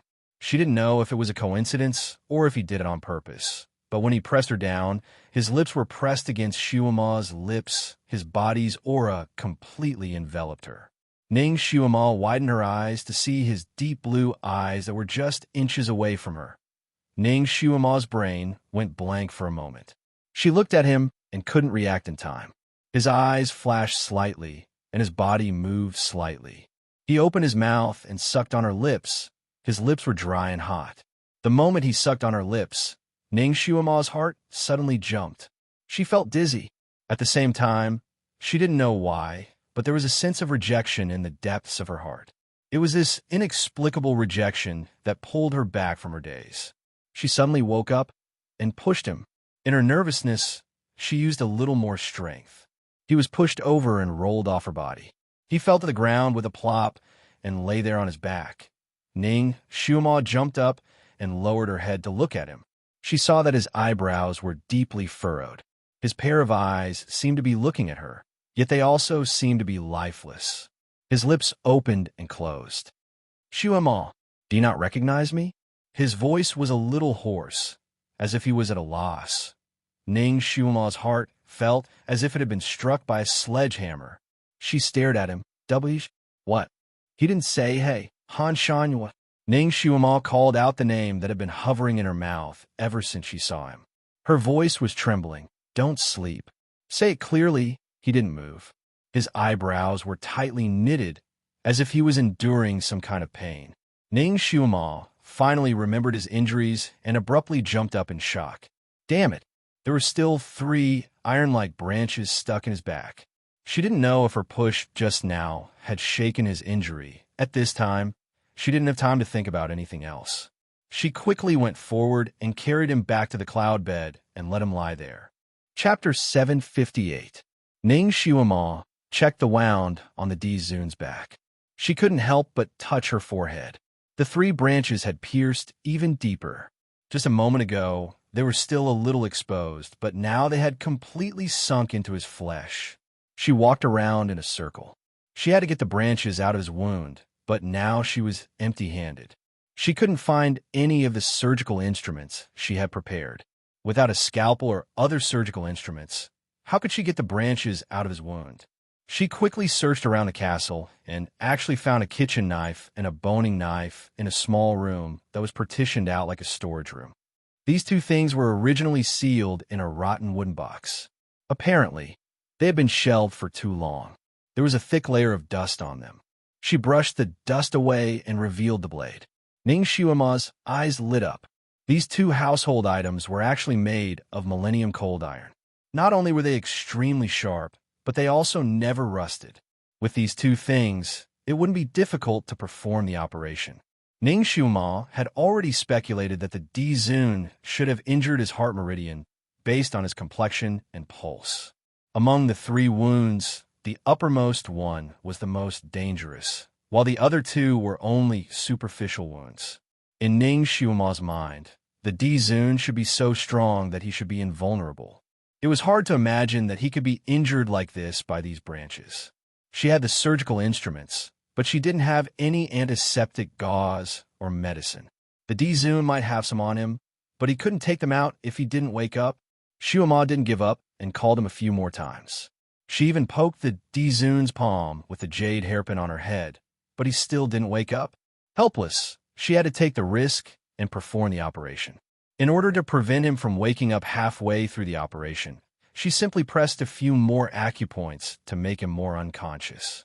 The conditions here were very simple, so Ning Xiuma kept everything simple.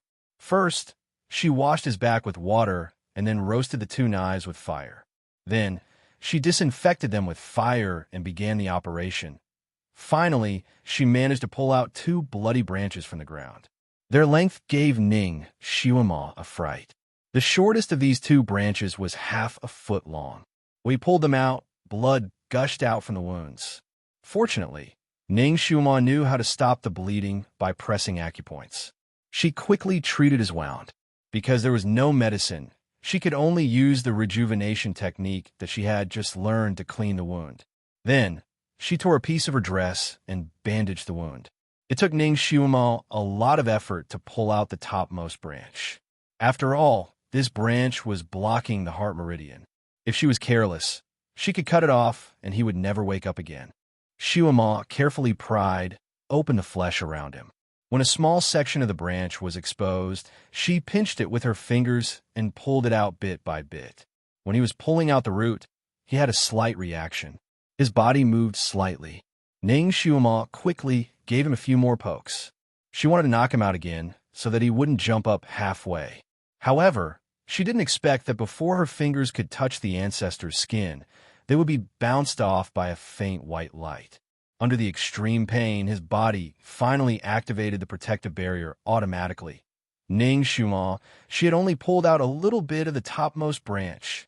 Seeing that he was frowning slightly and was about to turn over, Ning Xiuma was anxious. She rushed over and hugged him across the barrier. "Don't move. Don't move. I'll treat you again. Remove the protective barrier. Come, remove it. I won't hurt you." Chapter 759. The ancestor's body slightly stiffened, and he actually stopped moving. The protective barrier around his body also slowly disappeared. Ning Xiuma stared at him blankly, and there was an indescribable feeling in her heart. She felt touched and warm at the same time. People like the ancestor were used to being high and mighty. He had lived for thousands of years, and who knew how much deception and blood he had experienced. People like him wouldn't easily trust anyone.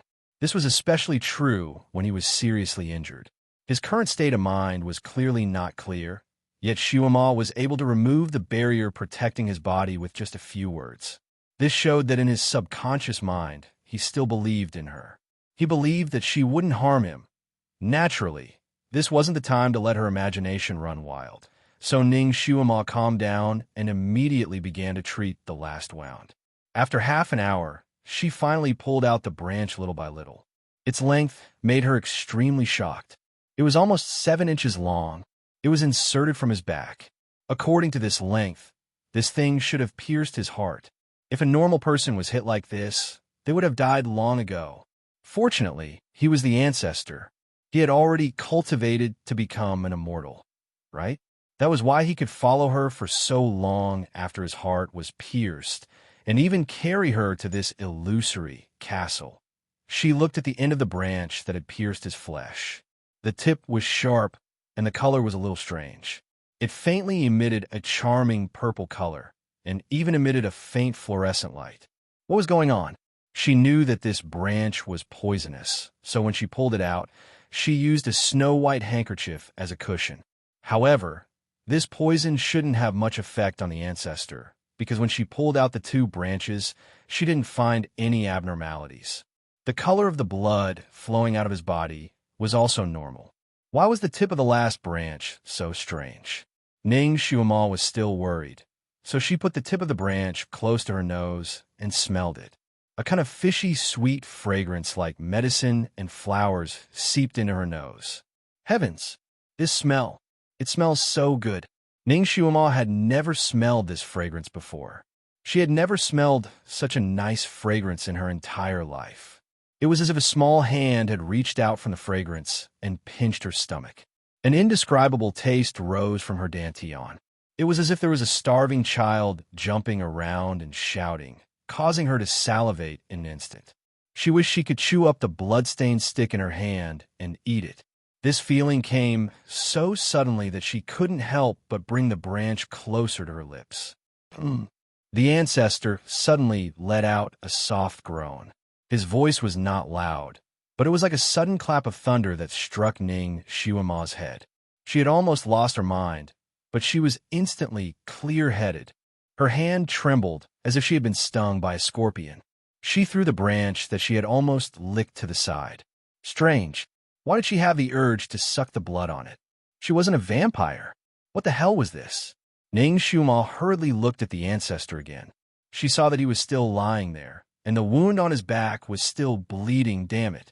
She had just used her fingers to stop his bleeding, and then was attracted by the strange blood on the branch. She hadn't treated his wound yet. She couldn't help but look at the wound again. There was nothing unusual about the wound, and the blood flowing out was a normal bright red. It wasn't purple or fluorescent. Chapter 760. A thought suddenly floated into Xuema's mind. Could it be that the bright purple blood was the color of the ancestor's heart? That's impossible, right? Shouldn't the color of blood be the same? How could only the blood of the heart be special? As she pondered, she quickly tended to his wound. She had done everything she could. Now, she just had to wait for him to wake up and see if he had any medicine on him. Ning Xuema tidied up the miscellaneous items, cleaned the 2 knives, and put them aside. She then looked at the ancestor. The ancestor was lying on his side with his eyes slightly closed. There was a faint white mist surrounding his body on the cloud bed, as if it was revolving around him and healing his wounds. That cloud bed seemed to be his personal item. Ning Xuema still couldn't touch it.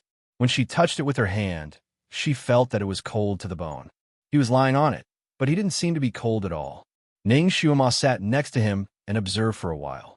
Seeing that he didn't move and his complexion didn't change, she felt relieved. It was only at this moment that she was in the mood to walk around this fairy tale-like castle. At first glance, it looked like there was only one hall in this place, but after careful observation, Ning Xuema found 2 small doors. These 2 small doors blended in with the surrounding light blue walls. She couldn't even see a crack. If she didn't know about mechanisms, she wouldn't have been able to find them. Of these 2 small halls, one was a storage room. The 2 knives were found here. The other room was completely empty. Only the ancestor could come to this place. It should be a place where he cultivated, right? She didn't expect that such a cold person would have such a fairy tale-like house. Could it be that such a lofty person also subconsciously longed for childlike fun? She walked around the hall again and sat down on a chair that looked like a white cloud. She looked up at the ceiling of the hall and watched the clouds pass by. She couldn't help but sigh. This place was really romantic. If you brought your loved one here for a vacation, you could see the blue sky and white clouds during the day and the vast galaxy at night. That would really be the life of an immortal. She couldn't help but look at the big bed again. It was such a big bed. If only she could lie down on it. Lying on the cloud bed and looking at the scenery above would be even more beautiful. If she could lie down on it with her lover, nesting in her lover's arms, it would be even better. What a pity. She couldn't go up. She touched her nose and looked at the D-Zune above her. Forget it. Even if she could go up, she couldn't lie down with the ancestor. She was also a little tired, but in order to take care of the seriously injured D-Zune, she didn't dare to rest. She stayed in the hall and looked at the scenery in the sky for a while, then came out to see if Kieran had returned. She walked out of the Castle of Dreams and looked at the jellyfish path that led outside. The jellyfish gathered and scattered in the water, changing their patterns from time to time. It was quite interesting. She first used telepathy to contact Kieran. The little guy was in the middle of a killing spree. It coolly responded to her, indicating that it was fine, and then focused on killing the wolves. Ning Xuema sat on the steps and looked at the jellyfish for a while. With her current kung fu, she should have no problem walking on water. Should she give it a try? She slowly approached the edge of the water and took a deep breath. Just as she was about to step out, she suddenly thought of something and shrank back. With the ability of a venerable sovereign, he had to step on these jellyfish every time he came here. If the water here was not strange, he would not have to go through so much trouble, right? Chapter 761. She looked at the water, but she couldn't see anything on the surface. The water was as clear as crystal, and she could see the colorful pebbles at the bottom. There wasn't a single fish swimming in them. Her heart sank. Although it was said that there would be no fish if the water was too clear, it was impossible for there to be no fish in such a big lake. It seemed that there was indeed something wrong with the water. She thought for a moment, then tore off a piece of light gauze from her body and threw it into the water. This kind of gauze should have floated on the surface of the water, but after this piece of gauze fell, it flew into the water like an iron ball. In the blink of an eye, it disappeared, as if it had melted into the water. Ning Xuema broke out in cold sweat. Fortunately, she didn't test it blindly. Otherwise, she would have been melted by the water like this piece of gauze. It seemed that only these jellyfish could swim in this kind of water, and the water quality here should be different from the place where the lotus grew. She touched her stomach. After being busy for so long, she was a little hungry. It seemed that she could only wait for the ancestor to wake up and take her away from here to eat. Speaking of which, with the ancestor's ability, shouldn't he be able to abstain from eating? What were those two sabers for? Could it be that the ancestor had to cook when he was meditating here? Thinking about how such a lofty ancestor could actually cook for himself, Ning Xuema felt that this scene was too beautiful. She couldn't imagine it.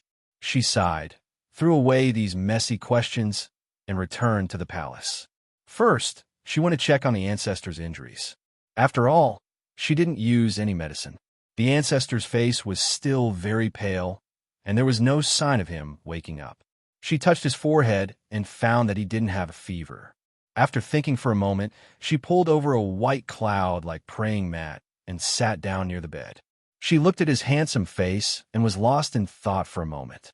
Now that the surroundings were quiet, she finally had the time to organize her chaotic thoughts. In fact, when Han Shanyue took her as a concubine, she already suspected that Han Shanyue was the ancestor, but she didn't have any conclusive evidence. In addition, her identity as a concubine made her feel repulsed, so she didn't want to ask about his background. Wasn't a deal with him? When the time came, the two sides would go their separate ways. The bridge would go its own way, and the road would go its own way. It was because of this idea that Ning Xuema had never thought of giving her heart to this person. She even thought that she liked cold and muscular men, and not a cold and handsome man like Han Shanyue. What's more, it was obvious that this person had an extremely deep background. His temperament was also profound, and he did not express his emotions in words. It was the most difficult to fathom the thoughts of people like him, and it was difficult to fathom. Therefore, Ning Xuema rejected him from the bottom of her heart due to all these factors. Later on, As they interacted again and again, she began to subconsciously treat him as a protective umbrella. Unknowingly, he had also walked into her heart. When you don't care about someone, they can't hurt you no matter what they do. But when you start to care about someone, you will care about everything that you didn't care about before. For example, his real name, his real identity, and the fact that he only wanted her to be a concubine. If she didn't have feelings for him, she wouldn't care about these things.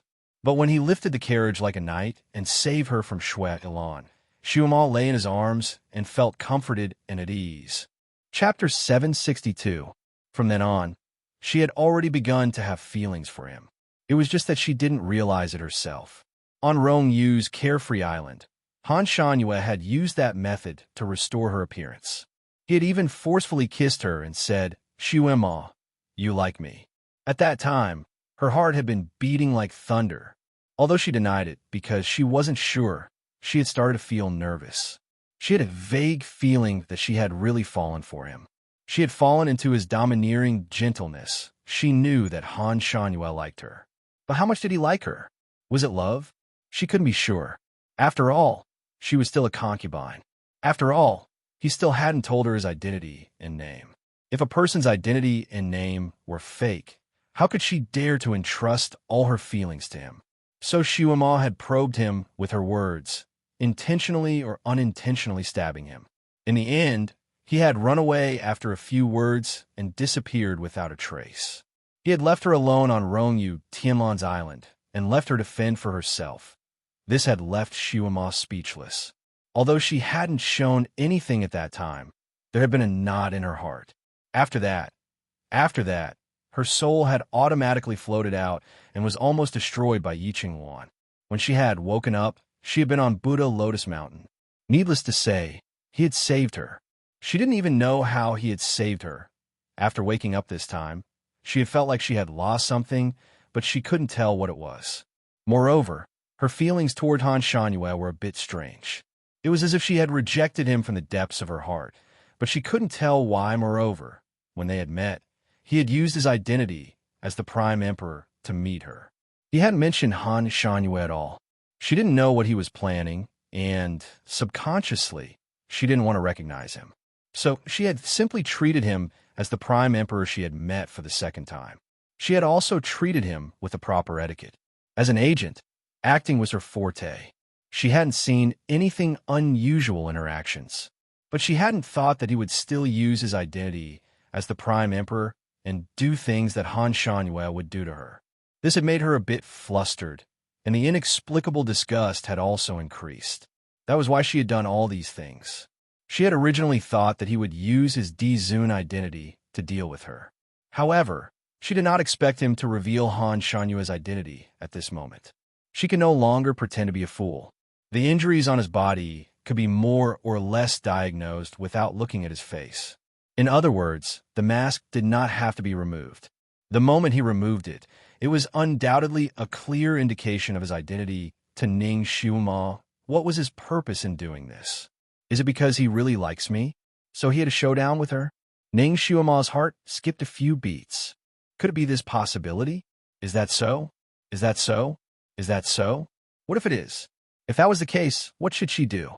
How should he respond to him? Being liked by such a great god was both a good thing and a bad thing. If she also loved him very much now, and both of them were in love with each other, she could just accept it and fly away together. But now, even she couldn't tell if she liked him or not. She seemed to like him very much, but she also felt an inexplicable repulsion. She wanted to reject, but would the great deity allow her to do so? She hugged her knees as she sat on the futon. For a moment, she was lost in thought. After thinking for a while, she raised her hand and knocked on her head. Chapter 763.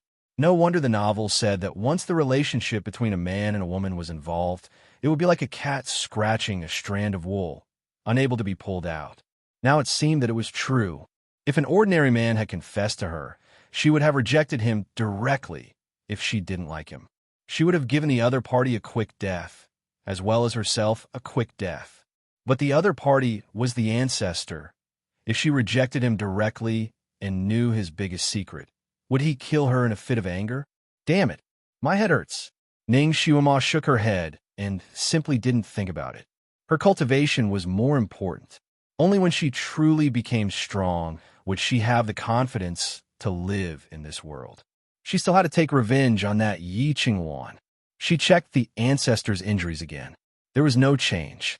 It was neither good nor bad. Looking at his condition, Xu Ma was somewhat anxious, but there was nothing she could do. She once again used the rejuvenation technique on him, but there was little effect. His eyes were still closed, and he wouldn't wake up. But his breathing seemed to be a bit better than before. The ancestor actually suffered such a serious injury, which was really out of Ning Xiuma's expectations. She still had the illusion that she was dreaming. Ning Xiuma had recently become accustomed to diligently cultivating. At this time, sitting here, she couldn't help but think of the techniques she saw in the White Tower, so she simply cultivated here. The spiritual energy here seemed to be particularly abundant, and the most abundant was the water element, which was just right for her to cultivate the wood element techniques. Time always passed very quickly while cultivating. Ning Xiuma didn't know how much time had passed. She was completely immersed in her cultivation when she suddenly heard a weak groan. The sound was low and hoarse, but it was like a heavy hammer falling on her heart, causing her to instantly return to her senses. She subconsciously looked back and was shocked. The ancestor was still lying there, his brows tightly knitted, and his originally pale face was red, as if he had put on rouge. His breathing was also somewhat hurried. He had a fever. Ning Xiuma hurriedly touched his head. Her heart thumped. His forehead was burning. He really had a high fever. Needless to say, it was because the injury on his back was too serious, and he hadn't been treated with any medicine. So he had a fever. Ning Xiuma began to work like a spinning top. She tore off a piece of cloth and dipped it in water to do physical cooling for him. The worst part was that his fever was different from a normal person's. A normal person's fever of 42 degrees Celsius was the limit. According to Ning Xiuma's measurements, his body temperature was estimated to be around 48 degrees Celsius. As soon as she wiped it with a wet cloth, the moisture was immediately dried by his high temperature. At first, Ning Xiuma only wiped his forehead. Later, when she saw that his fever was too high, she simply wiped his entire body. Of course, this whole body only included his upper body and below his thighs. She still didn't dare to touch the part between his thighs. Strangely enough, Ning Xiuma had seen at least 70 to 80 men's bodies in her life. She had seen quite a few men stripped naked for surgery, but she had never felt anything strange about it. At that time, she was just a doctor. Looking at those people's bodies was like looking at meat on a chopping board. But now, she was just wiping him like this, and she hadn't even wiped the important parts yet, but her heart was actually beating faster. The high fever from his body seemed to be transmitted to her, and she couldn't help but blush. When she wiped his chest, Xiuma's fingers were slightly trembling. She had seen him in the past, and he had always been high and mighty. His clothes were tightly buttoned, and he was the standard male god of abstinence. Chapter 764. But now his clothes were half off, and he was lying there, allowing her to do whatever she wanted. His face was usually pale, and there was almost no expression on his face. When he looked down at people, there was a sense of condescension, making people not dare to get close to him. But now, he was lying in front of her. His cheeks were light pink because of the high temperature, and his long eyelashes covered his eyelids. Occasionally, his thin lips would open slightly, spitting out one or two vague notes. This posture, it was like a god in distress who had been pulled down from his throne and mistakenly entered the mortal world. It made Ning Xiuma have an unprecedented, strange feeling in her heart. She actually had an impulse to hug him. This feeling came so suddenly that it shocked her. She shook her head to shake off the messy thoughts in her mind and focused on wiping his body.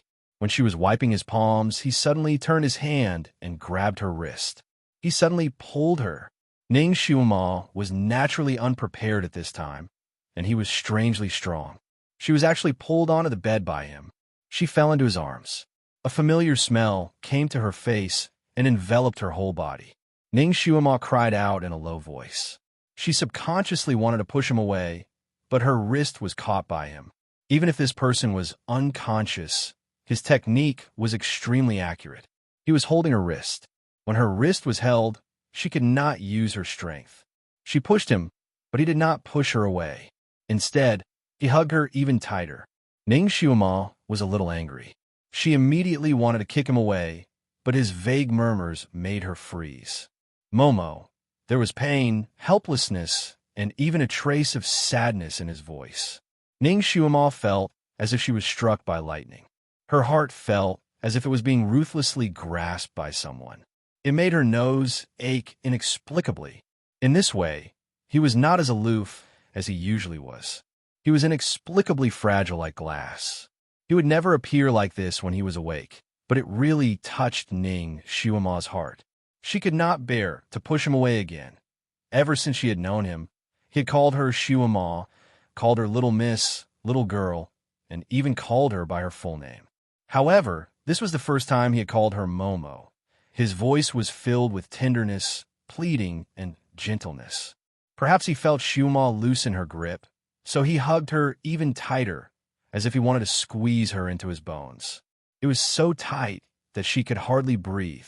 Because of his high fever, his embrace was hot. Ning Xiaomo had the illusion that she was going to melt in his embrace. Momo, his lips were right beside her ear, almost sucking on her earlobe and igniting her soul. Don't be so ruthless. His hot breath made Xiaomo's body hot and cold. She could barely hear what he was saying. She only heard two words clearly. Momo, Momo. Was he calling her?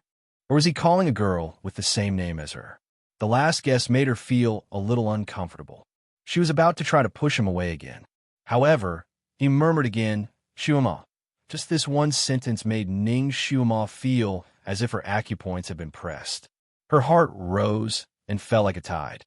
Xiaomo, don't be afraid. Don't be afraid of me, Xiaomo, he murmured a few intermittent words. His eyebrows were slightly furrowed, and his thin lips were dry. He looked like a lost child. Chapter 765. Ning Xiaomo's heart felt as if it was being slowly squeezed by someone. Following his whispers, the squeezing became tighter and tighter. That pain was mixed with a kind of grievance and heartache, causing her eyes to redden. She shrank into his chest, her hands and feet aching. She couldn't struggle, or perhaps she didn't want to struggle. She simply allowed him to hold her tighter and tighter. Momo, he sighed and whispered, You clearly like me. You clearly, why do you do this? It was like he was in a nightmare. The pain in his voice became even heavier, as if he were confused, as if he didn't understand, as if he was filled with grief that couldn't be dissolved. Ning Xiaomo's body stiffened again, being held in his fiery embrace. The high heat caused her mind to become a bit muddled. She could only faintly feel that something was wrong, but she couldn't pinpoint what it was. His lips suddenly fell, directly kissing Ning Xiaomo's lips. His lips were dry, and it hurt a bit as they rubbed against hers. But when that fiery breath rushed into her mouth, she was stunned. Her heart seemed as if it would jump out of her chest. This was the second time he had kissed her. The first time was on Carefree Island. His deep kiss had contained a probing meaning.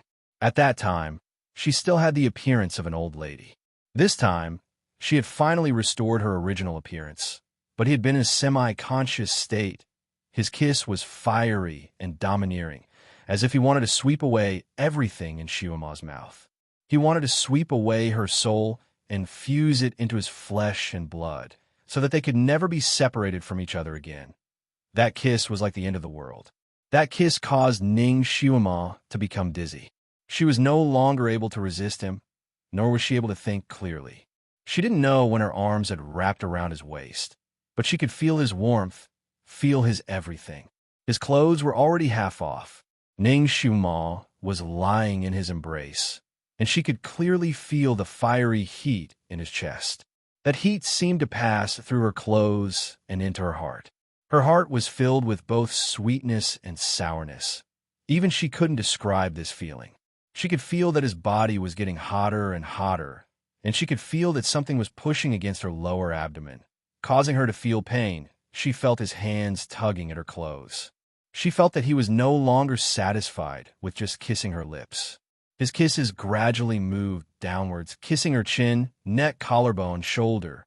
Inch by inch, inch by inch, inch by inch, lost in ecstasy, inch by inch, Ning Xiuma was almost lost in the passion he gave her. She couldn't find her reason anymore. She just hugged him and felt him, scared out of her wits. She had even forgotten who she was. She had even forgotten to ask if the Momo he spoke of was the same person as her, until he suddenly flipped over and pressed her under his body. Her back was pressed against the cold cloud bed. That bone-chilling cold was like a venomous snake as it traveled from her back to her entire body and rushed in her brain. She shuddered violently. That bone-chilling coldness almost froze her, but at the same time, it also cleared her mind. Fortunately, his body was burning hot, and he had stuck close to her for a long time, so she didn't freeze the moment she touched the cloud bed. His hands and feet were still very nimble. Xiuma secretly took a breath. She exerted strength in her arms and finally pushed him off her body. Then, she suddenly flipped over and finally escaped from the cloud bed. Her movements were too hasty, and her heart was too flustered. She staggered and almost fell to the ground. Chapter 766. Ning Xiuma quickly steadied herself and waited for her heartbeat to calm down before turning to look at him. She saw the overlord lying on his back with his clothes wide open. His forehead was full of sweat, but his face was pale. Cold. He spat out a word. Brother, that cloud bed could freeze a person into a lump of ice. Of course it was cold. A normal person like her wouldn't be able to stand it, let alone a seriously ill person like him. Looking at his body shivering, Ning Xiuma forgot the awkwardness of the kiss and hurriedly went forward to carry him down from the cloud bed. She didn't have a place to put him down, but she couldn't put him on the ground. She saw a few cloud-like praying mats not far away, so she pulled them over with her legs and arranged them together. Then, she put him on the praying mats. When she lowered her head and saw his clothes were wide open, her heart skipped a beat. She quickly gathered his clothes and wrapped them tightly around him again. The Almighty looked like a real Almighty when his clothes were tightly buttoned up. His current appearance didn't feel like him at all. Finally, Ning Xiuma tidied him up. Suddenly, she felt that her chest was leaking air. She looked down, and her face became hot. Her lapel was also wide open. It revealed the light pink doo-doo inside. Even the doo-doo had fallen off halfway, revealing more than half of her chest. She finally remembered the passionate kiss just now. Her face became hot again. It turned out that the Almighty knew how to be a hooligan even when he was unconscious. Sure enough, a man's instincts didn't need to be taught. Was it really his first time being intimate with a woman? It didn't feel like it was his first time. That technique, that kiss, it was so familiar, as if he knew where sensitive spots were. Thinking of that kiss, that gentle and strong touch, her heart, which had just calmed down, started to beat wildly again. She shook her head violently. She couldn't think about it anymore. Although Ning Xiuma was smart, it was her first time being so intimate with a man, so she couldn't figure out if the man was unfamiliar or familiar with it. She looked at the cloud bed with lingering fear. If it wasn't for the cold bed that woke her up instantly, she might have hit a home run with him and given herself to him in a daze. Even if he wanted to give it to him, he had to do it when he was sober, right? Otherwise, if he ate it, he might not admit it after he woke up. Why'd he think of this? Crazy. I'm probably too tired. I'm a little crazy. His imagination was wild and unconstrained, and his imagination ran wild. She patted her head and looked at her image. She couldn't help but want to rub her forehead. Too open. She was simply too open right now. If someone were to see this, they might even label her as a slut. If he saw it when he was awake, she was afraid that he would say that she was frivolous again. Damn it! Why did she think of him again? Ning Xiuma hurriedly dressed herself up and put on the doo-doo again. She was still not used to wearing it, and she always felt that it was not as comfortable as underwear. However, she only had this set of clothes now, so she could only make do with it. She buttoned her clothes tightly to make herself look like a well-behaved lady. After confirming that there was nothing wrong with her body, she let out a long sigh of relief. When she turned back to look at Dizun, she couldn't help but moan. Oh my God, he had a high fever again. Shuama touched his forehead and felt that he was about to spontaneously combust from the heat. Chapter 767. With such a high fever, even if the fever subsided, a normal person would become a fool. Perhaps the cloud bed was the key to deal with his high fever. Ning Shuama had no choice but to carry him onto the cloud bed again. In the process of hugging him, she felt as if she was hugging a big stove. The places that came into contact with her skin were burning hot. After placing him on the cloud bed, she continued to rub his body to lower his temperature. Half an hour later, his body temperature finally dropped by quite a bit. Although it was still hot, it was the temperature of a normal person.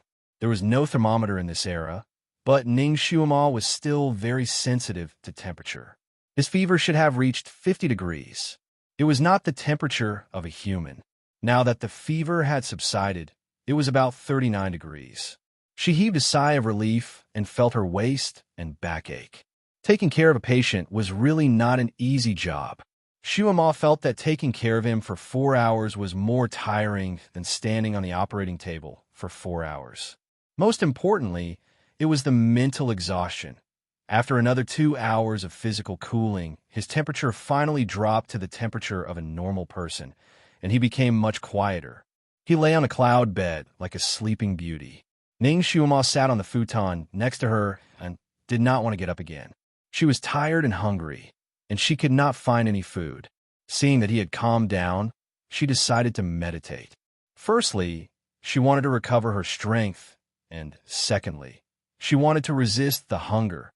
However, she did not meditate for long before she heard the sound of teeth chattering. She turned around and almost collapsed. The old Dizun's face was pale, and his body was trembling slightly. A layer of frost seemed to have formed on his forehead. Ning Shuama reached out and touched it. The coldness was comparable to that of a dead person. Cold, cold, he murmured. Could it be that this sudden change in temperature was due to malaria? Ning Shuama had no choice but to carry him down. He was still shivering on the praying mat, and his face was getting paler and paler. If not for him breathing and occasionally murmuring, based on his body temperature, Ning Shuama would have thought that he was already a corpse. He kept saying that he was cold. Although the castle was magnificent and dreamy like a fairy tale, she could not find a quilt. There wasn't even a piece of cloth. Ning Shuama walked around in circles, but she couldn't find anything to keep him warm. He was so cold that he almost curled up. She couldn't bear it. Steeling her heart, she pulled his arm away and burrowed into his embrace. That feeling was like drilling into a lump of ice, causing her to shiver continuously. Perhaps because he could feel her temperature, he immediately hugged her tightly with his arms and even wrapped his legs around hers, as if he wanted to use every inch of their bodies to absorb her heat. Ning Shuama was cold. She was really cold. It was so cold that her teeth began to chatter. The ancestor seemed to have sensed her trembling in a daze. His body slightly stiffened, and his arms released her. He even gave her a push and forced out a word, "Go." Ning Shuama was speechless. She was pushed out of the ancestor's embrace, so naturally, she wasn't that cold. Shuama lay next to him in a daze for a moment. She saw that his thin lips were tightly pursed and covered with a layer of frost. His fingers were tightly clenched, and his fingertips were pale. It was obvious that he was trying to restrain the bone-chilling cold. Did he regain some of his consciousness? Did he just push her aside after regaining his consciousness?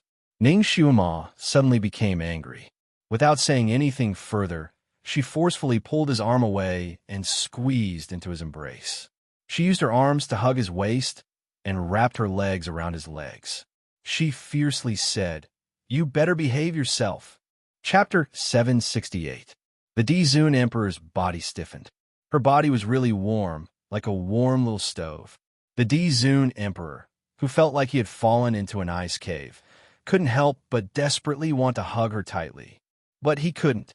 His body was so cold. If he touched her too much, he would freeze her. Her body was still too weak right now. Although he desperately wanted her to take the initiative to hug him, he couldn't. He forced himself to hold on to his last bit of consciousness, and a faint white light burst out from his body. Ning Xiuma was bounced out by his protective barrier and rolled to the side. She shivered and jumped up, looking at him who was curled up in the white light. At this time, he was still rejecting her. More and more white frost appeared on his body, gradually covering his whole body. This made Ning Xiuma inexplicably panic. She wanted to rush over, but she couldn't break through his protective barrier. Xiuma remembered that when he was surrounded by the pack of wolves, he also had a protective barrier around his body. So many wolves were unable to bite through it, but when she went to his side to hug him, his protective barrier automatically disappeared, so she didn't feel any obstruction at all. Now that his protective barrier had been released, it prevented anyone from approaching. She could only watch as his body turned from frost to ice. In the end, he became an Iceman. His entire body seemed to be frozen in ice, and there was no movement at all. Was he still alive? He was in that ice shell, so she couldn't sense whether he was breathing or heartbeat. She sat on the side in a daze, looking at him without blinking, the panic in her heart suddenly overwhelming. He wouldn't just die like this, right? Originally, when she was in danger, she couldn't help but think of him, subconsciously using him as a protective umbrella. Now that he was in a life and death situation, she couldn't do anything.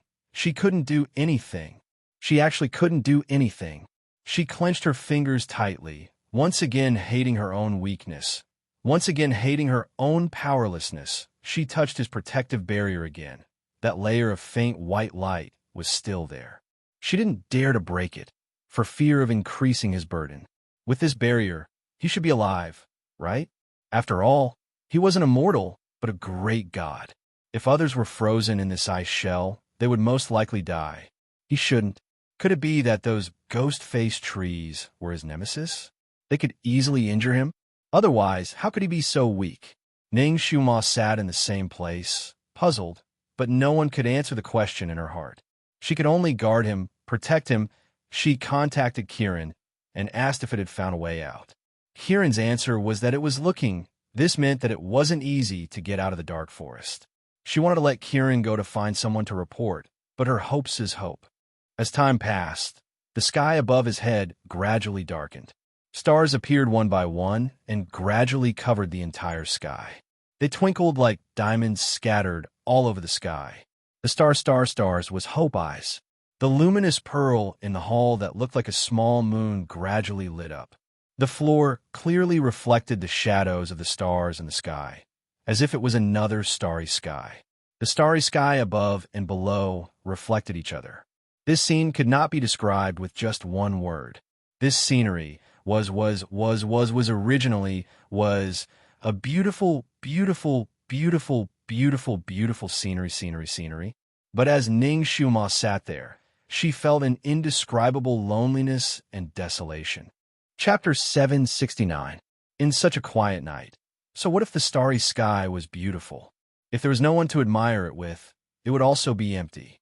She focused all her attention on the ice shell, afraid that it would suddenly explode, and the people inside would also be blasted away. She was also afraid that the ice shell would not move and remain frozen until the end of time. During this period, she tried to warm him with the rejuvenation technique she had just learned, but was bounced back by his protective white light. In the end, she simply did not try anything. If his soul dissipated here, she would also starve to death here, so she could accompany him. Master, how is the D-Zune? Do you want to eat something? There are not only wolves here, but also wild boars. They are not small, and they have a fierce temper, but they are no match for me. Master, I bit off their legs. Don't you like to eat wild boars' legs? Do you want me to send them to roast and eat? Kirin's voice was tired, but more than that, it was full of joy after killing so many people. It would not be able to send them over. That water area was a natural moat. Ning Xiuma transmitted her voice back. You eat by yourself and continue to work hard. We have other things to eat, so don't worry. She could not tell the truth, in case Kirin was worried. After you are full, go and explore the way out. She would not let go of even the slightest hope. Okay, Kirin agreed happily, but it was still puzzled.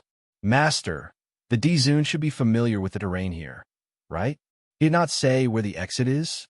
He is meditating, so we can't disturb him. You go and explore, Ning Shuima ordered. Little Qilin agreed and continued to be busy with its work.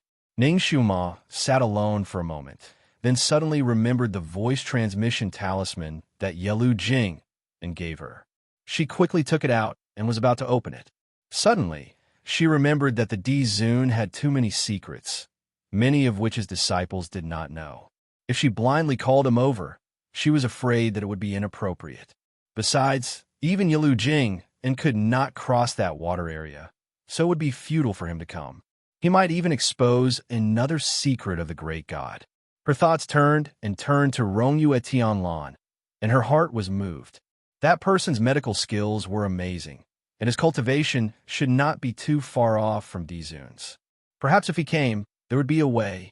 She didn't have a sound-transmitting talisman to contact Rongyue Tianlan, so she simply called Yelu Jing in. She wanted to ask him if he could contact Rongyue Tianlan. Unexpectedly, the sound-transmitting talisman did not light up at all. Could it be that there was a barrier here? Could it block the signal of the voice transmission talisman? Fuck, is this a signal blind spot? Ning Shuima turned the directed audio talisman over and over again for a long time, but there was still no response. Just like how there was no signal in the mountainous area, there was no signal in the directed audio talisman here. Either she was hungry and tired. Originally, she wanted to keep staring at the ancestor, but she fell asleep in a daze. She dreamed of a dream. Green hills and clear waters. High and low mountain peaks were scattered all around in picturesque disorder. Ning Shuima walked among them, and her heart was a little absent-minded. She did not know why she was here. In front of her, there was a clump of waist-high grass that made a low, panting sound. Ning Shuima curiously walked over, and when she saw what was inside, she was stunned. Nestled inside was a snow-white fur ball that was half stained with blood. It was a little fox with 8 long furry tails behind it. Chapter 770. 8-tailed fox. And it was a very beautiful 8-tailed fox. The fur on its body was like it was made of snow. It was very bright. The only regret was that there was a wound on its back that was so deep that one could see the bone. Fresh blood flowed all over its body. This wound was somewhat fatal. It opened its small mouth slightly and breathed rapidly. Its small belly rose and fell as it panted heavily. Ning Shuima's heart was shocked, as she had a strange feeling of meeting an old friend in a foreign land. 8-tailed fox. Could it be the legendary Green Hill Fox Clan? Ning Shuima had read many stories about 9-tailed foxes in the modern era and had a good impression of this kind of creature. Now that she saw this 8-tailed fox being seriously injured, her heart was filled with compassion. She couldn't help wanting to push aside the grass in front of her and walk over. But her fingers passed through the grass, and she couldn't touch the grass at all. She stared blankly for a moment. Was the scenery here fake, or was she fake? She steeled her heart and approached the fox again, but the fox ignored her. When Ning Shuima bent down to pick it up, her fingers passed through its body again. She took 2 steps back and looked at her hand. She vaguely understood that she was fake. She could see the things in this world, but she couldn't touch them. She wanted to leave this place, but she was worried about this injured fox. Such a beautiful little thing. What if it was caught by a hunter? The sound of a flute suddenly came from a mountain in front of her. The sound of the flute was very pleasant to listen to. It was as smooth as flowing water and as cold as ice water. It made people feel refreshed when they heard it. The injured little fox's body trembled as its 2 little ears stood up. It suddenly stood up shakily from the grass and ran in the direction of the flute sound. Ning Shuima couldn't help but follow behind it. The little fox's injuries weren't treated in time, and its blood was spilled all over the ground. It was like a blooming plum blossom on the ground. It had a kind of sad beauty. Ning Shuima followed the fox. She was afraid that it would fall down in the middle of the journey. Not bad. The little fox was very persistent. Although it stumbled along the way, it still managed to reach there. There were already many birds and beasts, herbivores and carnivores, mixed together. They were all staring in the same direction, and each of them had an intoxicated expression on their faces. Ning Xiuma also looked in the direction they were staring at, and her heart skipped a beat. A venerable sovereign? A white-clothed man was sitting on top of a strange mountain peak. His white clothes were like flowing clouds in the sky. His body was like the snow on the peak of the mountain, and his hair was like a waterfall. He was cold and indifferent, like a god overlooking all living things. He didn't seem to be wearing a mask, but Ning Xiuma couldn't see his face clearly even though she tried her best. It must have been separated by some kind of spell. The man was playing a jade flute in his hand. The heavenly wind lifted his sleeves, making them flutter like a butterfly spreading its wings. The man's expression was focused, as if he didn't care about anything. The sound of his flute caused hundreds of birds to circle in the sky and the beasts to sway on the ground, as if they were dancing to the sound of his flute. When the song ended, the man slowly stood up. It was obvious that he did not want to play anymore. Only then did the birds and beasts reluctantly disperse. The little fox seemed to have specially come to listen to the song. When the man in white finished playing, it also wanted to turn around and leave. But it had lost too much blood. As soon as it turned around, it staggered and fell down. The little fox whimpered twice and struggled a few times on the ground. It wanted to get up, but it didn't succeed.